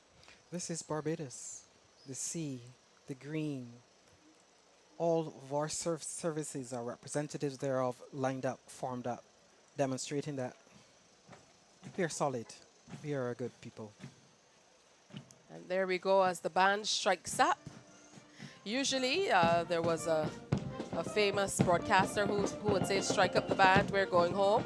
Strike up the band, we're heading up Black Rock. So that's where we're going. If you are close by, come out and show our troops, as well as the unarmed detachments, your love and appreciation for all of the work they do for us and with us throughout the year, and that they will continue to do even after this. See the Guard of Honor from the Barbados Regiment, first out of the blocks, as it were. They will be accompanied by the band of the Barbados Defence Force, with wonderful support from the band of the Barbados Cadet Corps.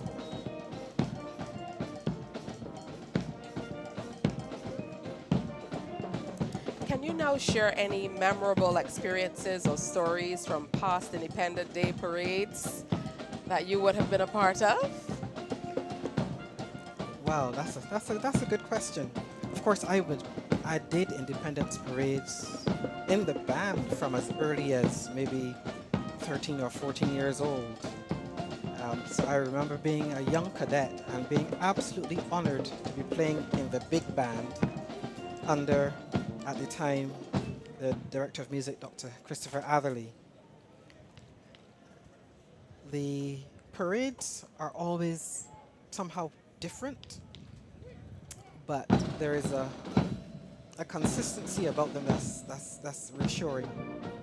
And I recall some parades were very warm, some parades were very wet, but all the parades were fun. I love that.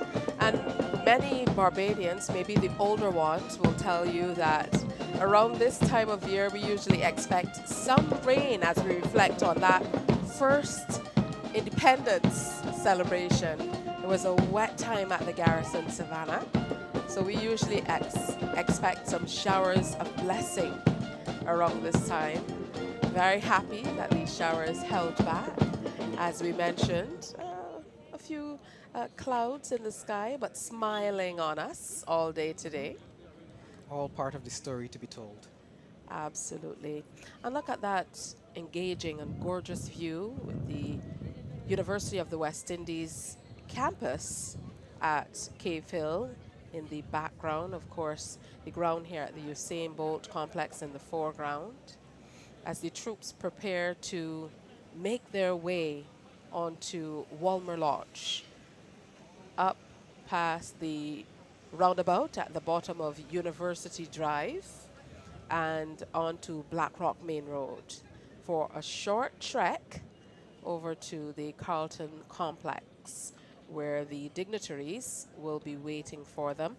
The president, however, does not join at that place. I'm sure the president will have returned to State House, and the salute will be taken by the Honorable Prime Minister. Now, this is not where it ends either. Even after that, as you mentioned, the president goes on to State House, and that is where all of the honorees are then feted, if we can deem it as such. Or some other such, shall we say, posh activity. Absolutely.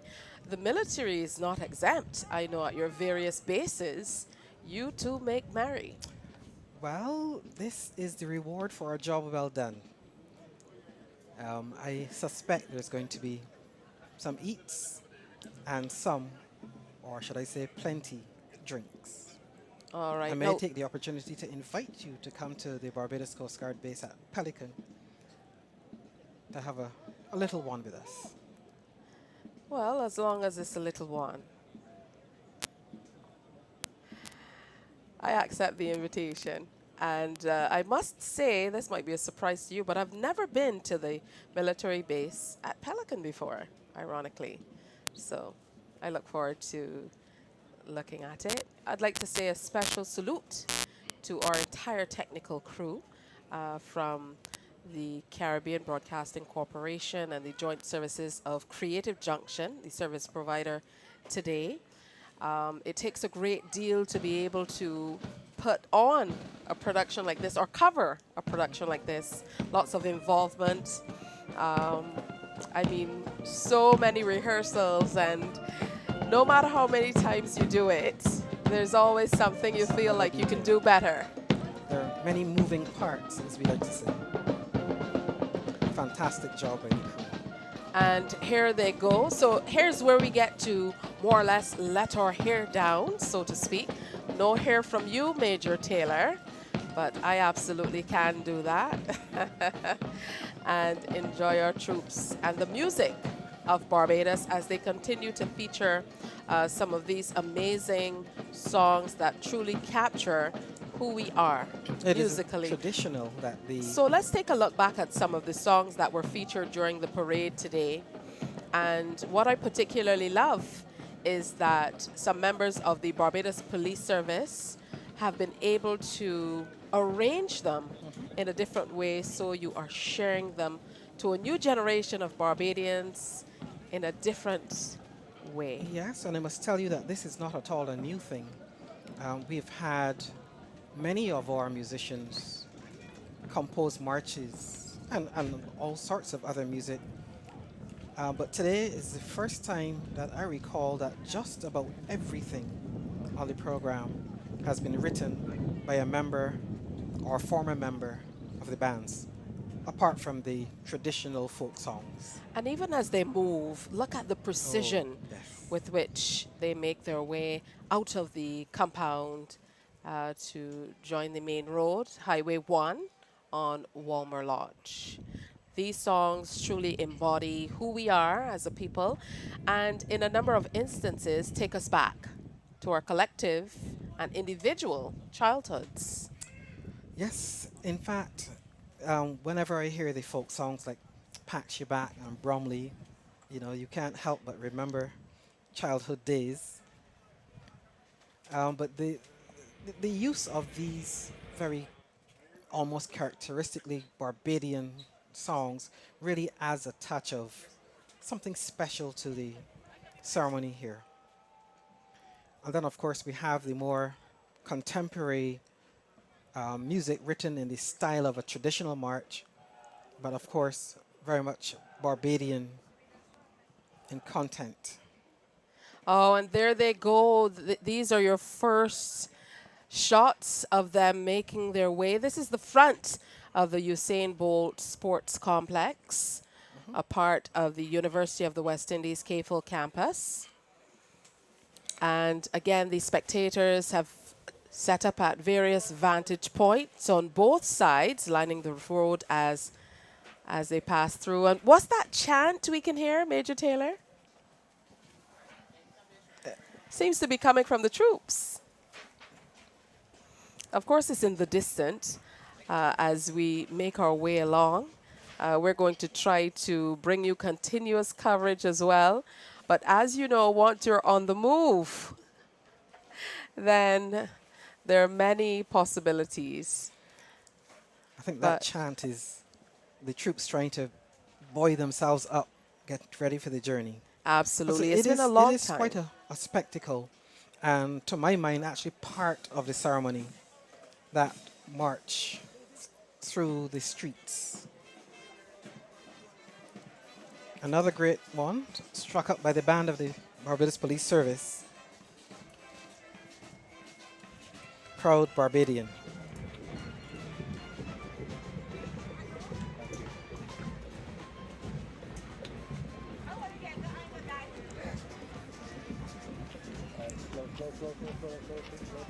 And it's going to be like this for the entire route. Calypso after calypso after calypso.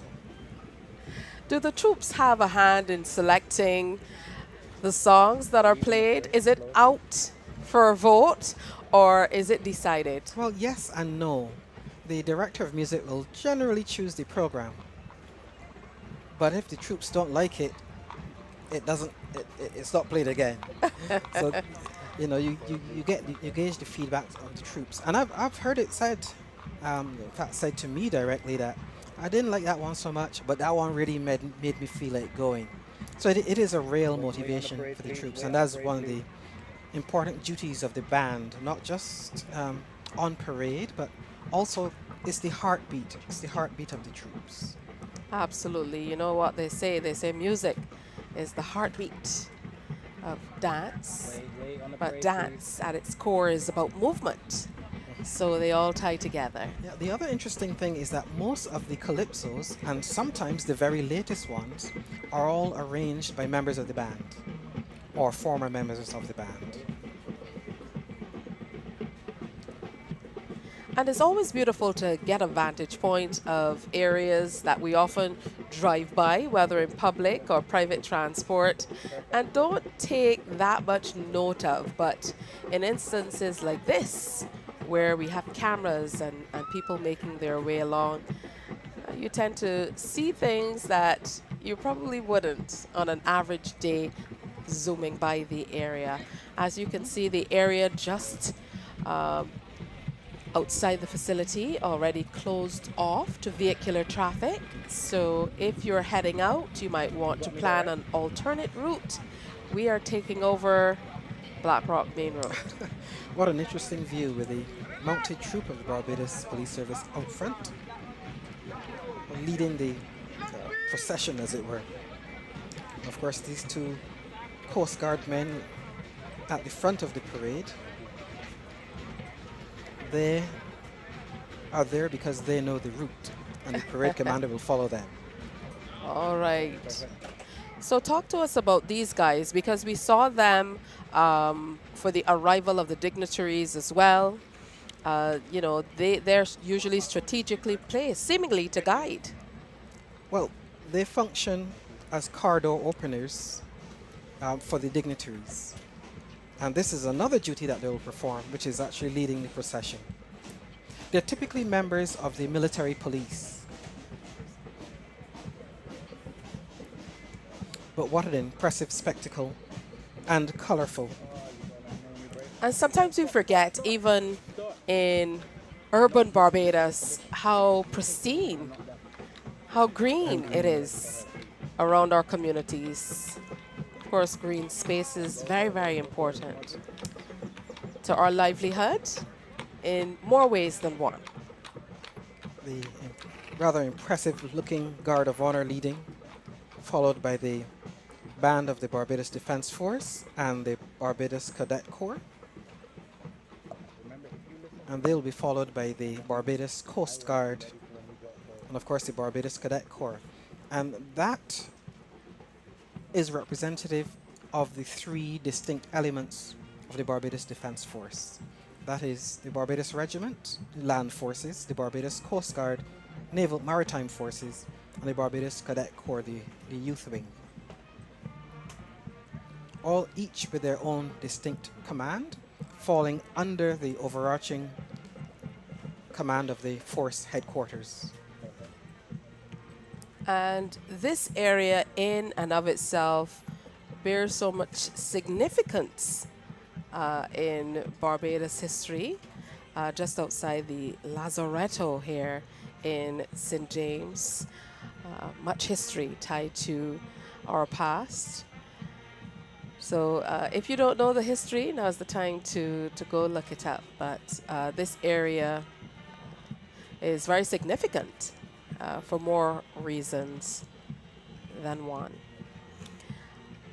And for people like me who can't quite comprehend what it takes to march hands inclusive and at this steady pace for such a distance, talk to us about what the troops are feeling at this time. I know you said the music helps to drive them. Mm-hmm.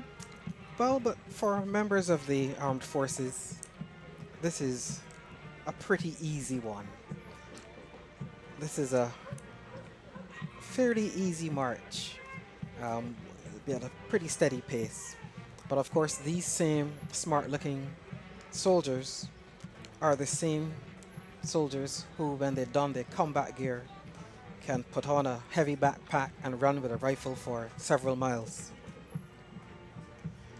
It is an interesting life of a soldier because the ceremonial duties are one responsibility, but of course you have your everyday job, and then there are times when the work is a little harder. So what accounted for that change that we just saw with the sick under the arms? Is that just a movement along the parade square? Well, the Guard of Honor, they're marching with their SLRs, the self-loading rifles, and they're not light. And every period they will change arms, given a specific command, just to keep things in balance. Now you would have heard a band strike up just behind us. Those are the unarmed detachments that are just leaving the complex following the departure of the armed. Yeah, one or two of the unarmed units, the Scouts and the Girl Guides, etc., have their own bands or corps of drum these days. And they take great pride in marching their own troops to their own drums. And that, of course, was the band of the Girl Guides Association. As I told you, they're celebrating something major today as well. So on this day, they absolutely have lots to celebrate along with Barbados. So they will be looking forward to you spreading some love as they make their way It was all started on November 30th, 1918. The first guide meeting was held at the Governor's House at Queen's Park. And our president, Her Excellency Dame Sandra, is the patron of the association. Today marks the 105th anniversary then of the Barbados Girl Guides Association. And here we are, just the mounted troop just passing outside of the service station on Walmer Lodge, giving you certainly a different view from what we're accustomed to. Happy anniversary to the Girl Guides.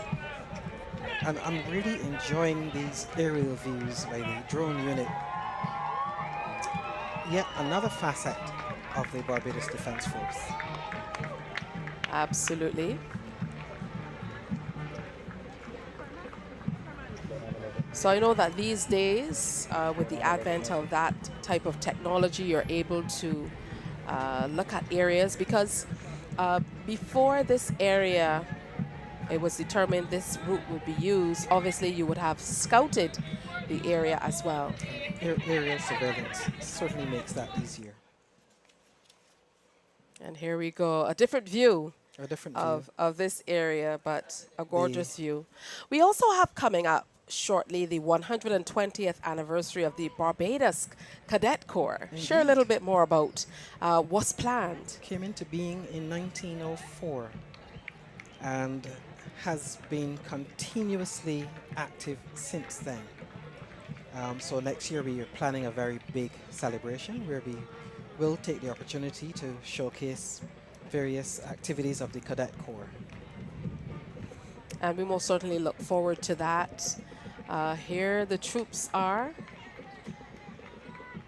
It's a different feeling to see them marching through the streets of Barbados. Even more so than seeing them here on the parade square. That's where we expect to see them. For a lot of young Barbadians in particular, a lot of them see the military and the Barbados Police Service in a certain light, sometimes not in the way that we would like. So for them to see a display of these organizations in this way, celebrating Barbados on this most auspicious occasion. And no doubt inspiring to youngsters watching on. Absolutely. It truly is inspirational, if only.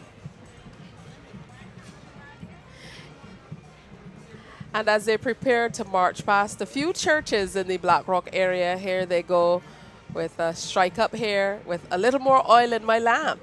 Another favorite of what we used to deem the breakaway churches, Pentecostal. All that's left for us to do is break out some tambourines and break out in song. But it's a true representation of who we are as Barbadians. There is always some measure of spirituality in whatever we do, and I think we should aspire to continue along that line. I completely agree. All right, and now because we've become so familiar with the various detachments, we can pick them out from these aerial views as well as they go along. So we could see the toy soldiers or the Barbados Cadet Corps in their toy soldier uniforms, as they're so deemed, making their way just behind the Guard of BDF. Honor. And then, of course, we had the Coast Guard following, and the Barbados Cadet Corps as not to leave out the Corps of Women who are on parade today. Oh, the first of them are crossing the roundabout at the bottom of University Drive. Just like you, I truly am enjoying these aerial views. It's totally different. I didn't realize it was so pretty. It is indeed gorgeous. Sometimes you don't see the forest but for the trees. We're so accustomed to taking in our environment in a particular way that we don't recognize the beauty that others see when they come to our shores. But it's wonderful to see so many little ones along the route. A beauty each of us has a responsibility to maintain and protect. Oh, just look at that. And they're going to make that first turn. They're just passing the very popular Flash Zone bar at Lower Black Rock. I suspect one or two of the soldiers are smiling as they march by. As we told you, this is the opportunity to kind of let their hair down. I mean, they won't break ranks, or they most certainly, you know, won't step out of line. There will be no bad behavior. However, this certainly is very different from what we've experienced here on the parade square. And there are some people, I mean, most people aren't just taking a stationary vantage point. They're kind of walking along with the troops as well as they make their way up Black Rock or down Black Rock, depending on how you look at it. There will be many well-wishers and family members and friends and supporters of various troops on parade who will follow them along the route and get a wave if they can. And here's where we get to the point where we can see the adjacent Mighty Griner Highway, with traffic flowing in the opposite direction. Some of it on pause, obviously, for the troops and unarmed detachments to go by. And what a beautiful country we live in. These aerial views are absolutely stunning. And we've lost a bit of the music, but we're absolutely still enjoying the presentation. And we're expecting to see some closer shots as well. There we are. What the team has done is they've all loaded onto a nice little golf cart and they're making their way up Black Rock as well. So we are picking up some of the sound from the band. I like the way that the troops have opened themselves up in spacing and have commanded the whole road. And of course you can hear the well-wishers giving them some positive words of encouragement, even applause as they walk by, march by. Note how in a smart soldier-like and uniform manner they change arms. Explain further. Because the rifles are a little heavy, and in fact I'm feeling a little sympathy for the members of the Cadet Corps who are carrying the old 303 rifles from World War I days, and those things got a little heavy after a while. And so to prevent unwanted wear and tear on your hands and fingers, the arms are changed periodically along the route. Change the side. Now we've doubled back as we zoom out to get a view of the unarmed detachments who are making their way all the way up through Black Rock. And not to be outdone, they have spread out and taken over the entire road. Well, it truly is beautiful to see. How do you feel when you see the public support and appreciation during parades like this? Well, I can tell you it is very reassuring for the soldiers because you do this as a matter of duty, but to have it appreciated by your people, by your friends, by your family, gives it that extra special meaning.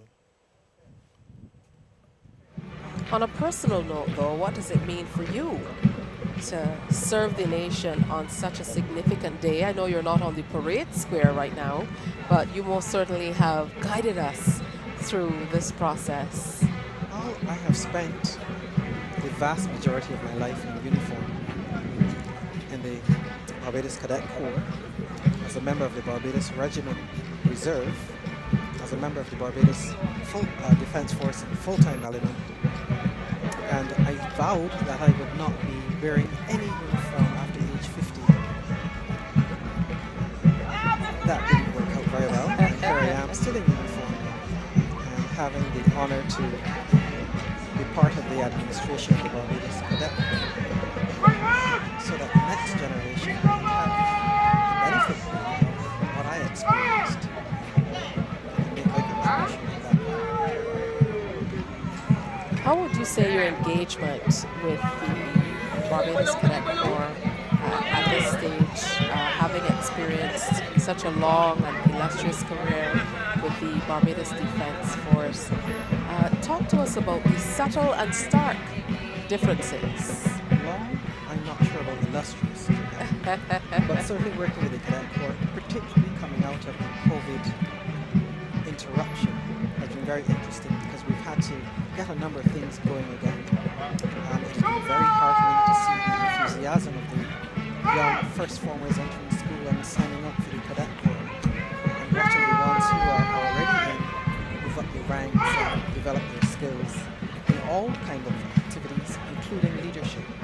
And I think that is the main aim of the Cadet Corps, to develop the next generation of leaders. Absolutely beautiful. So as you can see, we're practically on our own here at the Usain Bolt Sports Complex, as all of the detachments and spectators alike have left us for greener pastures. That means they're along the route trying to get every vantage point, and they themselves are making that trek as well up Black Rock Road. I'm sure there will be friends and family members and well-wishers of the soldiers, their cell phones out just trying to catch a little video of the activity. Yeah, but they're moving quite quickly. My goodness, look at this view. Never thought I could see my neighborhood in this light. It just shows you that when you look through a larger lens, it gives a totally different perspective. And that can be applied to all areas of life.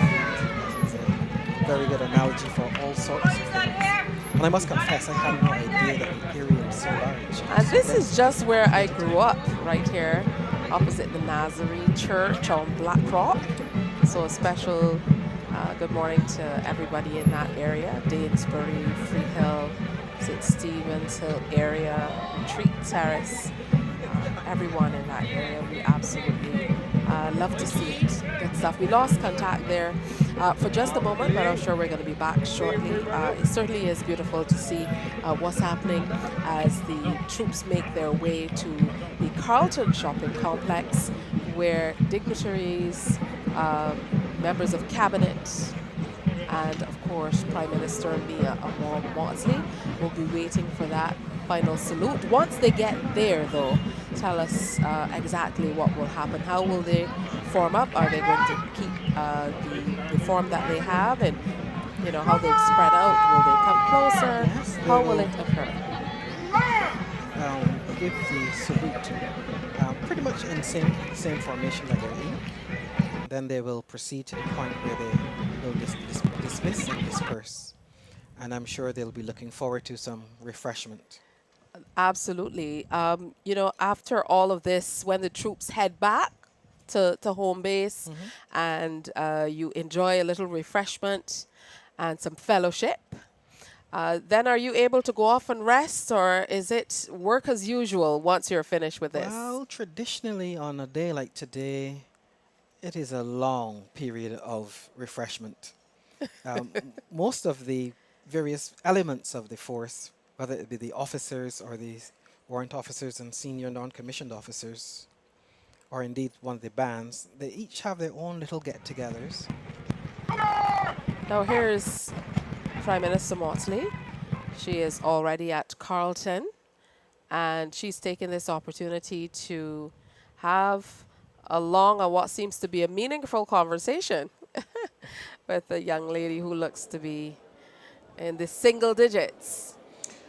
I don't know how many countries in the world where anybody can claim, "Ooh, I just got a hug from the Prime Minister." This is true. I remember years ago experiencing the shock of a number of students who were visiting Barbados, and they saw the then Prime Minister drive up in his personal vehicle, alight from the vehicle, wave, stop, and talk to a few people, and they were pretty surprised. And they were from right here in the Caribbean region too. So we have a lot to be grateful for. So many people hanging around and waiting, and all bedecked in their national colors. It's always wonderful to see that it's not too hard to encourage Barbadians to get out in their blue, yellow, and black around this time of year. From the tiniest ones to the ones of more mature years, everybody's out today celebrating. Of course. A few Barbados flags are being flown as well. A number of schools, etc., had their own Independence Day parades with a pretty high standard, actually. Oh, of that's course, absolutely it's the time beautiful. when the youngsters learn all the folk songs and get to do their skits and things to keep Oh, to be Barbados caught on alive. candid camera. I'm seeing some of the CBC crew in the background of this picture. And they're usually the ones donning the cameras. This time they're caught off guard. So this is just outside of the Carlton complex. And as you mentioned earlier, Major Taylor, some people, you know, they don't even have to leave their homes, the comfort of their homes, to be able to see what is happening. But the troops are in the general area of the St. Stephen's Parish Church. There we have the mounted troop up front and leading the charge. So they're literally just moments away from the final salute. And then for us to close up, certainly this aspect of today's presentation. It truly has been a long day. It's just after midday here in Barbados, and we got started officially on air just around 7 this morning, but it doesn't feel like it's been such a long time for some reason. I guess you know what they say. And here they come, some showers, I guess at the right time. It doesn't feel like we've been here for a very long time because I believe we had a good time. The parade was engaging. The awards ceremony, the Prime Minister's address, all of it quite engaging. So it truly has been a wonderful presentation. Of course, we had the presentation of leadership badges and national awards. Certainly wonderful to hear some of the names that were awarded and recognized today from all areas. You know, there were a few from the cultural and literary, media, judiciary, legal rather. So very, very interesting lineup for the national honors and insignia for today. And of course, we also had a cultural presentation in honor of the 160th anniversary of the Barbados Landship. So that was a beautiful presentation that featured over 10 schools and members of the Barbados Youth Advance Corps. Here the troops come. They're making their way along Black Rock.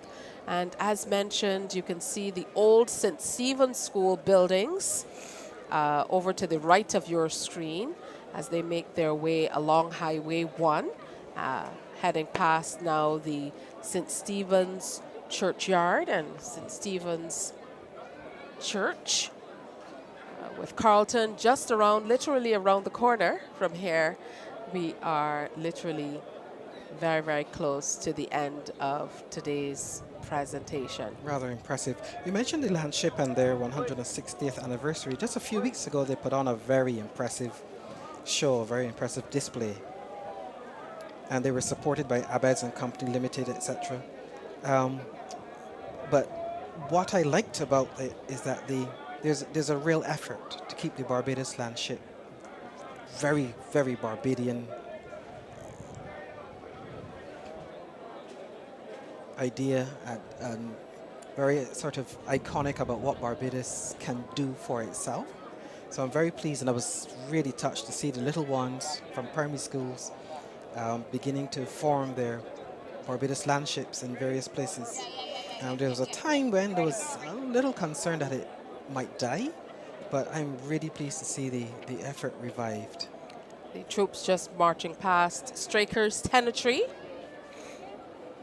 in Black Rock, heading towards now the bottom of St. Stephen's Hill as they make their way to the Carlton complex. People taking up every vantage point and wearing their Barbados shirts proudly, as they should. Just waiting for a glimpse at the superstars for today. Our troops. Our troops. Here the mounted troop camp.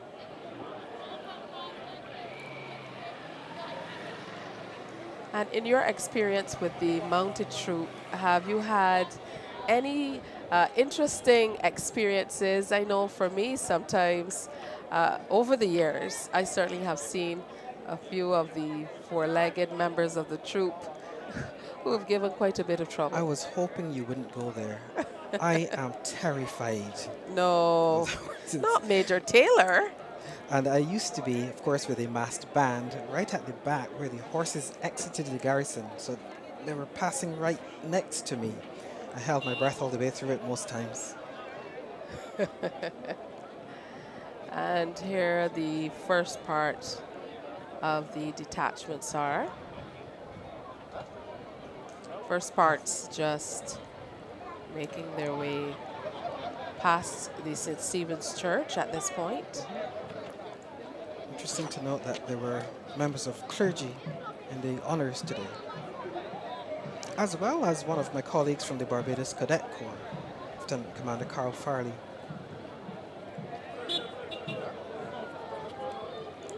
And another acquaintance from a place I won't mention, but I will just say it's near Waterford. Okay, we're preparing now for the salute. So there is a bit of a stall here as the mounted troop, I would imagine, wait for the other members of the armed detachments to catch up just a bit. I think they have a facility to move a little faster than the others. And here we go with the Prime Minister, flanked by some familiar faces of her cabinet. And there they give their salute. Fantastic horsemanship and control.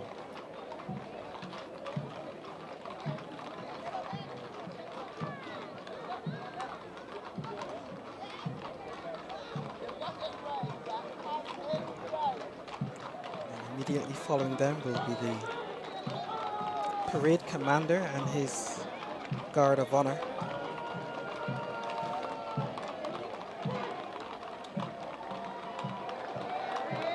Which aren't just troops on parade, but must be present when the president is attending. And this is truly a remarkable display of respect and admiration as they raise their hands and swords in some instances. In a crisp salute. Yeah, they're given a smart eyes right. And they're ideally to make eye contact with the dignitary if they can. A true reflection of honor, loyalty, and service. In this moment, the troops are truly the embodiment of bravery and patriotism as they continue after such a long time and still looking like they just started. Drum majors of the band have given a smart salute themselves.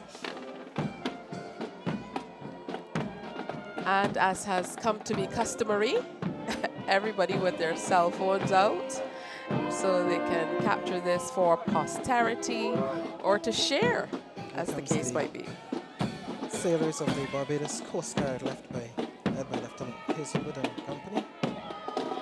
Master Chief Petty Officer Waldron at the front there. And the sailors looking proud. Absolutely. What a beautiful day it has been. Not to be left out, the Corps of Women of the Barbados Defence Force. and members of the Barbados Regiment Reserve. Tell us the differences. To be a part of the reserve, what do you need to do? Well, the process for signing up and the process of training is pretty much the same as for the regular army, except that the reservists will have their regular jobs and only give military service maybe once or twice per week and 1 or 2 weekends per month. But I assure you they're trained to pretty much the same standard. Moving from where we were here at the Usain Bolt Sports Complex and seeing the Prime Minister standing literally in the heart of the Black Rock community, taking a salute from the military of Barbados. What does that mean to you? Because these various nuances, we've experienced changes over the years, and true to who we are, Barbadians usually, you know, they voice their opinions through whatever means or soapboxes that are available to us. It's called freedom and democracy. Absolutely. Which must always be accompanied by a sense of purpose and loyalty. This is true, but how does it make you feel to be able to experience the PM in this country in such an informal setting and feeling confident and comfortable enough to stand amongst the people who put her in office? That's one of the beautiful to things be able about, to take this salute. one of the beautiful things about Barbados, actually. You can do that.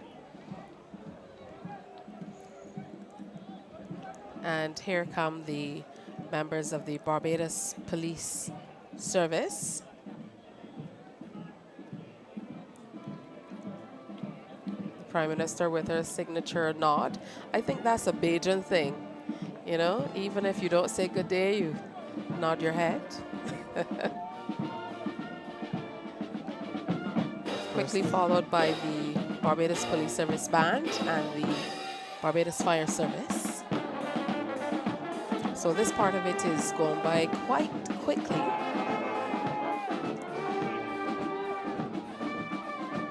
Oh, again, look at these very proud faces as they go by. Nice arm swing and proud look from the Barbados Prison Service in their red tunics. And I know it's truly beautiful to see these uniforms on display, but it's become quite warm outside. So I would imagine that it would have become quite difficult for them to keep moving. We here under a tent are already feeling the effects of the midday sun. So it must be multiplied a couple times for them. Well, in earlier times, the uniforms were imported from the United Kingdom or elsewhere, where the weather is, shall we say, somewhat different. But most uniforms, especially for the fire service and the prison service, are made by local tailors who have a better sense of what would be required to keep our uniforms a little more comfortable. Now, I know you said that when you get ready, there is an internal inspection of sorts. Tell me what that entails, because your uniforms all have some quite intricate, some of them tiny pieces to make them all come together. And it's easy to forget a piece or two, which is why you get inspected. So before they even depart the base, somebody will be looking them over to make sure that the buttons are on straight and you're wearing the correct belt and your cravat is sitting right and all of that. And then there will be another level of inspection just to make sure that the juniors have not missed something. And on it goes until everybody's satisfied that by the time the parade commander sees you, everything is just right. All right, here are some other detachments making their way along the Black Rock Road, and members of the Barbados Fire Service just turning off at Brighton Corner. They're going to make their way over to the Carlton cricket ground having executed their final duty for the day, but I'm sure they're looking forward to a more relaxing time a little later on. And this detachment just making it to the Carlton complex area. So they too will prepare to salute the PM. So it has been quite a wonderful day, and as we wind down the day's presentation with the rest of the unarmed detachments making their way along, we'd certainly like to thank you for joining us for the 57th anniversary of our Independence Parade of Uniformed Organizations and the National Honors Ceremony at the Usain Bolt Complex, and of course the march to Carlton Cricket Ground live on numerous platforms. There we are with the Boy Scouts. Yes, and indeed we mustn't leave out the unarmed units at all. The armed units, because they have perhaps the trickier items to execute and the more elaborate uniforms, tend to get a bit more attention, but we must recognize the effort and the contribution of the unarmed units.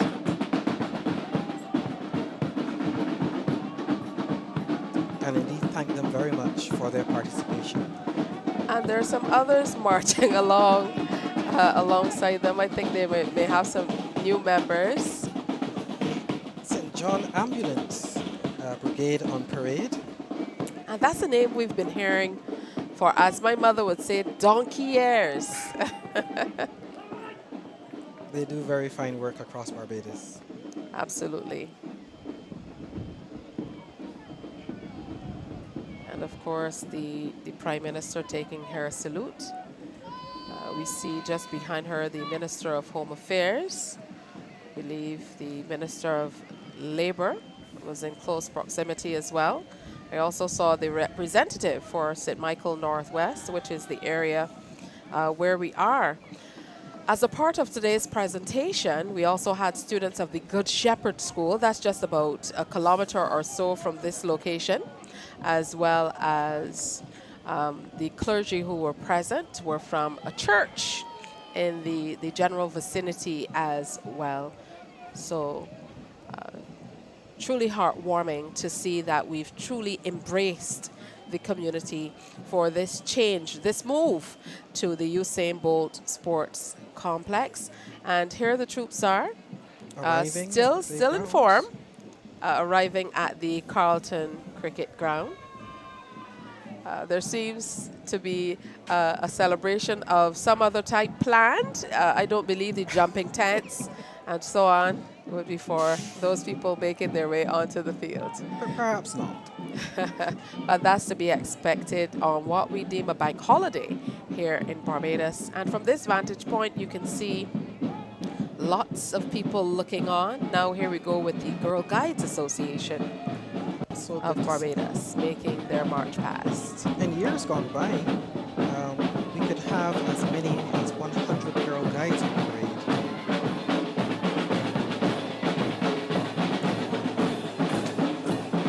What a pleasure that they can parade with their own corps of drums.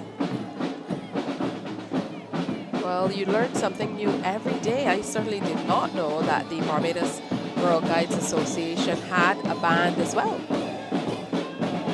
So wonderful to see them on parade today.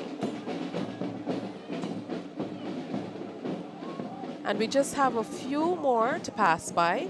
Of course, the Barbados Landship and the students who did the cultural presentation here today. Some of those students joining them. These students are from the Frederick Smith Secondary School,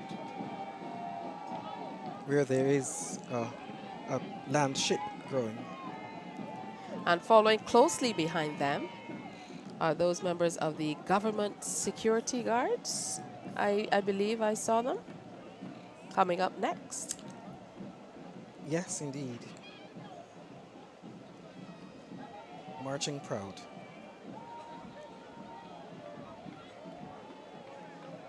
Well, we certainly are nearing an end We have to thank you for spending the last several hours sharing this with us, but this truly is a wonderful way to get our independence celebrations going, not only here in Barbados, but across the region and wherever Bajans are. You know what we say, Bajans are everywhere.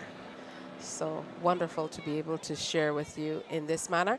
And we can already see some members falling out, so to speak. This is where you get to relax now and catch your breath for a moment. So, you know, talk to us about what this now means before you move on to the fetting and so on. I would imagine that you really want to take a breath here. Yeah, but the parade commander and the various detachment commanders will be telling their troops, thank you for your efforts, job well done, that kind of thing, which is very important. Because motivating your troops as a leader is one of the first essentials. So they would have been warned ahead of time that we got to get this right. But after the fact, they'll be thanked sincerely for making the effort. Look at these young people from the Barbados Youth Advanced Corps. It's so heartwarming to see them marching through the streets of Barbados, paying salute to our Honorable Prime Minister in 2 distinct detachments, large enough to carry their own sway, the young men and the young women. I think it's important for us to find ways to keep our youth engaged. What's the old saying? The devil finds work for idle hands. That's absolutely true. And with such pride on their faces. It truly is beautiful to see. I'm not sure whether it's my imagination, but it looked like the girls were a little extra something, a little more precise, I think. But these aerial views do justice to the work that they're doing. And they've truly kept form.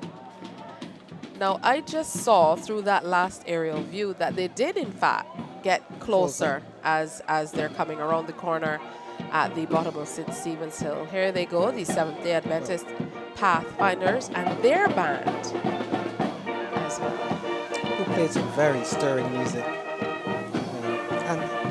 All of their music is naturally gospel-type music, but they're able to adapt it very, very well for the march. And the Pathfinders do a lot of community work as well. Wonderful to see them as a part of the presentation. And did someone say branded Bajan memorabilia? Today is the day for that. From T-shirts to hats and umbrella hats, just about everything. So here's where we bid you adieu.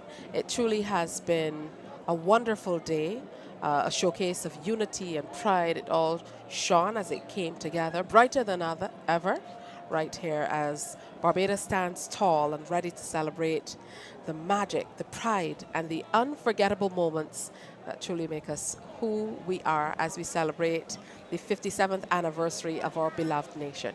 It was a pleasure spending time with you. I love Barbados, so I love to serve Barbados, and this has been a fantastic display. And I want to say on behalf of the Chief of Staff, officers and members of the Barbados Defence Force, thank you for having us and wish Barbados a wonderful day.